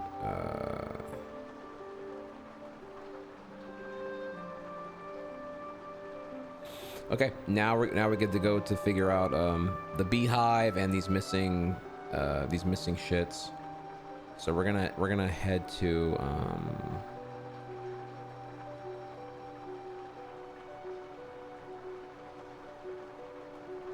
did I okay, I need to check if while we're here, let's go to Palace Ground real quick. I'm gonna check if I did the fountain or not, because I feel like I'm missing something here.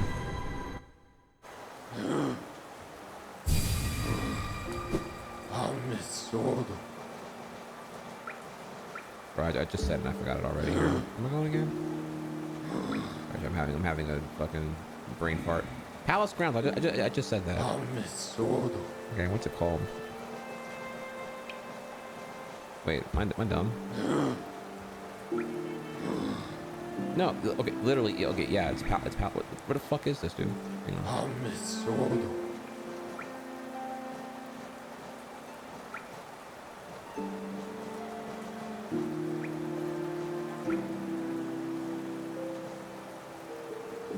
In station?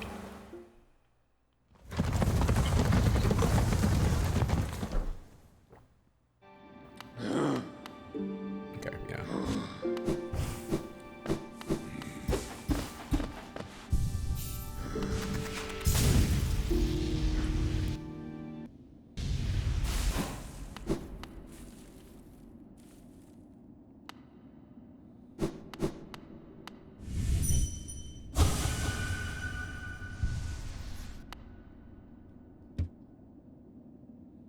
Wait a minute. Bro, this dude, bro, wait a minute. No, the NPC said it was in Queen's Garden. So I'm guessing that's still the one over there. Well then who the fuck is this then? Alright, I don't know who you are, but I'm gonna mark that ass though. I already forgot. I'm gonna give you this one, red for important. I'm gonna go over here and we're gonna unmark this because this has been already not a thing. Okay.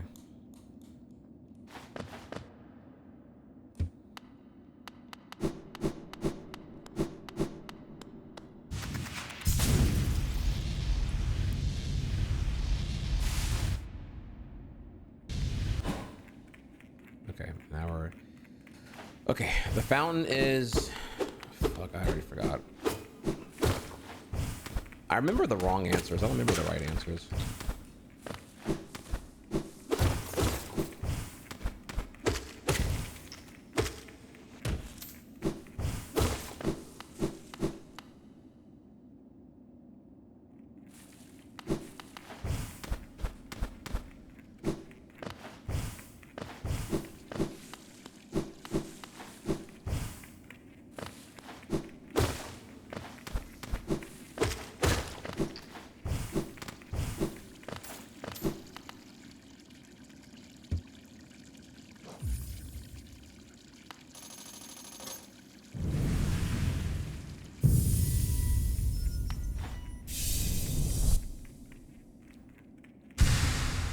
Okay, cool. Glad we did that.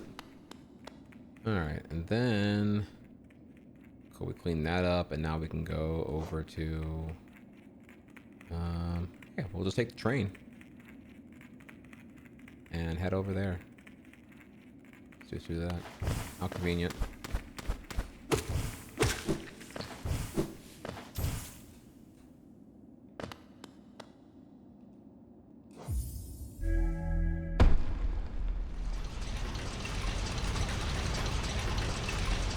Yeah. Okay, chat. I'm still doing cleanup from the. I should pick that command actually. Yeah. my save file, I don't know, like, I don't know what the fuck happened, honestly, but I lost most of Wednesday's progress, so I have to, we're still redeeming that right now. I'll let y'all know whenever I'm like doing new shit. We're still playing catch up from there.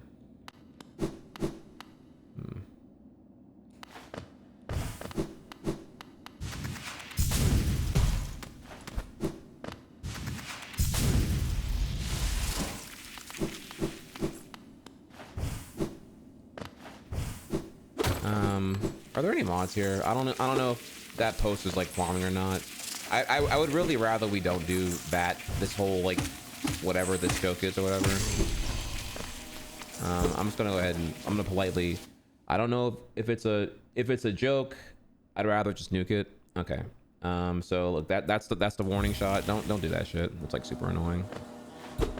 If me looking at chat's gonna have to require me to be like speculative on whether or not it's a spoiler, I'd rather you just not make that joke then, please.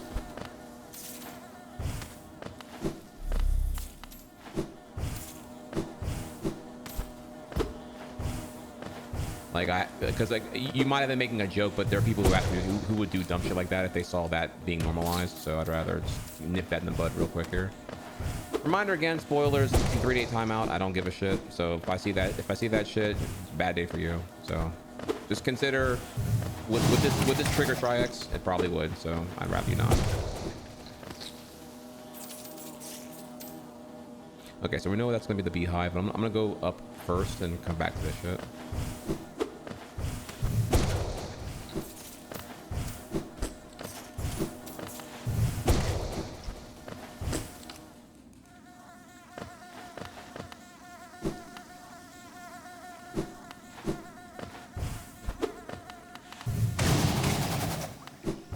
I didn't see who said it, so that was your warning. You better thank whoever the lack of mods being here right now, because next time on God that'll get a 3-day.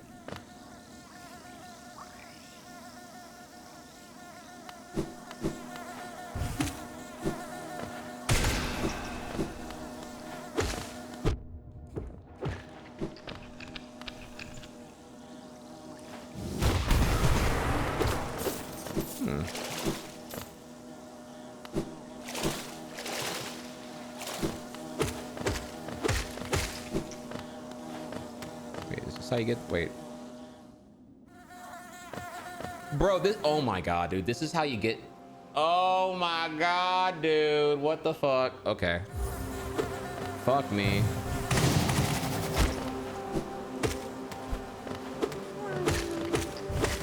Brother, I was trying so hard to find this shit.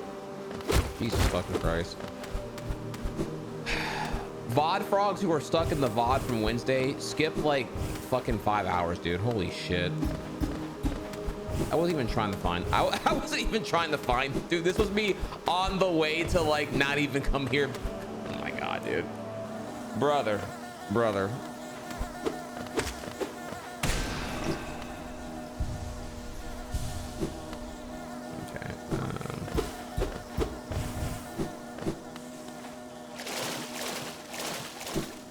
This is what happened like yesterday too. I found new shit when trying to find the old shit.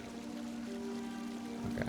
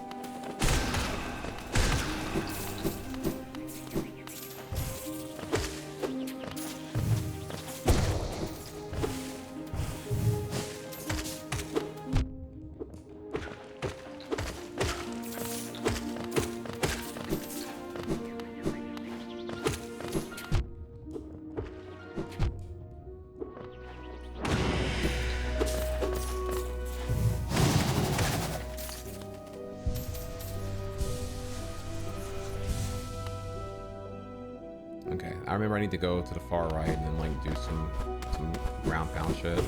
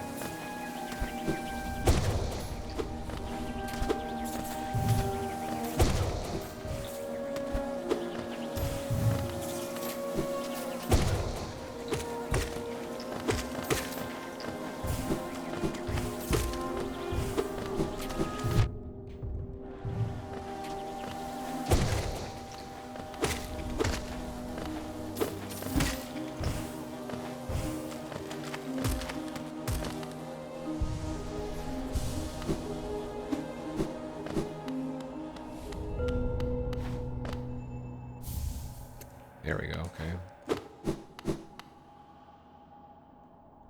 Got quick slash now, which I remember what's that cost again? Oh, that bitch 3. That's a W though. Okay, and then I need to get. Wow, I so missed the other guy. Holy shit. Okay.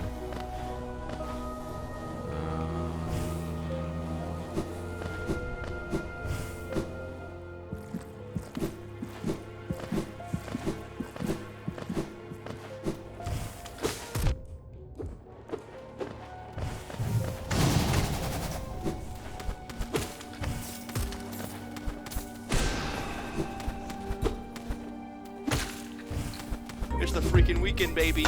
I'm about to suck on me some toes. Well, it is the weekend, y'all.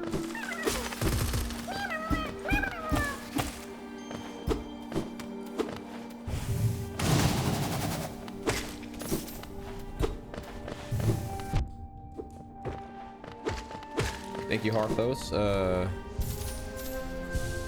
Ladies in chat with those sexy toes and things. You know, you're wearing your nice little summer sandals. Letting them things breathe, you feel me? There are hot singles in your area. And by hot I mean horny, and they definitely are down. They're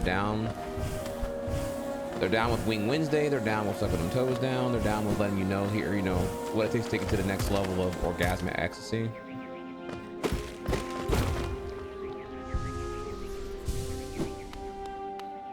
Okay, and now this is crazy.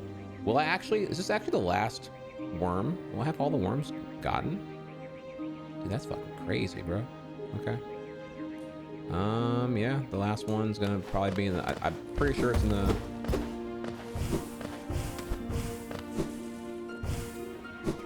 can I warp out of here?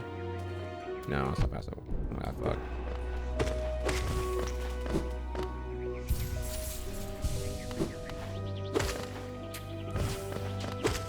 No, I'm not trying to suck your toes, but hey, pretty girl, I'm sucking toes. The way you do the things you do reminds me of me sucking your toes. That's just the freaking weekend, baby. I'm about to suck on me some toes. There you go, ladies. What's up? Like the great Qui-Gon Jinn definitely said all this shit.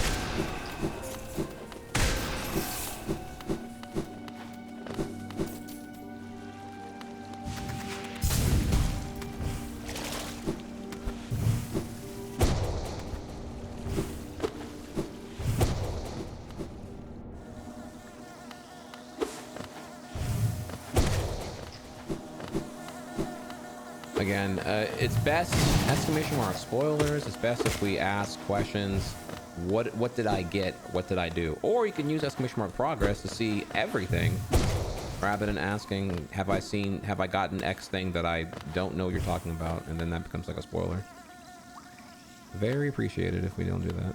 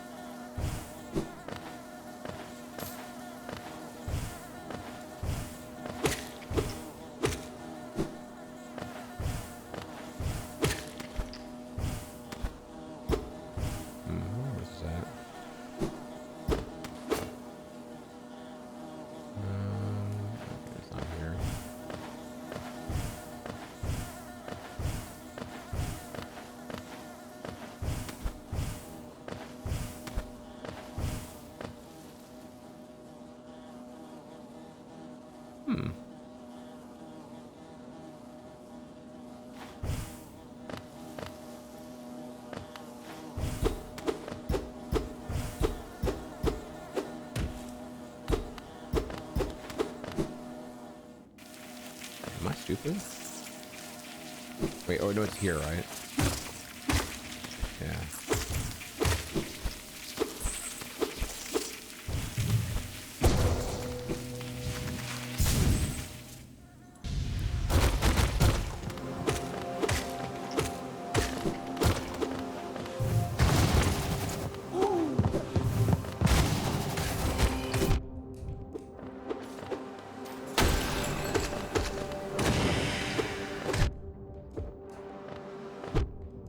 Oh my god, dude, get it together.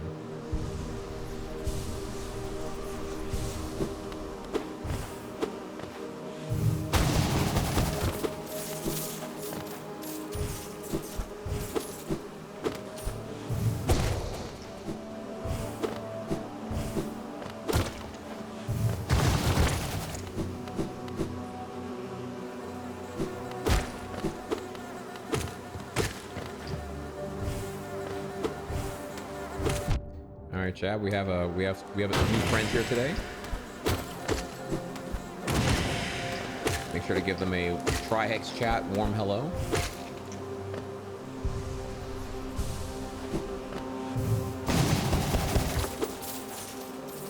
I don't know. I don't think we've agreed yet what our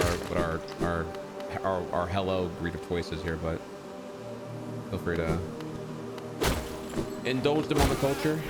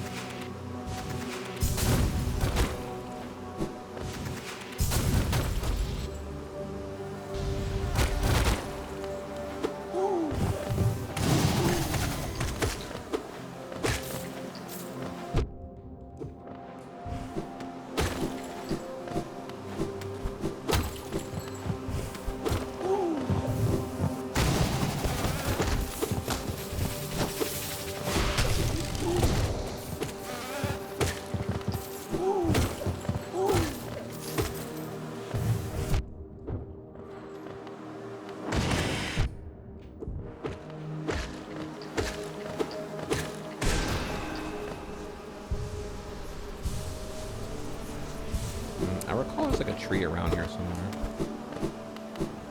Oh, there it is.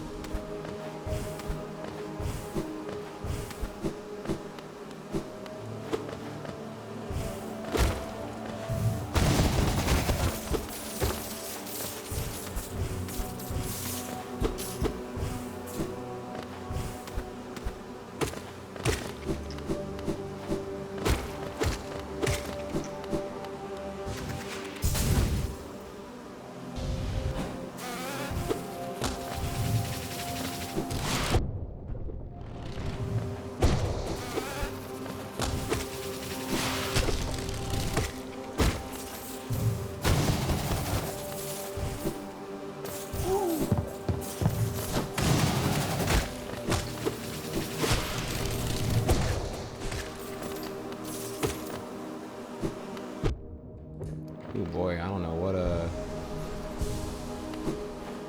thank you mods for being here. 'Cause I don't know what the fuck. I mean, look, honestly, look, if it's getting annoying, just get that ass and just start giving the 3-day ban. I don't give a fuck anymore. I've been saying like let's start doing that, but I just don't want to. I'd rather not catch it, so I just try not to see it if I can.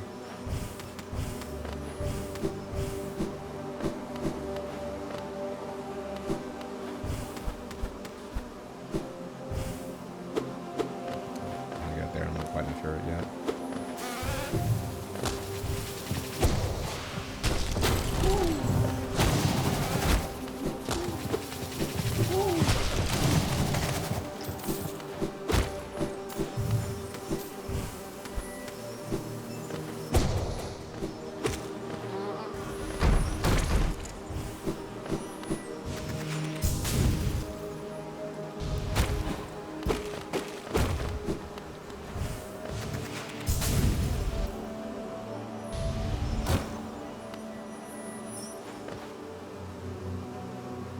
Nice.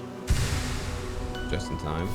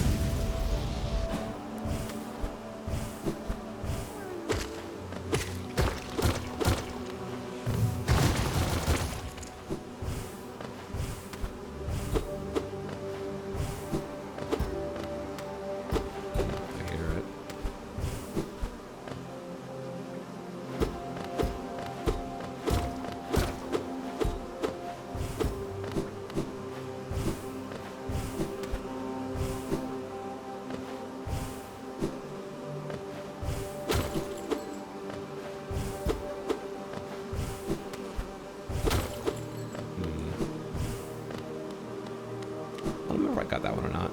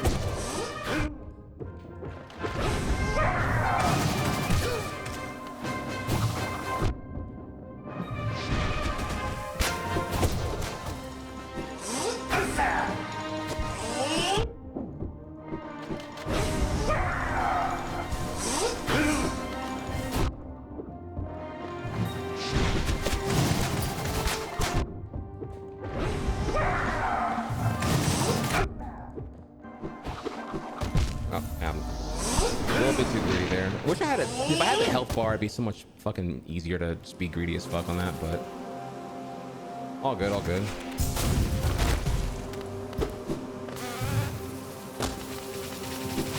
I was way too cocky on that. I was very comfortable, just like YOLOing my ass off there. And I'm gonna be a bit more cautious than that. How do I? Okay, I have to go all the way back up to. Damn, that's quite a trek, actually. Holy shit. Dark Souls 1.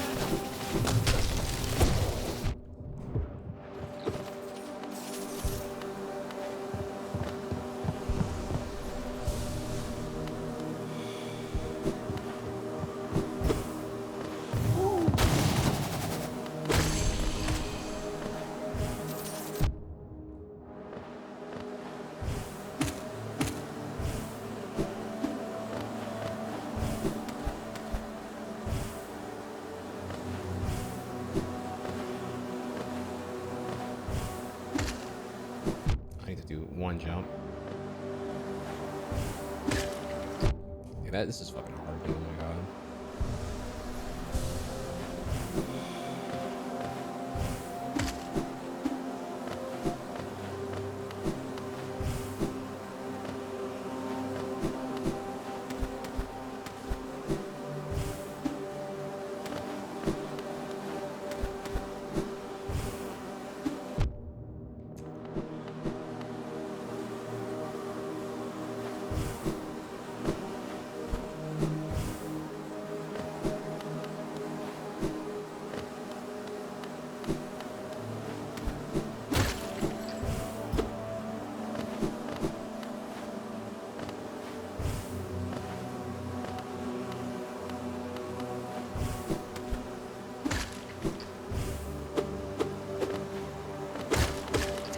Try that another time.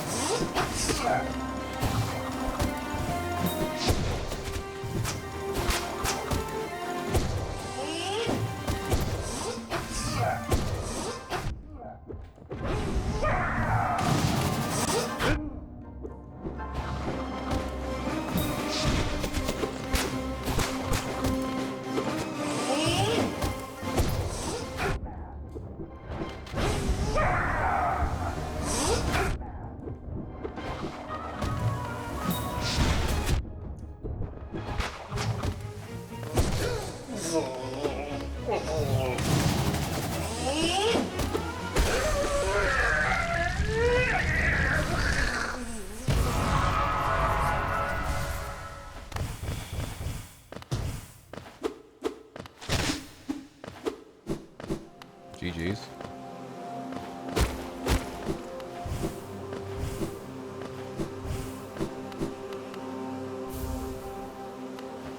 Fucking W ass shit right here. Oh yeah, high blood's fucking broken. Oh my god. Okay.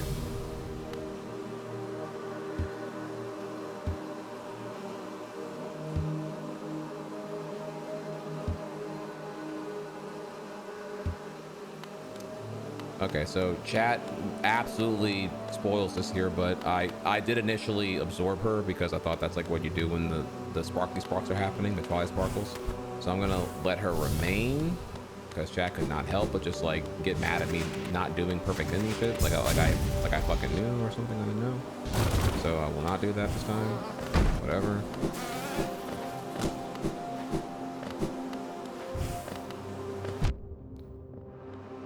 Wait. Okay, so if I did do that, then the beast would get along with me. Now I'm just confused here. So I don't even get like what the fuck I'm supposed to like make out of that anyway.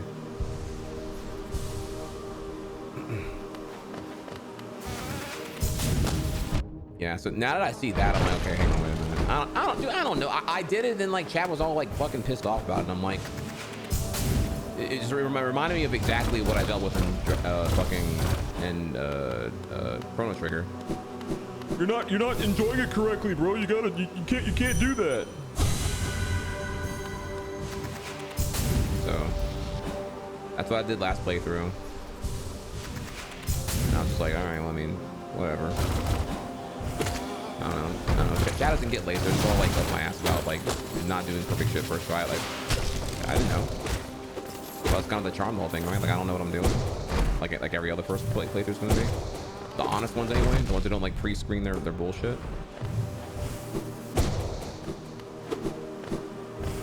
Oh wait, what the? Wait, now I'm confused. Wait a minute, they still hate me. Oh my god, wait. Does the badge cause that to happen? Oh, fuck. Oh my god, dude. Wow. Okay, I actually wouldn't have did that if I thought that was the case. Okay. I think the beehive badge makes me makes them love me again or whatever. Fuck. Okay.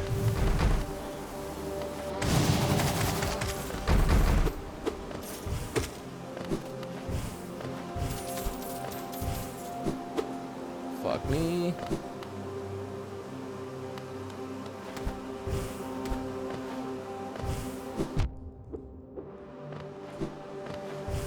Yeah, I'm not near a bench right now, so I can't do it yet.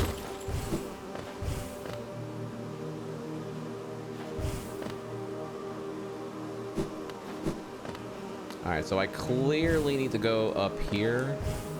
And I so don't fucking know how you do that.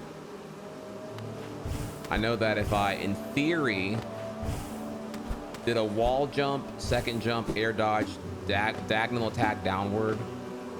Is that refresh though? No, I'm sorry. No, I need to do one air dash, down air, second air dash, second jump. And that might get it. If I had an enemy to like to do off of here. That was my really very clearly not the right idea.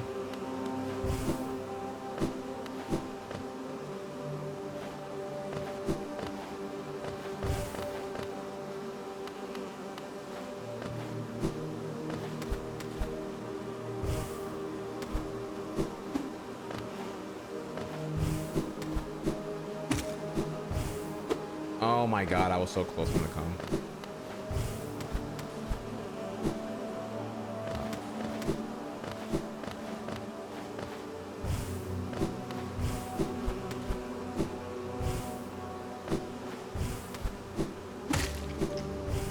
Oh my god, get fucked, chat, get fucked! All these doubters, mods, ban all the haters right now. They are so mad.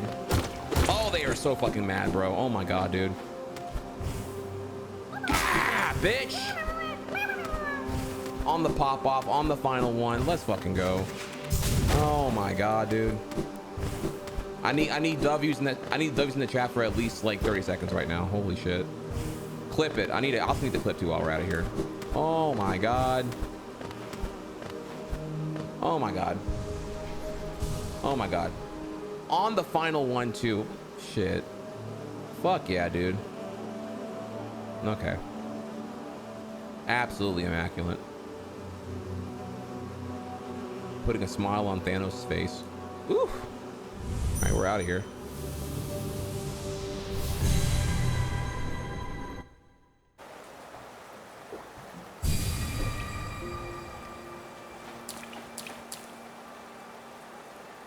The Nintendo Wii was just a C dash.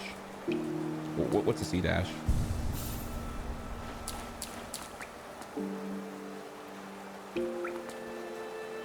Crystal Dash? Oh my god, dude. I forgot about... Dude. Fuck me. I totally forgot that's a thing. Jesus Christ. Bruh. I so forgot you can do that. See, this is why we need yellow paint in games. When you don't put the crystals on the wall, I forget you can do the wall dash, okay? It's for idiots like me, all right? Now, maybe you enjoyed the content there, but this is why yellow paint's a thing.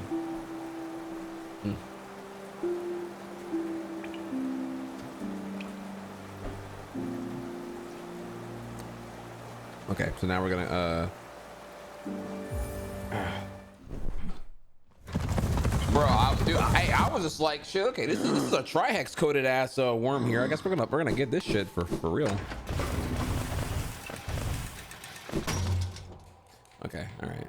Now, go over here and, all right. Defocus is old news now. We're on the high blood.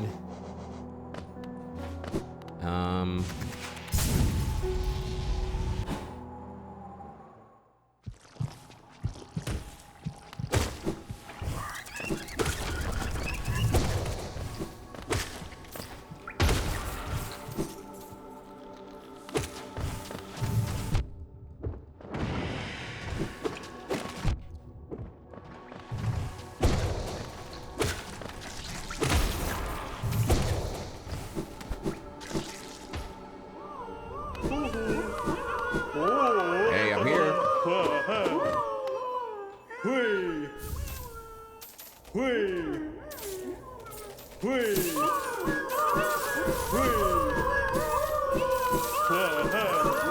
Do it, chat.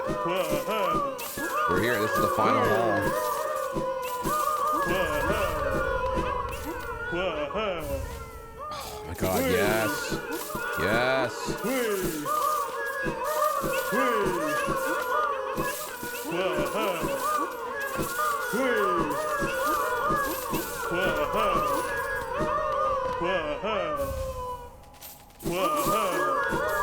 Make it rain! Make it rain!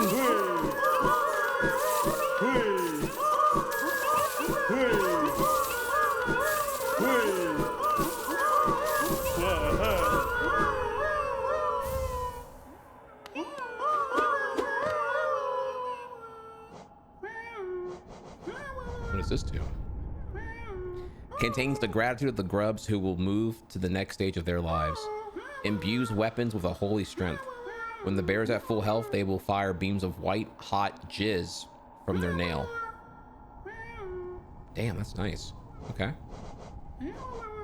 Alright, well shit. Let me fucking come on these hoes, bro.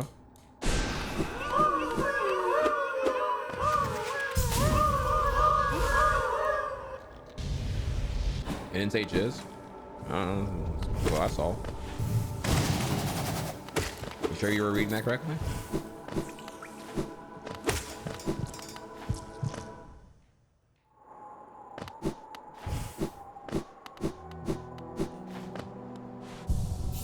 Alright. Fuck, I gotta turn off more useful shit here.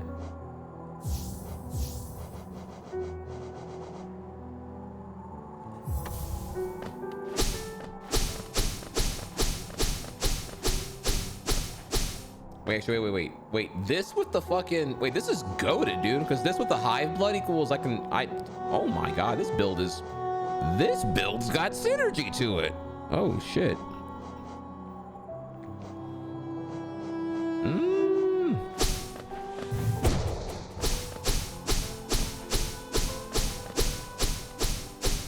Dude, it's so fucking far, oh my god, dude.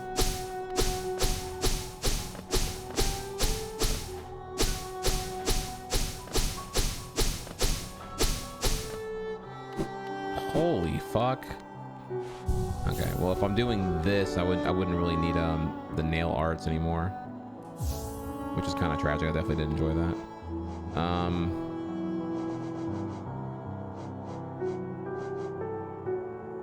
We will look into this.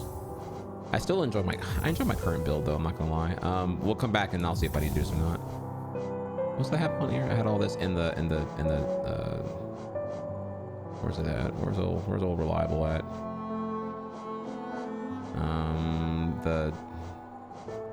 Here we are.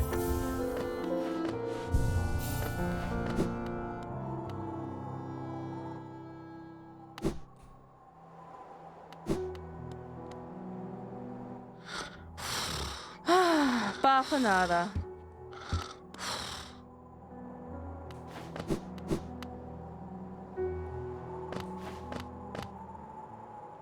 Okay, and now, okay, so we did all of that, and that just leaves.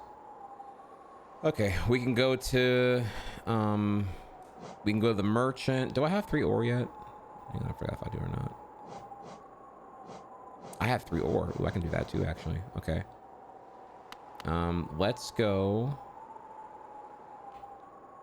let's go to do that real quick. All right, we're gonna go to the salesman.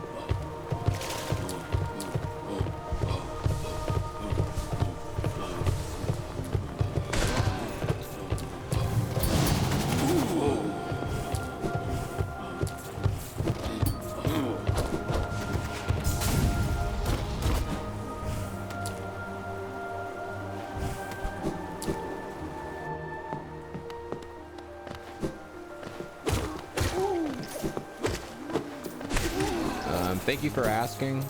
I would say that if you have to have like a precautionary buffer to determine whether or not I want to know about it, I probably don't want to know about it. I can get spoiled by, I can go read a wiki anytime I'm ready to. I generally don't seek external knowledge when I'm playing a game that I actually enjoy, so that I can be surprised by it or whatever, including things like Easter eggs, you know. I hope the appeal of me playing would be that you'd want to see like the, you know, the authentic, ignorant experience of like a real first timer, and not like the, you know, I'm only allowed to know what chat wants to continue to tell me and shit. Boris son, Velmi Ardred. So in general, no, I trust me. Once I beat the final boss, then chat can bust all their nuts and we can go spoil the crazy.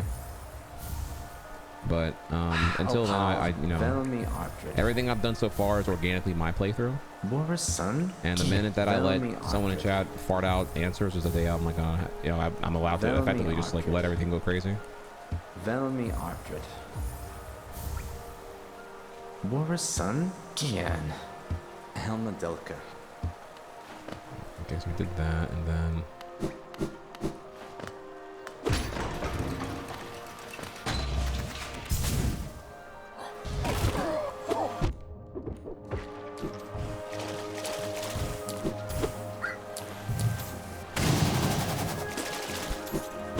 I forget, does the beehive health bar replenish on killing enemies, or it's just automatically gonna replenish over time?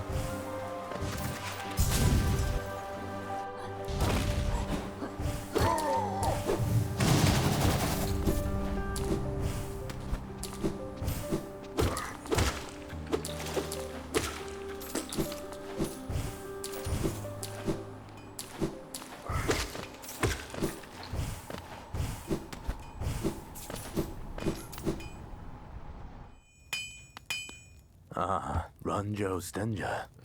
Give me the one geo reference, please. Jonsha.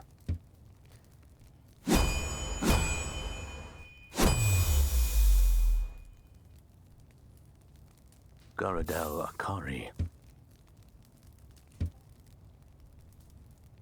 If only your weapon have I seen such potential. Finally I behold the majesty of a pure nail. To think this moment has come upon me so soon. Must have outside moment.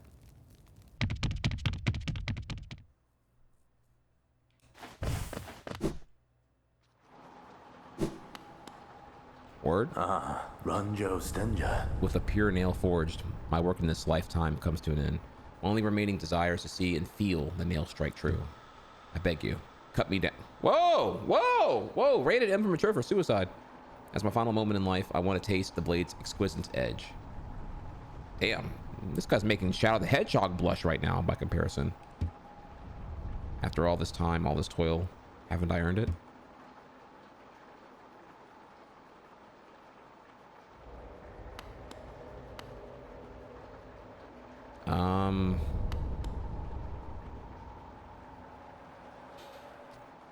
Man, this reminds me of a really dark scene from a movie. I don't remember which one though. It was like it was like someone was like a slave, and they were like, they like asked their fellow slave mate to like kill me because I'd rather be killed by you than give our slave master another day of my labor. Does that ring a bell? I think it was 13 slaves. I think it was 13 years a slave. Pretty dark shit, not gonna lie.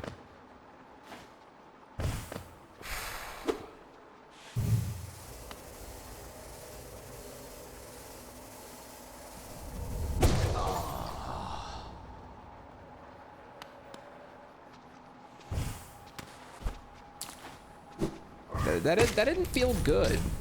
That didn't feel good at all, actually.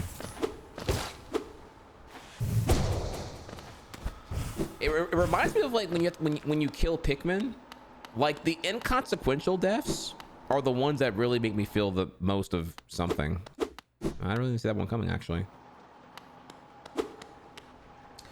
Did I kill him or did I give him exactly what he wanted? You know, it was assisted suicide, consensual. It wasn't murder, chat.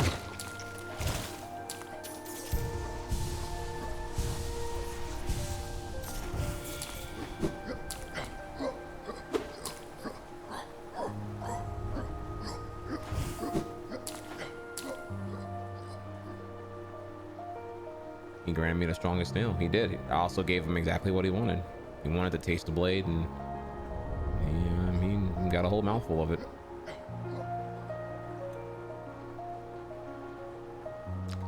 Okay.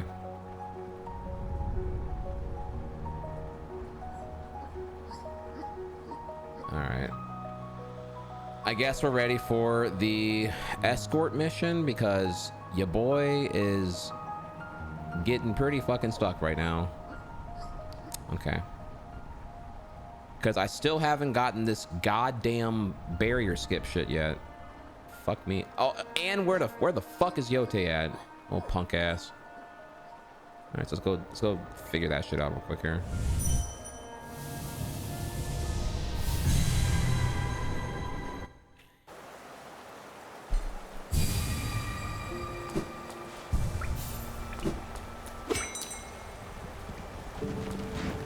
We're going to resting grounds, right?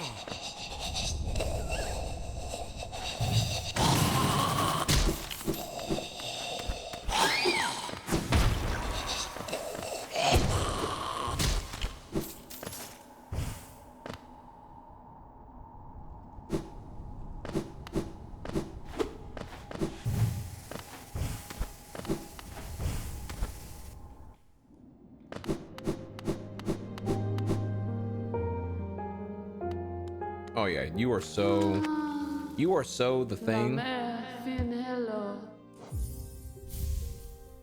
La mer finello. Okay. All right. Okay, bitch. You old fucking lying ass. All right. In actuality, where I marked this shit. Yeah. So Palace Grounds is where I saw that one thing. She said Queen's Garden, but like, man, shit, fuck that. I'm about to do the good old fuck you and go down instead here. So we're gonna go down, and then yeah, I'm doing this my way. I'm hitting that fucking that Miles blunt right now. Fuck you. I have accidentally found an alternative based off of either I'm racist or some shit. I don't fucking know here.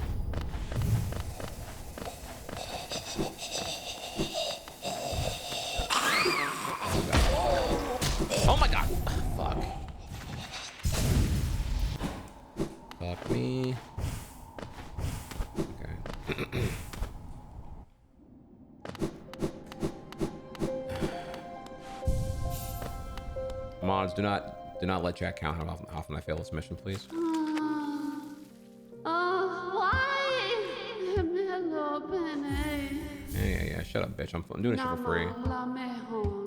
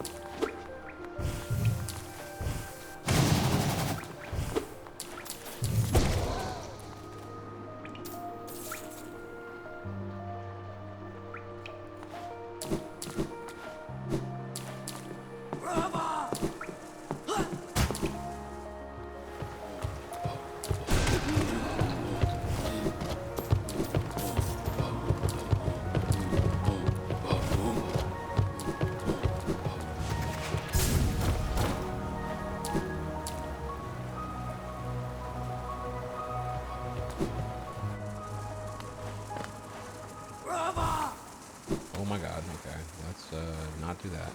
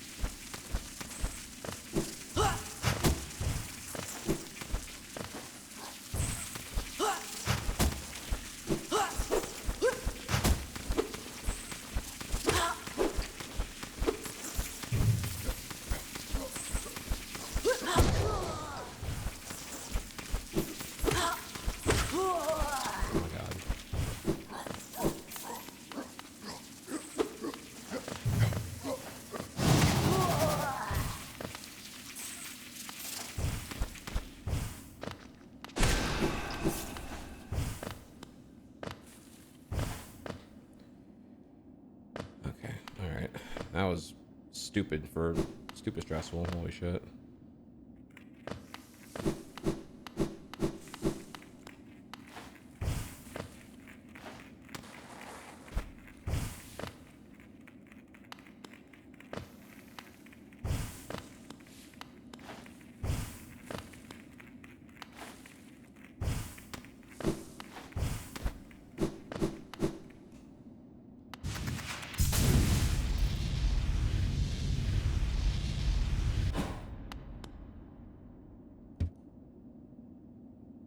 Man, you serious?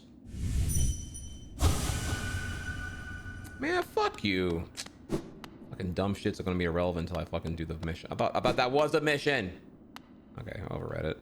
Try to hit him with that jabasted, that 10 head move. Okay, now I gotta go. Fuck, you really gotta go way the fuck over there, dude. Oh my god, dude. Okay. Fuck. I thought I just had headed to shed this, honestly.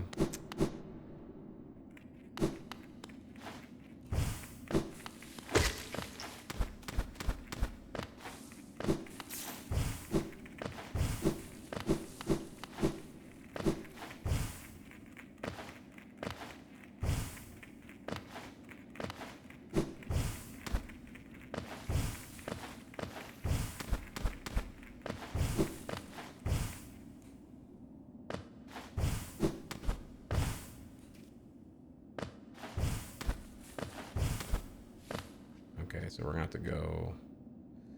Holy fuck, my dick. Okay, I gotta go back up. Okay, so the actual path is gonna be. Jesus, titty fucking Christ, it's so fucking far away. I go back up. I go to the end of the city. I go up.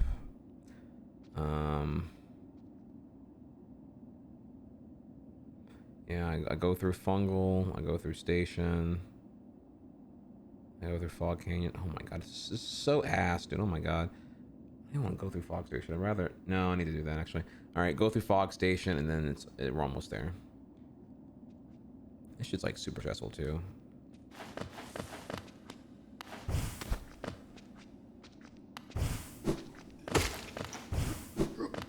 Oh my god.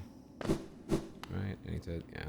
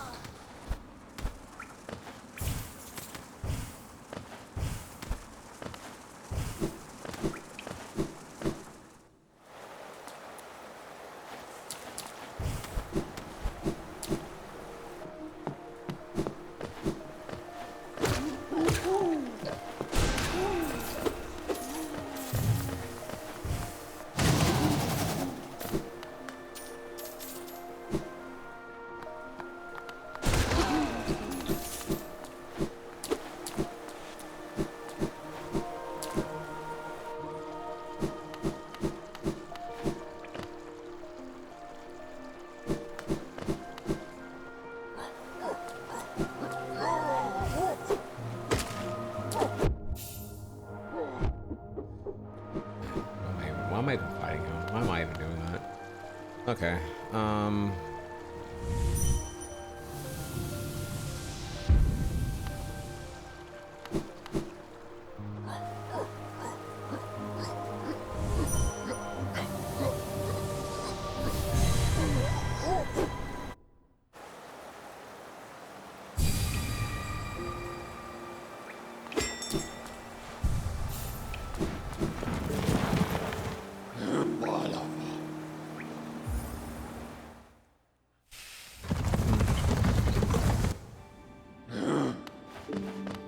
TP at the quest giver would be an idea. I think I already did that. Oh, teleport. Oh my god, I'm not even gonna reveal what I thought that meant. Not even important. We're just gonna move on. But actually, I didn't mean anything by that. I was just farming, chat. Like I always do. Like you always claim I do. Okay, great.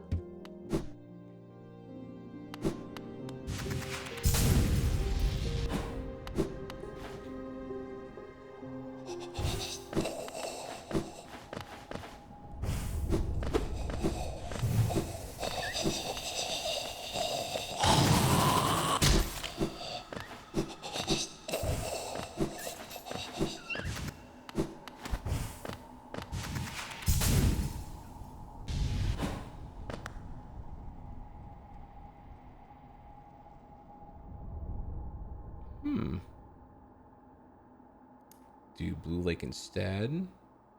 Go down through archive. Avoid all this bullshit. Better path? Question mark?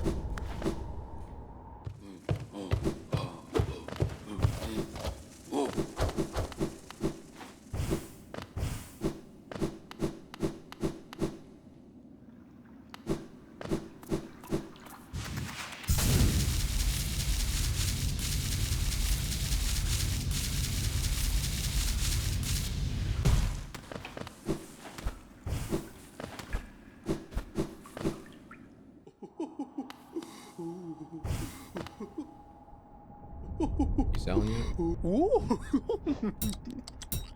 Hey, 49 more. Jesus Christ. Yeah, I'm clearly missing some big thing here.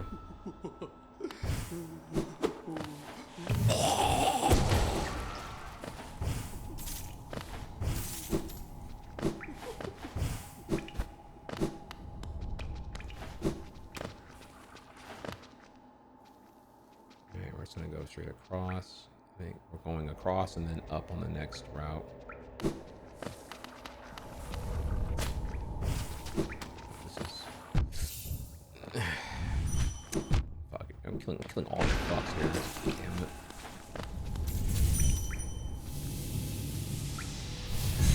Oh, this mission is so tight. Oh my god, dude.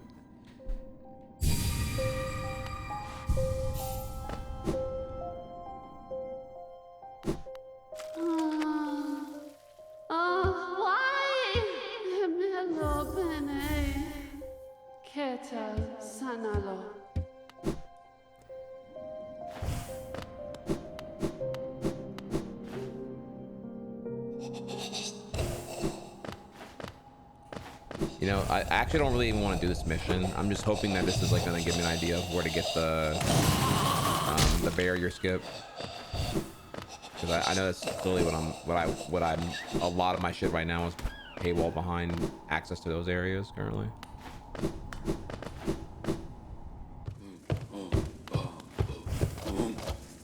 Those are my thoughts out loud. It's kind of copium, so I'm fairly confident it's just like not any of that shit. I feel like probably the barrier skip is like some not hard to find thing that I've overlooked a bunch of times now that I can't figure out.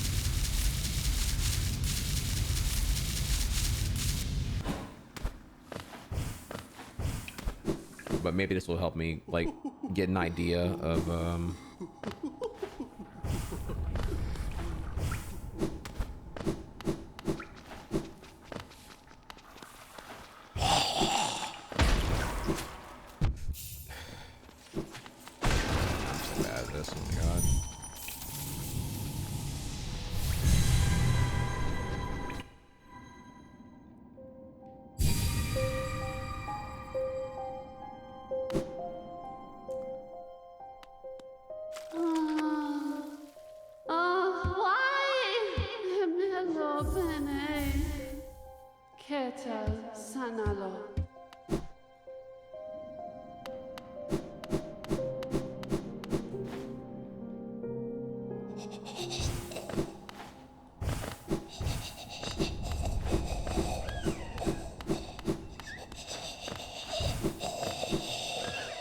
oh wow.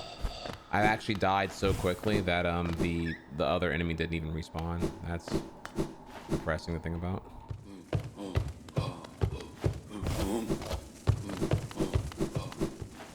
I'm doing so bad that things that I killed don't even have to respawn.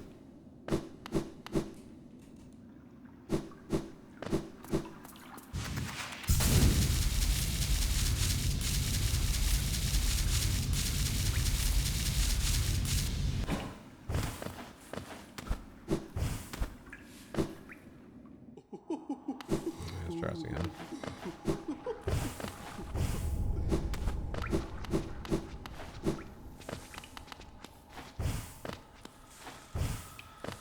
Those are dead now, so.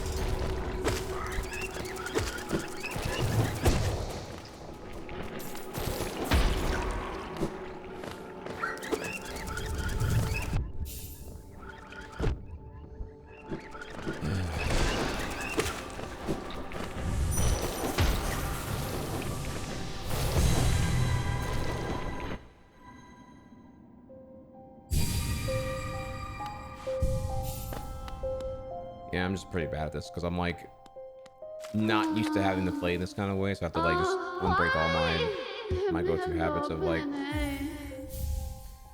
regarding combat.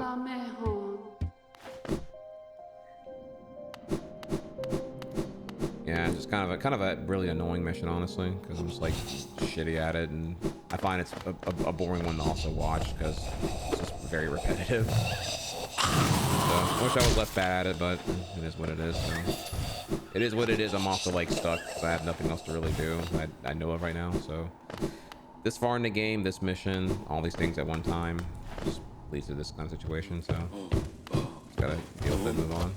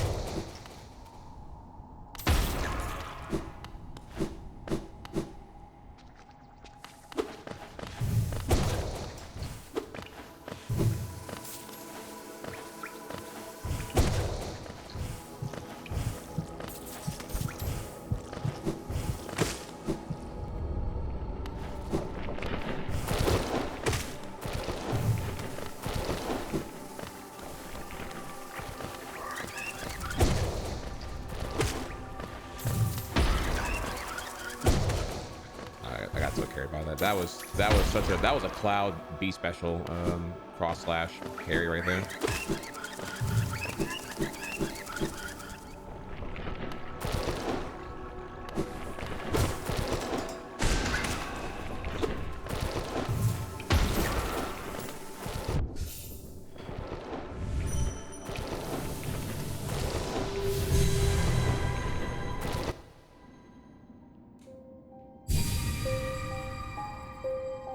Slowly but surely, we're making progress. In my head, it's like it's gonna be like another like 20 fails before I finally get it. Cause I definitely lack the composure right now, like for sure. Just like like I'm so mentally beat down because I keep failing this shit. It makes me really like insecure and kind of lose hope in myself.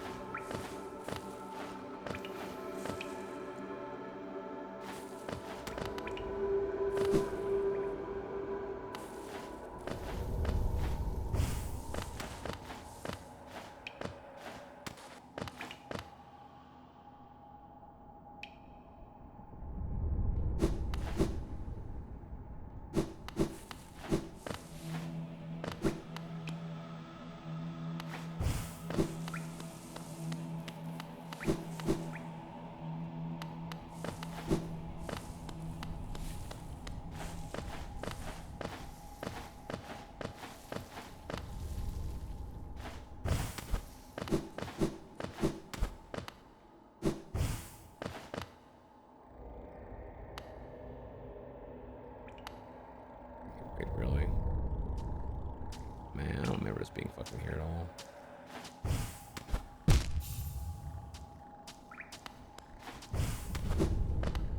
That's what I should have did. That's what I should have did. I should have just did that.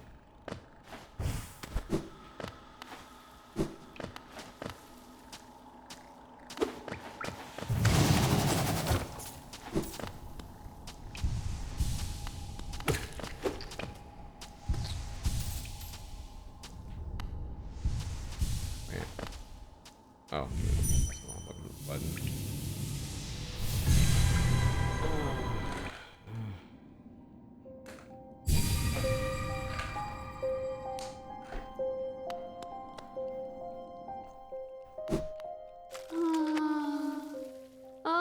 Why? Hello, Bene. Nama la mejor.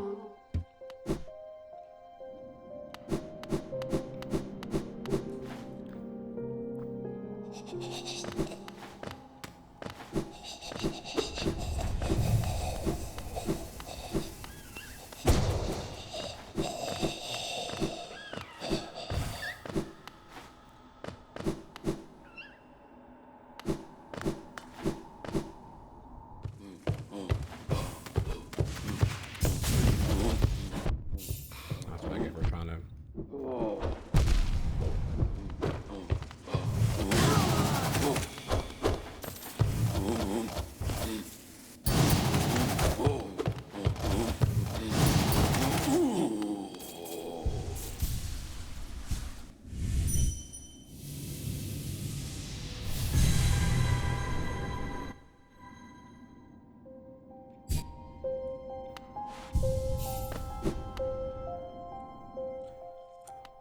Okay.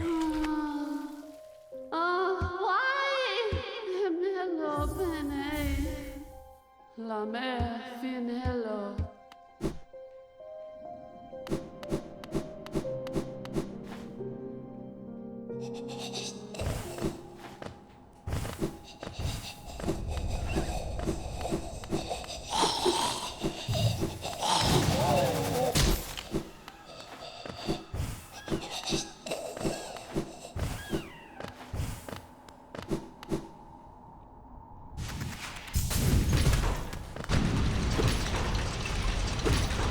What?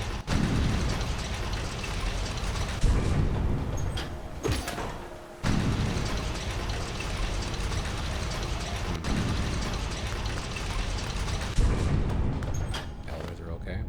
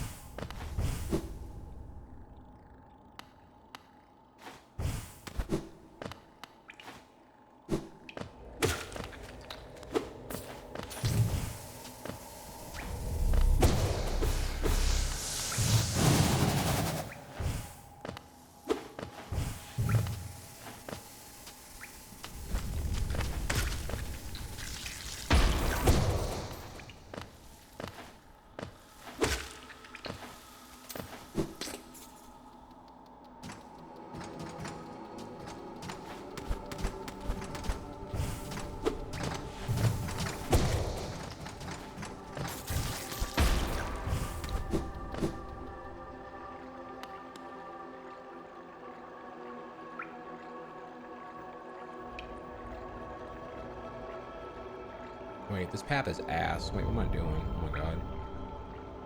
Dude, I'm fucking stupid. I'm doing like a really shitty path. Holy fuck. Alright, fuck my life. I don't even do. Fuck. This mission's got me on so fucking tilt right now. Get out of here.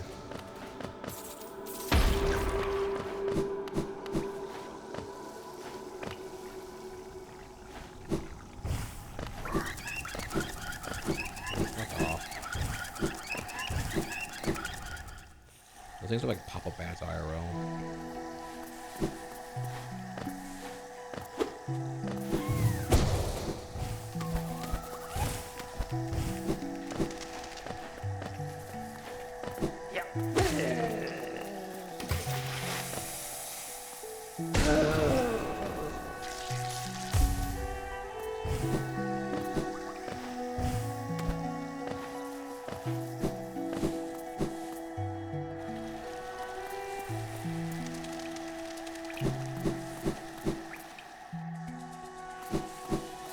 I'm sorry. Actually, what I meant to say was that I definitely planned this route.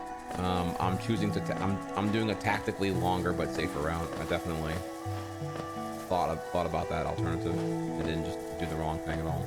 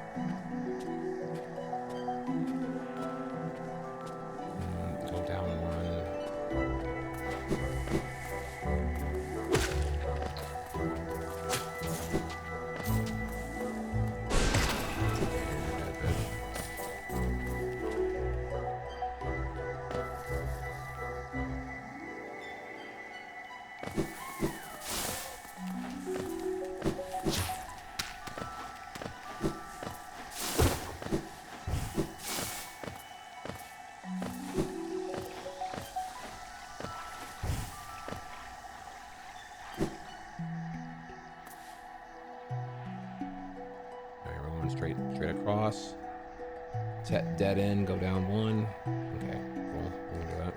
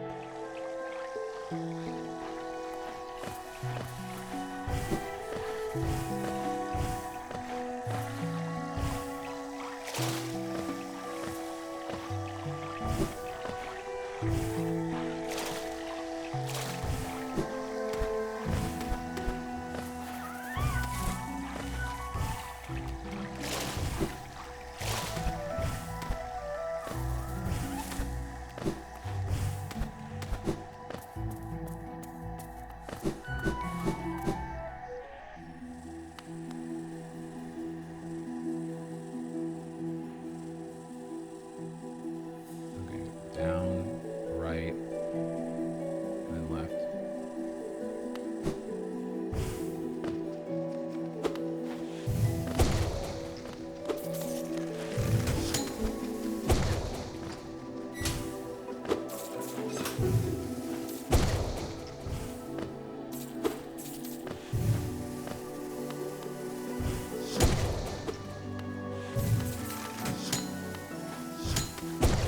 Fuck out my face, bitch. That bullshit. Okay.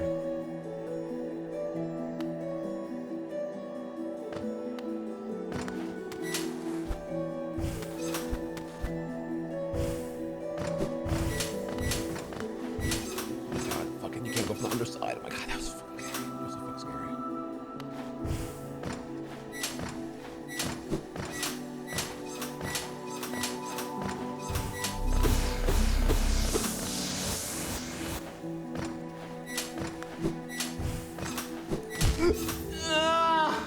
Fuck! Okay.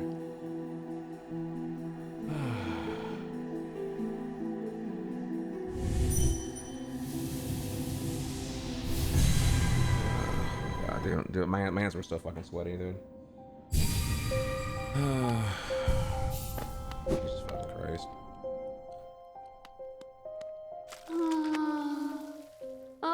Why? Hello, Penny. Alright, well. La mer finello. Yeah, that's about what I expected here. Me choking is just the part of the game. Tragic. The word I would use there.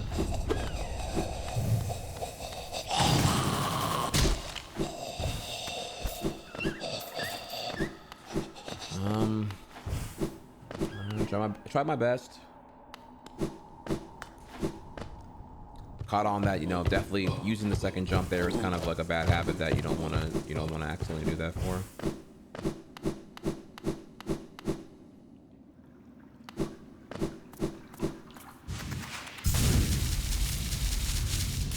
Would have been lovely to not have that happen, but that was so comically avoidable. I'm just clearly like really nervous at that point. Like super fucking nervous. And it's because I don't want to do it again, which is the irony, because it makes me play so much worse. So I'm like, ugh, I don't want to do this part again. I really don't.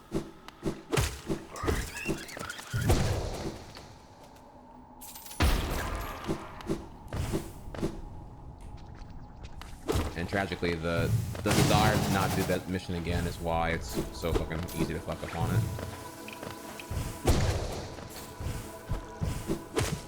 Like if you're indifferent, you'll just have more composure over it.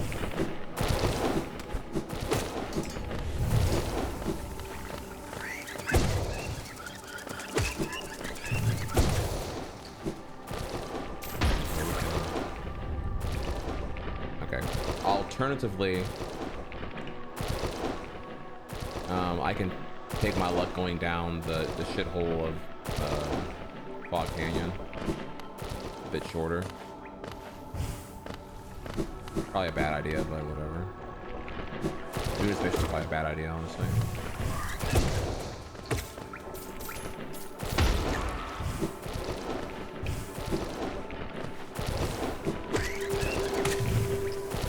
Bro, are you serious? Wow.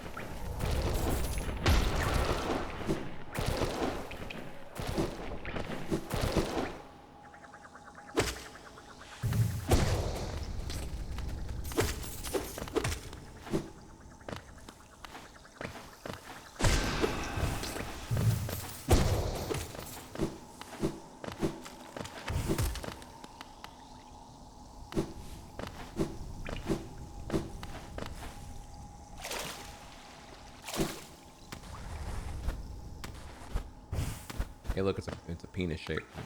Kind of important. That wouldn't come off my dick joke funny, so. Okay, alright, we can totally do this. Go down to the teacher's archive, go through, and then do shit. Oh my god.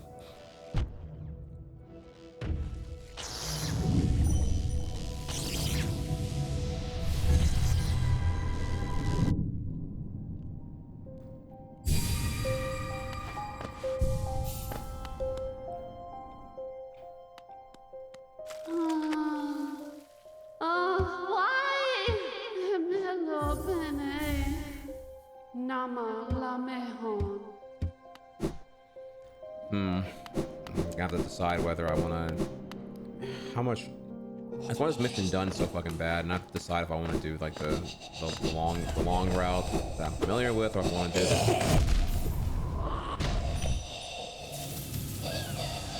That's correct right there. First possible enemy I can get hit by.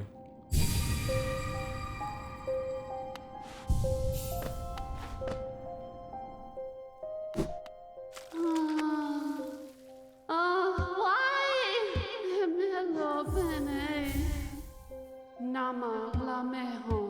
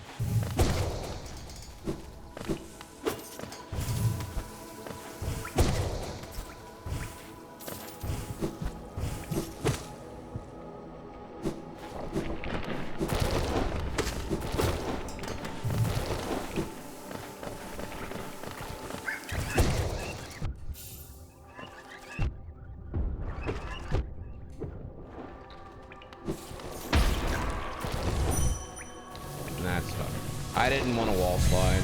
That was like, I didn't want to wall slide, and then I was wall sliding, and then I pressed the second jump to air jump, and then they did a wall jump because I wasn't going to wall slide.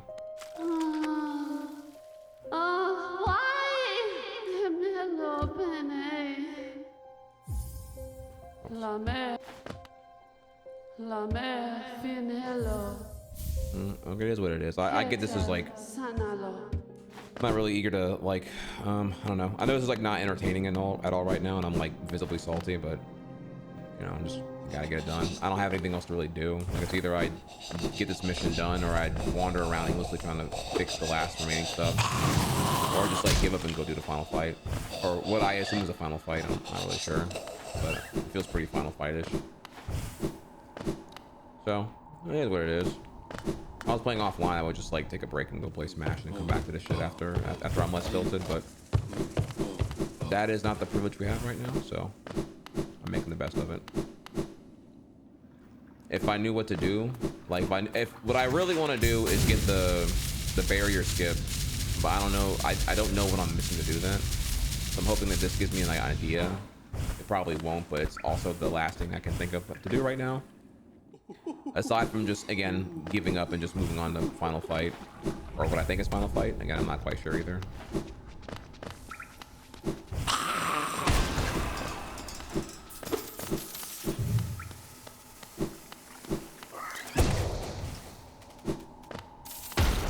So we're just at the crossroads of bullshit. Like, I'm out of things to do.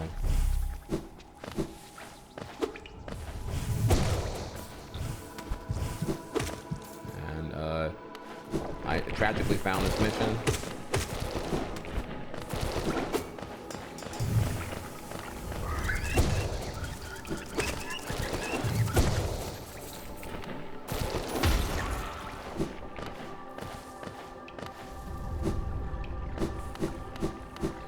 So here we are now.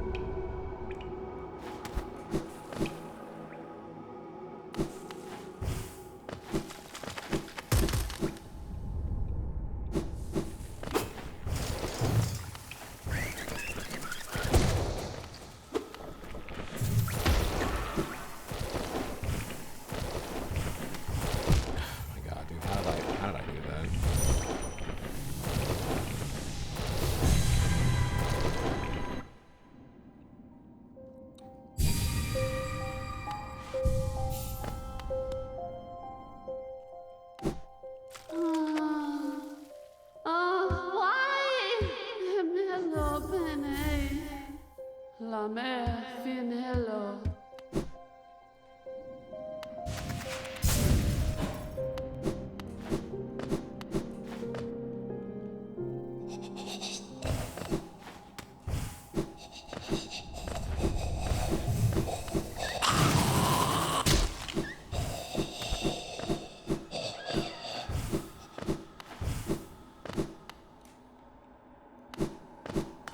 Confession.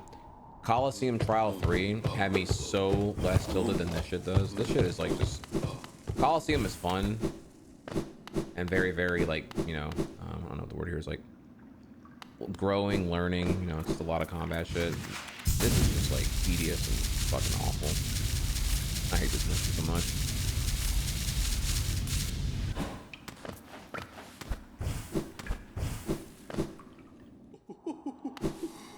I also hope I'm on the right path here. I really would be sad if it's like not like not where I think I'm going right now.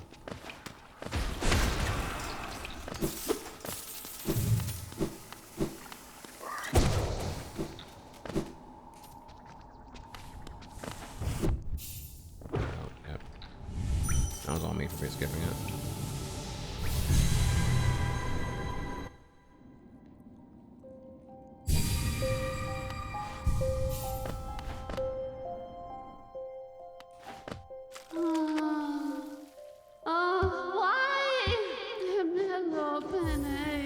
Also, just as I'm human, like the longer I go, the more impatient I get. I might take a break. I don't know. I'm getting like super fucking. I know I'm playing worse now in some ways, which is also another factor. I'm getting more impatient the longer I fail to shit.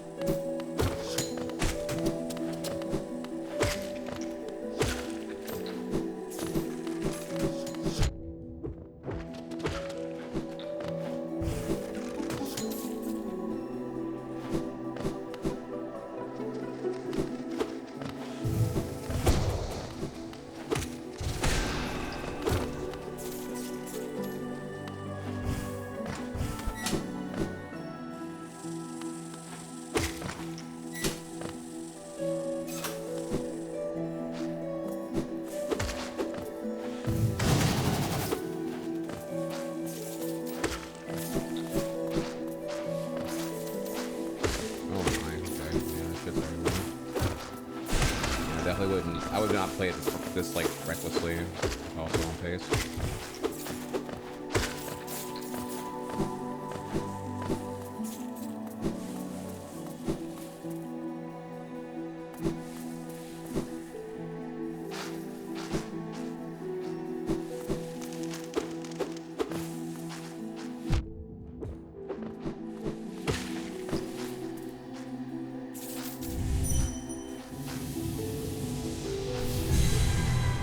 Okay.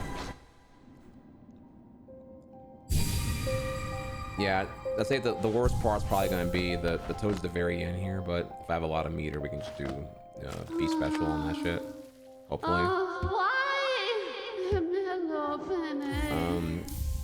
Second worst part, actually that's probably the second worst part. The actual worst part's definitely the jellyfish fields with the fucking little bright zappy zaps, because they're hard to see until they're active. So when they're not active, it's like very terrifying.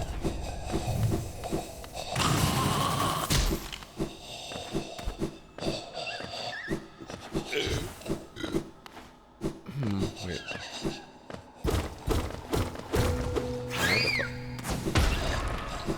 Just saw that by accident. I was like, wait, what the fuck is this? Wait, was it butt? Oh my god, there's more shit in here.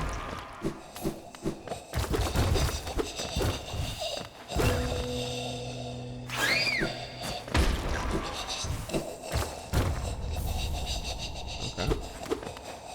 W's and Fat Boys.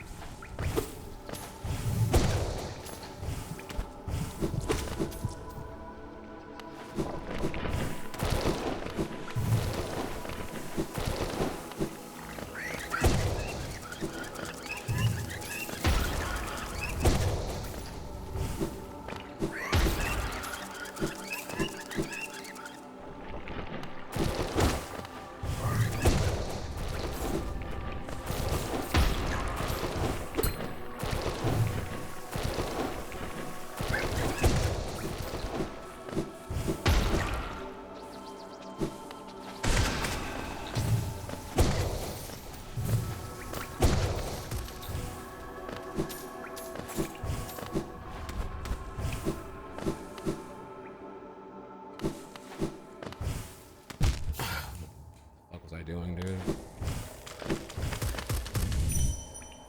Oh my god, bro. Oh my god, this mission is so fucking annoying, dude. Oh my god. Like, unironically, I just gotta, like, I would so just, like, dip out and, like, go play Smash and come back like an hour later on this shit. Holy fuck.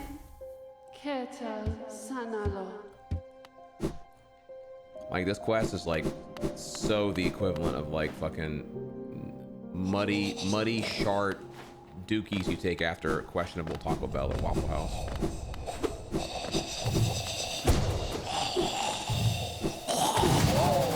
Like, it's a byproduct of bad decision making. Like,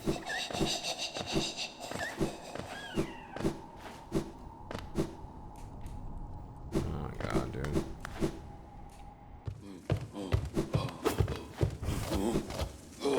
You know, this mission is like, this mission reminds me of like when you have to go to the DMV to like get something done, right? Like getting your license plate for your new vehicle done.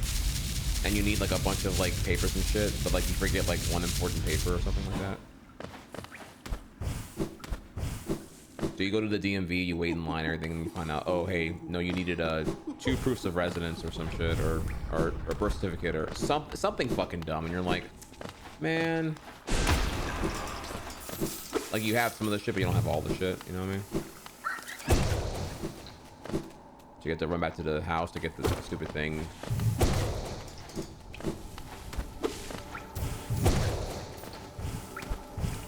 This reminds me of like just like day ruin type shit.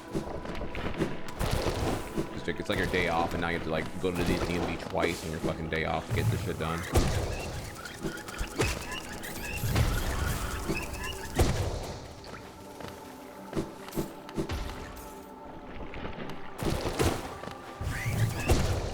Be careful. I'm already tilted. I've been at this mission for so much longer than I wanted to be. Like that's like the Lamau, like, yeah, just don't get tilted, bro.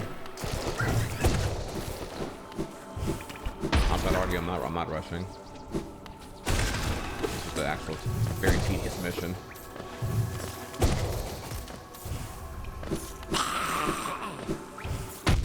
Yeah, that guy wasn't there before, I swear.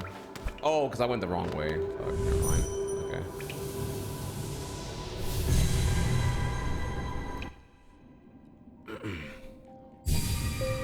If tilt, why continue? I would just end stream. Like that's like what I would do. This mission sucks. I would just like end stream and come back tomorrow. Because like because I have nothing else to do other than like, it's either I do this mission and get an idea of what to do next, or I just move on to the final boss, which I don't really want to do right now because I feel like I am missing a very obvious thing with the whole barrier skip stuff. So I would just like sit on it and come back tomorrow. Not to hold y'all over that like a leverage thing, but that's just honestly, if I'm tilted, I would just do something else, honestly. So you just gotta bear with me here. I'm moody and angry right now because I'm still doing this mission that I don't really want to do right now. But I want to get it done more than I want to complain, so I'm still doing it. You just gotta bear with me here. I'm streaming. I happen to be streaming the very thing I'm annoyed at right now. You know, we're all human. You get it.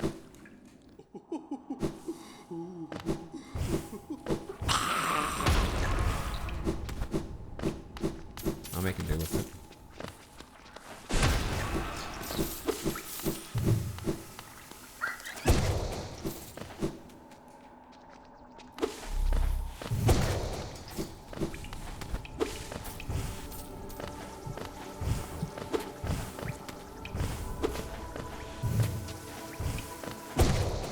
That only does one.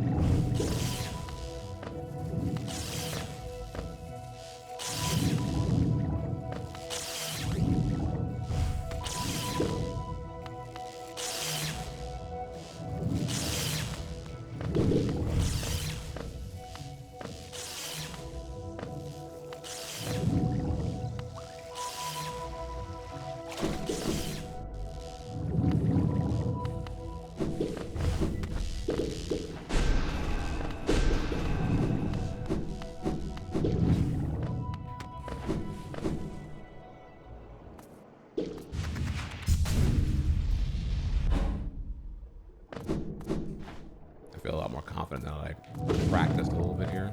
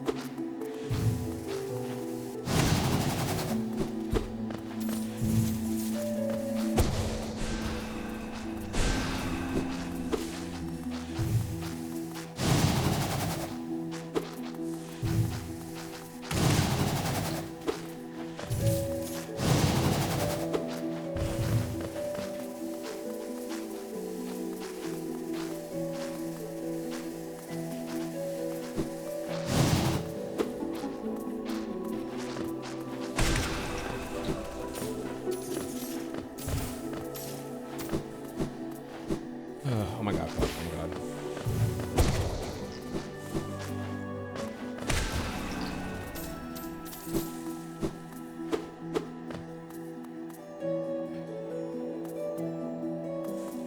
Bro. I want to kill myself. I want to kill myself.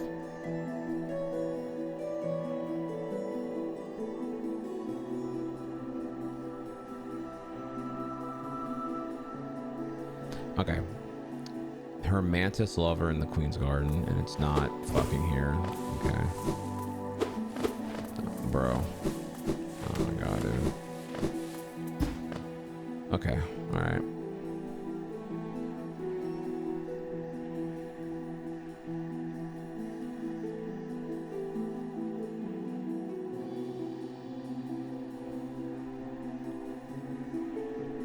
I admit I didn't think much about the mantis lover. I was thinking more about just like the notable landscape on the map. Okay, so I don't know where the fuck that is, but it's somewhere in Queen's Garden. Okay.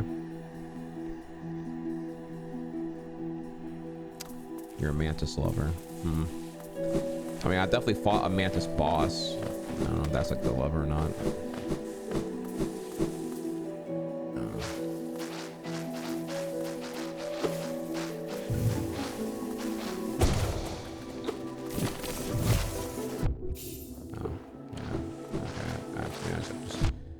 Yeah, okay, alright.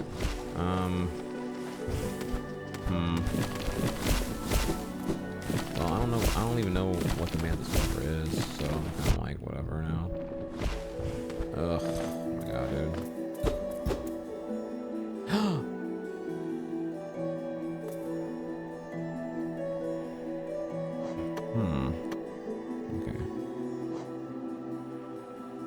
Alright, that's definitely it. Alright, so I need to, how do I, bro, I was just wandering and I happened to find that. Holy shit, okay.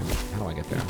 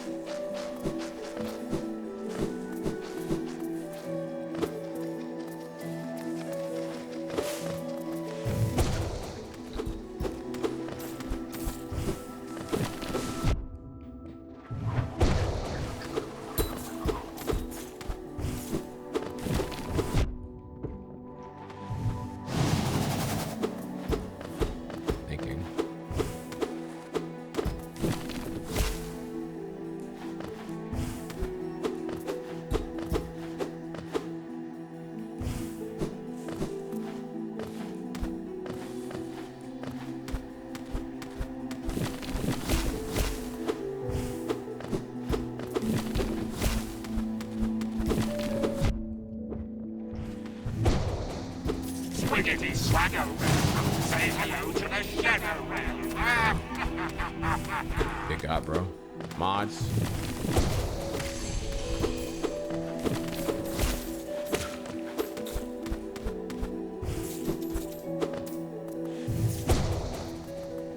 Okay, I see there are mods here right now. Alright.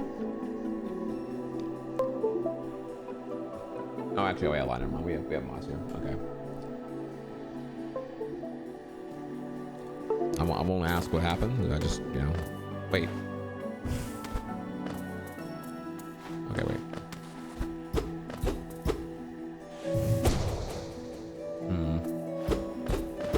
How the fuck do you get there, dude?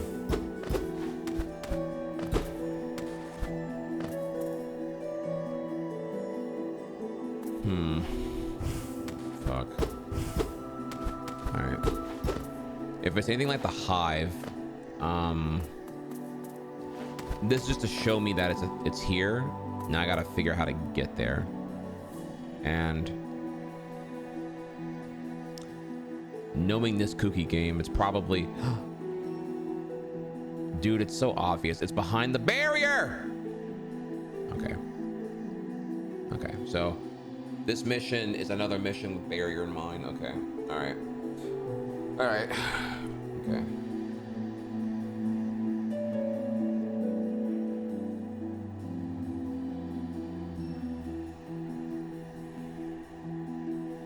Okay, so that means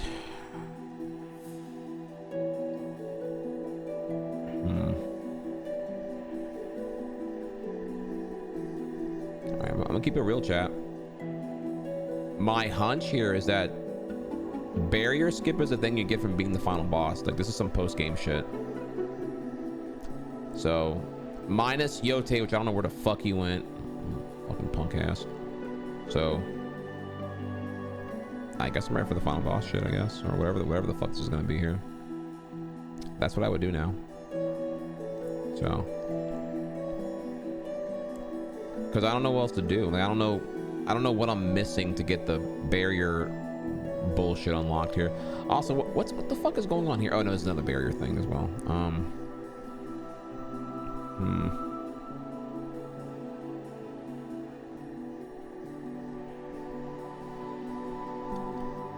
Okay, my new rating for this game is a 9 out of 10 because this game needs like some like merchandise friendly sidekick that just tells you all the hints and shit whenever you're stuck, because that's, you know, being stuck is a game problem, not a player problem. You feel me? So I give it a 9 out of 10. I need my Fiera or Andreas to tell me what to do now.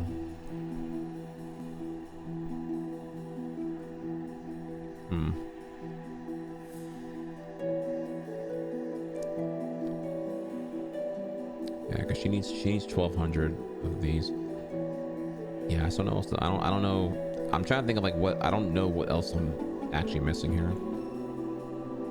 The only thing left to do really is actually just go over to him and buy his other dumb shit, but I'm kind of lazy right now about that, so yeah. Yeah. Okay.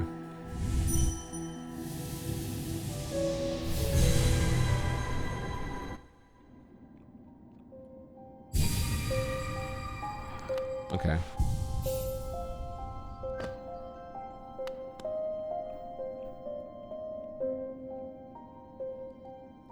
Have I explored every area in the map? I mean, I think so. I'm all around Crystal Peak. I don't know why my map isn't filled here, because I definitely went up here and did shit. So my map here isn't filled, but I definitely did it already. I can't go past this area here. I try to do the super dash and the wind blows me back or whatever the fuck. I mean, I feel like I did Green Path round 2 already. I did Queen's Garden. I've done like 2 rounds of that here. Jellyfish Fields. I didn't do a round 2, but I did get all the stuff I had visible here at least. Fungal Waste, I've been there like 10 trillion times. Mantis Village, we went there for round 2. City, I've been there a billion times. Kingdom's Edge, as you can see, I've fucked that up. Hive, did that, fucked that up. Palace Grounds, I don't know what else to really do here. I don't know if it's kind of barren, but I feel like I already did what I could there, minus whatever the fuck this is. Deepness, I've been that bitch a billion times too. Not saying I have everything, but rather I don't have any new hints. Like I don't know like what else to do in the areas I've already been to. So I don't know.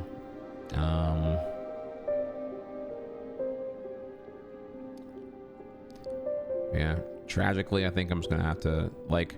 Swiggity swagger realm, say hello to the shadow realm. Okay, should we put on follow mode? I need a here. I'm gonna go sub real quick here because I see chat's getting pretty annoyed here. All right, so sub only. All right, tell me what's going on here. Are we are people being stupid and to put on follow mode during Hollow Knight now or what?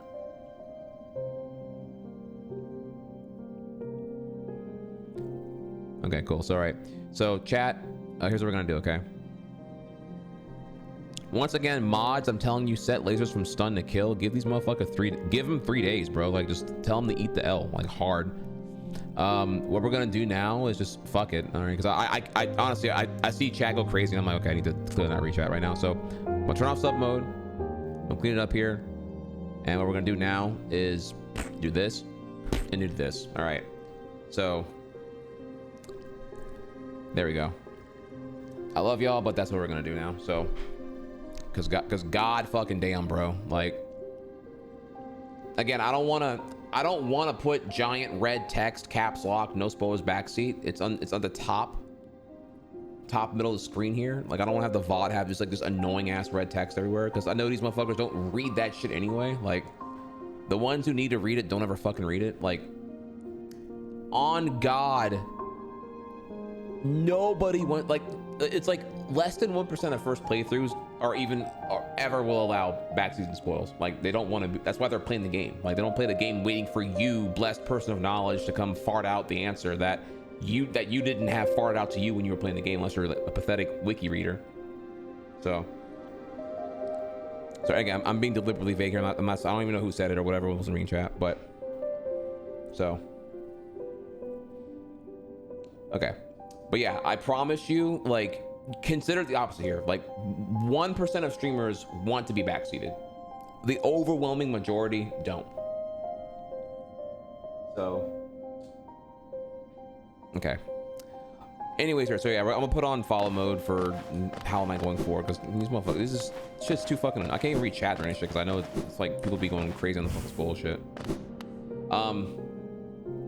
Sadly, I don't know what to do here, so we're also at our stopping point anyway here. So what we're gonna do is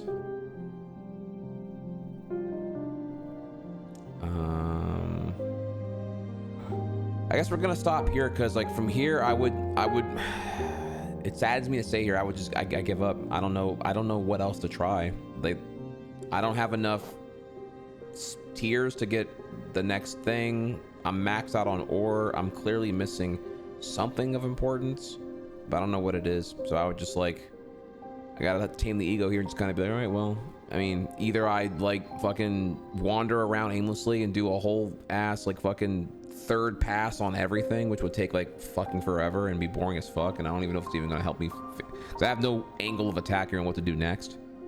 Or I just fuck it and, you know, we end the game. The game was fun and we beat the game, and then we can do post-game shit. So so tomorrow I will probably do exactly that. We'll come here and we'll do this. I think it's probably a big thing, so I'd rather do this like on a start of the stream rather than at, you know, 7 o'clock right now here. So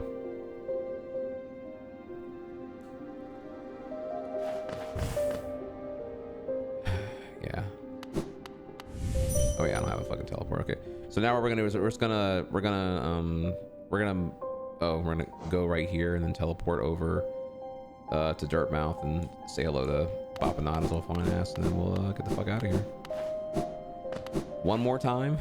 Down here we go on this stupid ass path.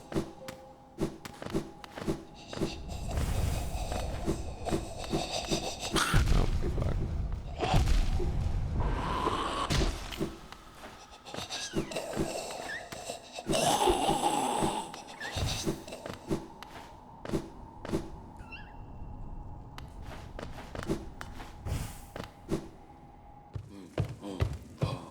My ADHD's getting me. No, not at all. That isn't an ADHD. That's an ego pride thing, I would say. Like, I mean, it's also me making decisions based off of not knowing the full answers and shit, you know? I don't know if the next...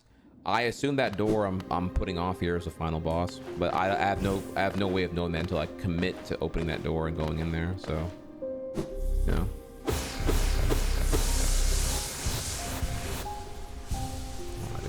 I got things coming up soon.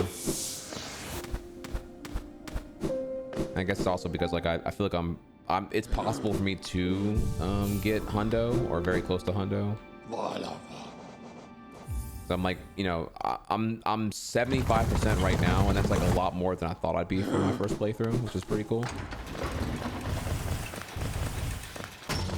So it felt pretty cool to see how far I can get along, but feels bad to be stuck right here though at this point. But yeah, GG's. So yeah, we'll come back tomorrow, and tomorrow will be the day that we very likely beat the game, I suppose. And then we can figure out what we're gonna do next, whether it be post game or all that here, and then we can go spoiler crazy. Then all these losers who are backseating and spoilering and fucking just cannot help themselves, they'll be free, and then we can finally like just do post game chill shit, or 100%, or DLC, whatever all that involves. Once I know the answers after I beat the final game or final boss, and then we can talk about Wind Silk Song. You know, with the fact that Hades is coming up very soon on Thursday.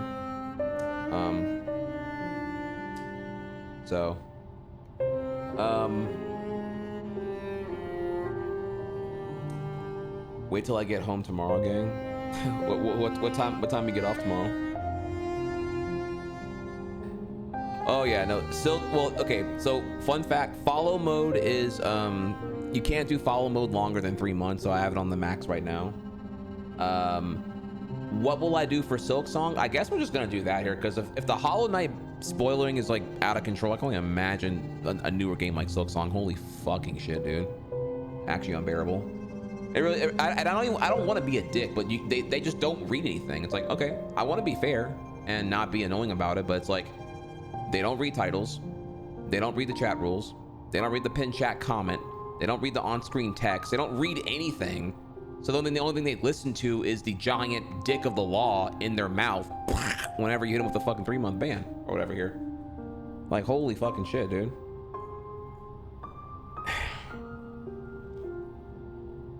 So, I mean, look, I sound so bitter right now, but it's like, it's because I don't want, again, the only thing I'm not doing at this point is just like having giant red text covering up half the fucking screen, which would just be a negative thing altogether. So, you know, they know who they are. Anyways, for the majority of y'all, I love you all here, and I'm sorry you have to put up with the follower mode, but it is what it is. Don't worry, we'll, it's only for Hollow Knight, and I guess Silk Song for sure. So yeah, we are, thank y'all again for everything, y'all. Appreciate y'all. Today was a fucking W here. Look at that uptime, 7.5 hours, a short ass stream. Crazy, because I feel like I get to Hollow Knight like at the 4-hour uptime, it seems to be, but I only did like an hour of Smash. I don't know. I guess I don't know. Just be yapping. I gotta get here earlier. I'm trying to get here earlier. The good thing is I don't have anything else going on tomorrow. Like today was a big thing because I was doing more controller surgery, but the controller is now good. So I don't have anything else going on in the morning. So I'm hoping tomorrow I can lock in and get here early.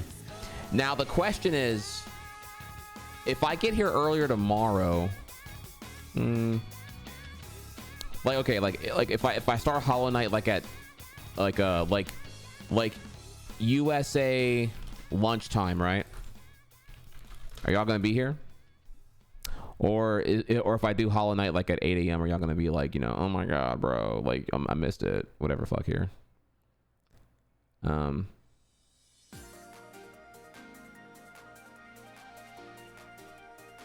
Yeah, this is the hard part, right? I don't know what to do there. I can't stall too long. It's like either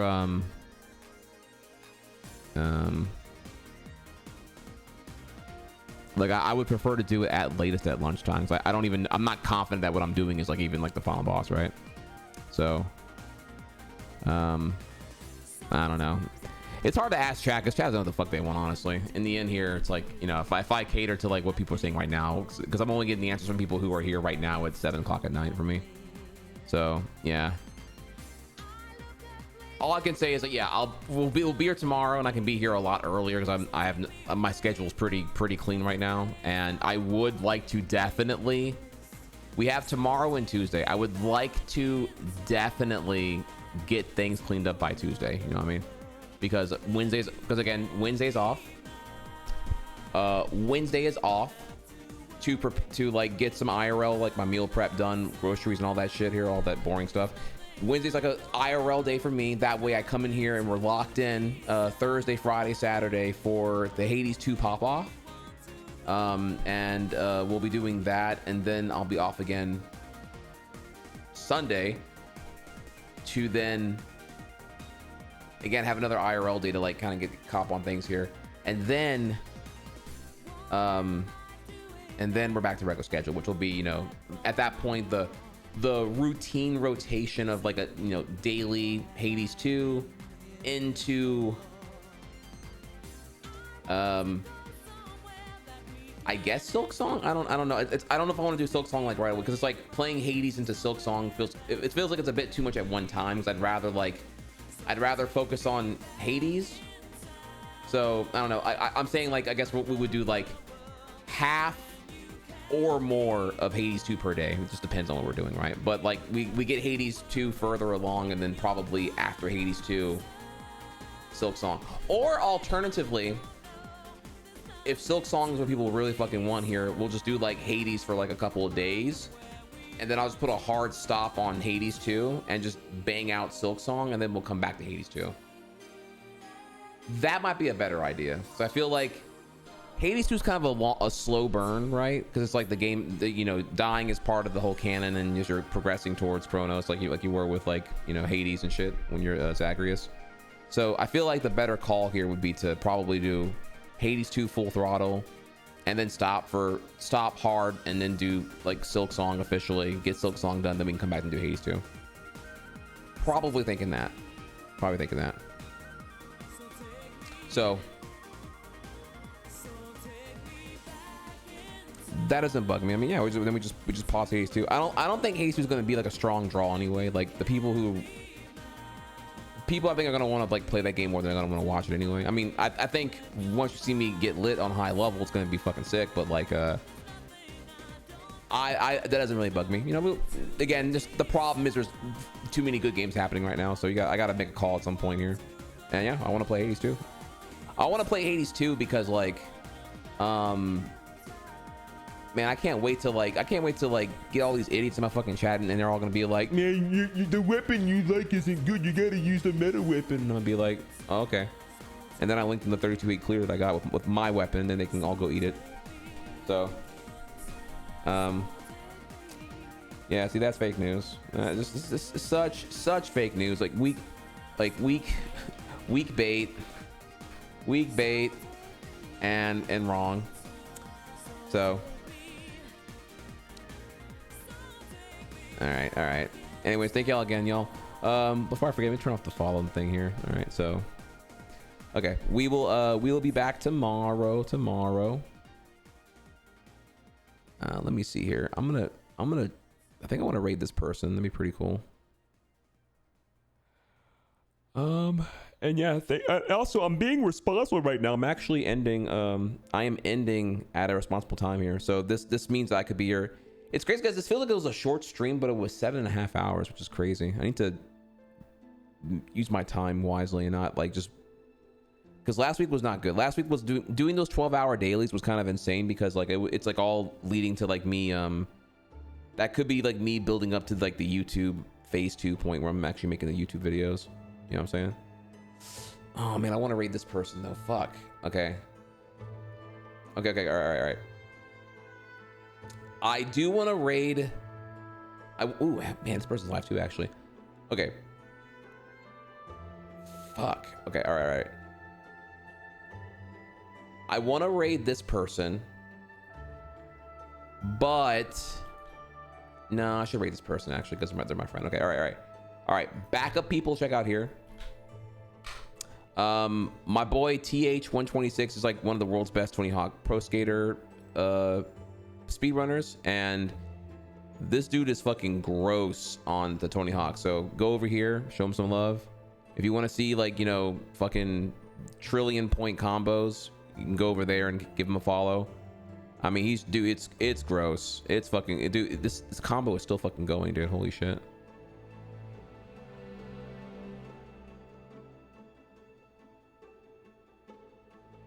Timer's done. Wrap it up, man. Wrap it up.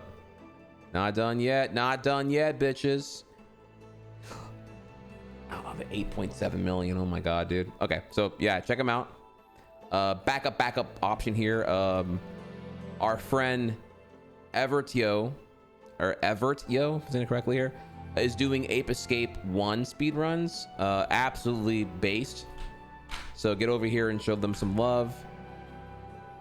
Tell them Trihex sent you. Trihex sent you. However, who we're rating today here, my friend Carl is live, a rare sight these days, so we're gonna go over here and raid Carl.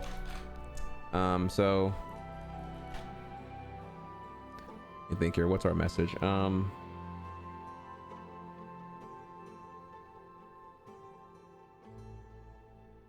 me think here.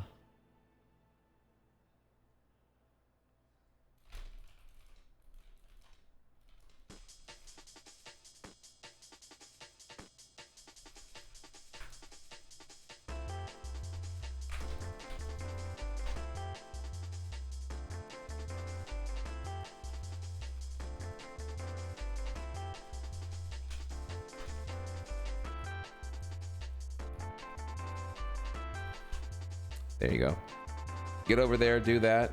I will I wonder if Carl even remembers me at this point, you know, with the Yoshi and all that shit here. So, you know, I'm being a bit facetious here right now. Thank y'all again. I will see y'all tomorrow. Have a great night.